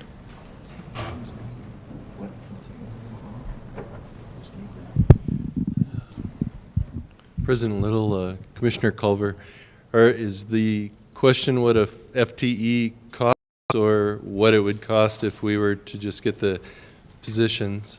As I presented, the general fund budget, when we crunched the numbers a year ago before we had a $100,000 cut, we believed was sufficient at that time to convert all 5 of our 12-month people that work for us from July to June, July to June, July to June, without asking the general fund for any additional dollars. So all we need are the positions. We would not need funding. The question is, what does it cost to fund one of those positions? It's approximately $100,000 would be my ballpark for a full-time FTE and all of the benefits associated with that. And Meredith could certainly correct me if she has a better number. Thank you. I would like to put leadership on the spot. I would like to know what the director's thoughts on this are. Madam Chairman, Commissioners, certainly we have a process inside the agency where we evaluate positions on need in the agency.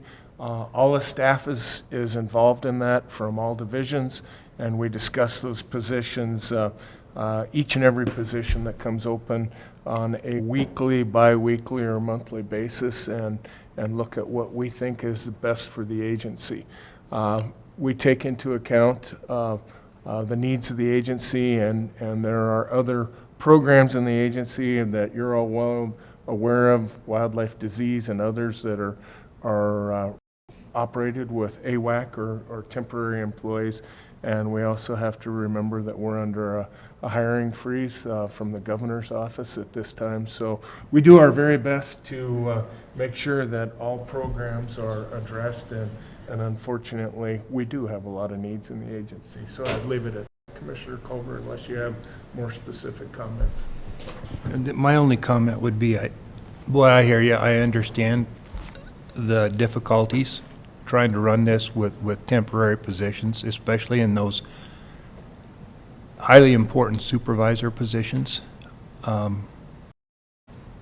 will continue talks. Chief Fowden, would you like to comment, please? Yeah. President Little, Commissioners, Director Talbot, this is, really have enjoyed your engagement. Certainly, we do have some challenge ahead of us. This is not an ask for positions. There's a lot of positions out there that are needed in the department. And Director Talbot has correctly identified how we try and meet those needs. But I will remind the Commission, this is a general fund program, and we'd really like your support.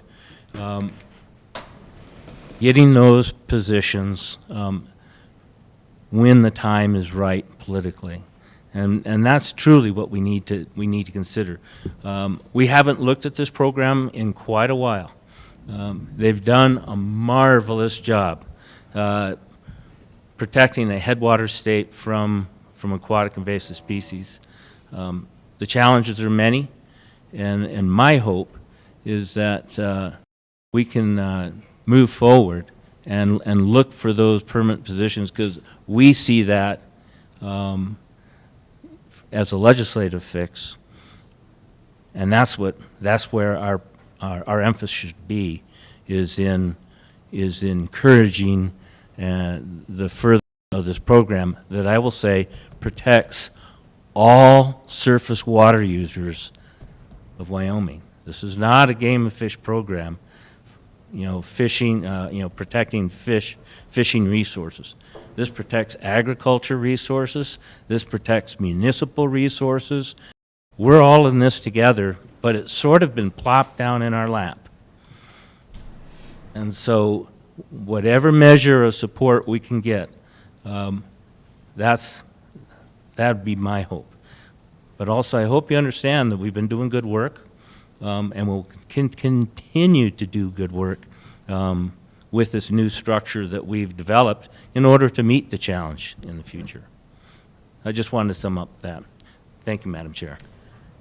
Thank you, Chief Fowden. Are there any, I'm sorry, are there any other comments, or Madam President, may I say something? Commissioner Rao? Beth, this is for you. Forgive me if I missed something, but is there a fee for the certification as a AIS inspector? President Little, Commissioner Rail, no, there's not a fee for the certification. Was that the question? Yes. There is not. It's a free course. We certify, again, people that work for the agency or the public. There's also not a fee for any inspection or decontamination that we do. When we certify, oftentimes we'll certify a company like the West Laramie Fly Store, for example. They may charge a fee if they desire. We don't regulate that portion of it, but there's no fee for the certification. Okay, your answer turned into a second question. I apologize for that. That's right. But is the public aware of this in a big way? Because that would be very helpful on the program, I believe, wouldn't it? President Little, Commissioner Rail, aware of the ability to become an inspector? To become an instructor, or not an instructor, but an inspector. Correct. As best as we can. Yeah, we publicize it at our regional offices with flyers. We let people know.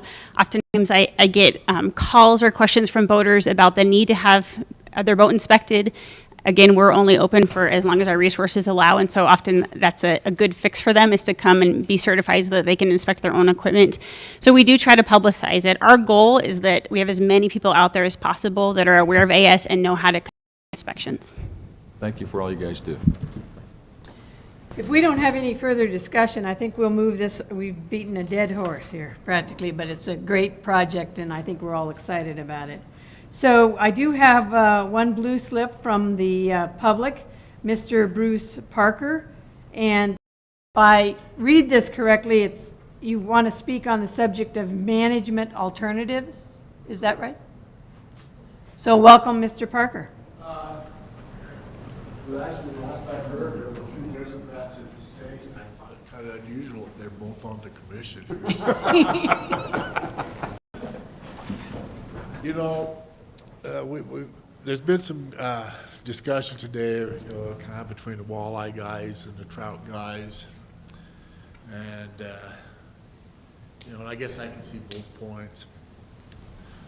But since I've been here, I realize that had walleyes not been accidentally introduced into the Platte River a long time ago, that 100 miles or more than that, a few hundred miles of river and 3 reservoirs would be managed primarily as trout fisheries, even today.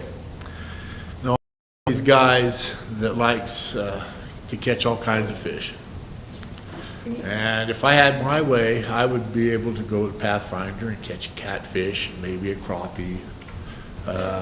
Mr. Parker, I'm going to have to ask you to speak into the mic. Oh, sorry, I'm I thought I was sorry. speaking We loud want to hear enough. what you have to say, and some are harder of hearing than others. So, anyway, I would like to catch a catfish or a crappie, or maybe even a burbot or a pike. Okay, I guess I didn't go over real well. But I don't believe that there is a comprehensive plan for fisheries management for this region. And I think that maybe that is something that there's a need for. You know, I've participated in several CRMs. I guess that's, are any of you familiar with the coordinated resource management process? And I think something would really work well to develop a comprehensive fisheries management plan for this region. You know, I would like to see you encourage, you know, the Game and Fish people here to invite people like North Platte Walleyes Unlimited, Trout Unlimited, and any other group that wants to get involved to sit down at a table and together try to develop a management plan for this region. You were talking about public involvement earlier, but man, what better way to do it than to actually bring these people in up front and sit down with the red shirts and develop a plan. And that's something I think that seriously needs to be considered. I would like for you to encourage this process, and I think that a plan could be developed, something credible that could present some win-win situations.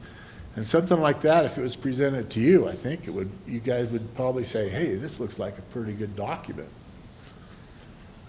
So that was the main thing I wanted to talk about, and I'm going to leave it at that because I know everybody wants to get out of here.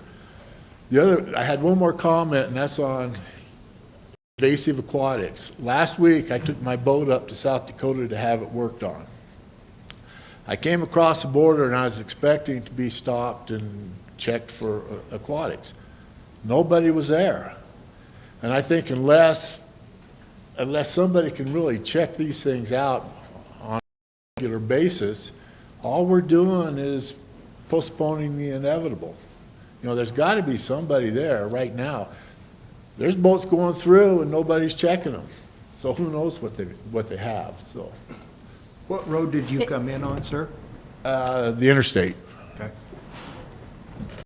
And there's usually Dave, would you like to address both of those issues? I would. Thank you, President Little and Commissioners.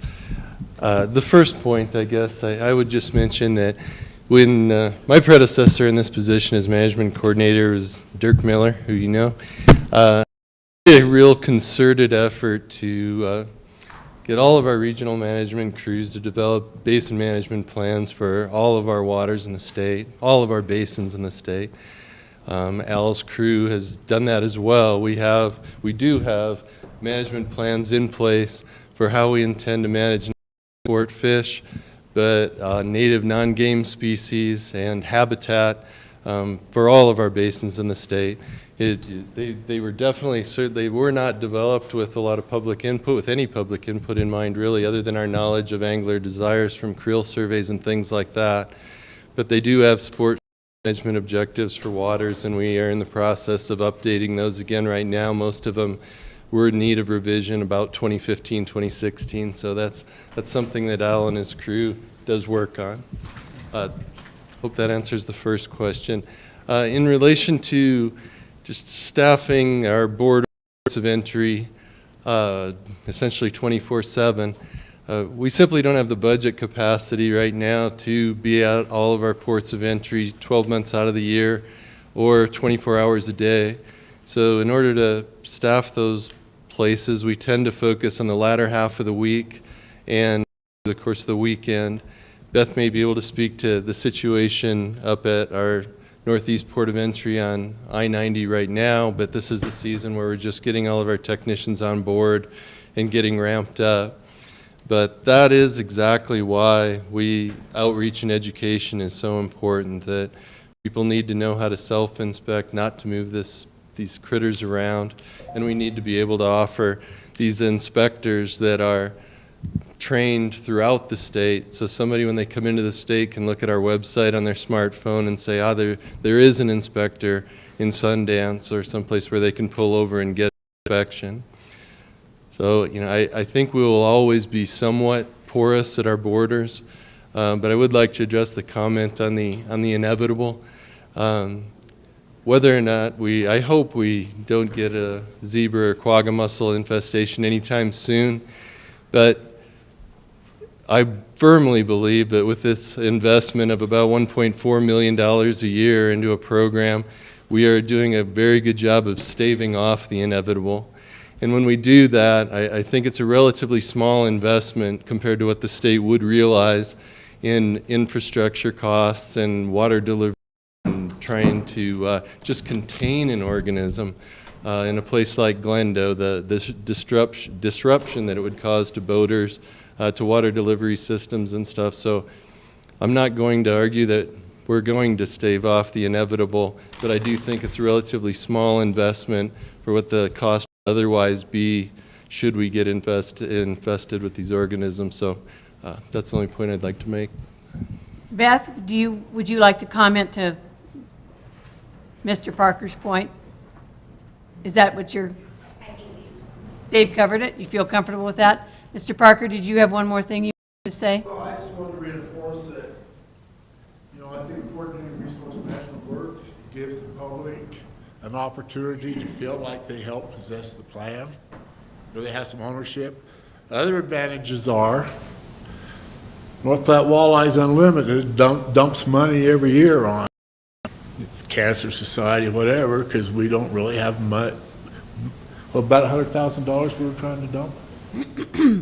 In other words, we can contribute to this, and we can help as far as monitoring or anything else that needs to be done.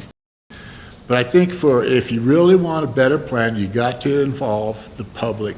And I don't think it ought to be where the Game and Fish sits down, develops their plans, and then they say, anybody got any comments? No, I think people need to be brought in up front and help develop these things. And I think he, I, and other people have things that we can contribute. And I think we could come up with a better product that way. And I really ask that you guys consider it and give it some serious thought. I think maybe a pilot project is in order, and I think Casper would be a good place to do it. And I'd say we just go from there. But I'll bet you we could put something pretty reasonable up that everybody could be happy with. The walleye guys and the trout guys, and the bourbon guys and the pike guys, maybe. All right, well, Mr. Parker, and thank you for your participation today. This is our moment for the call for the public. Is there anyone else who would like to speak? Hearing none, I would ask for a motion to adjourn. Oh, yes. Madam Chairman, if I may, just for a moment, and I understand that we all would like to get out of here and have lunch. I think it's important that we look back on what we've done the last 2 days here. And I would like to make two comments. One is that we just went through a season-setting process and established basically the management for all of our big and trophy game animals, or big game and small game animals and game birds for the coming year. It's a process that used to take us about 2 days, and you often hear about the art and the science of wildlife management. The science is the easy part. The art is the very, very difficult part, and we went through that process this year without a single public debate on how we manage those species. And I think it's important to recognize that. This is my 21st season-setting meeting with the department and the commission, and the smoothest it's ever gone. And I'd like to send my comments not only to our field folks and managers and staff, but also to the public and the commission as well. In addition to that, I would like to recognize an action that the commission took.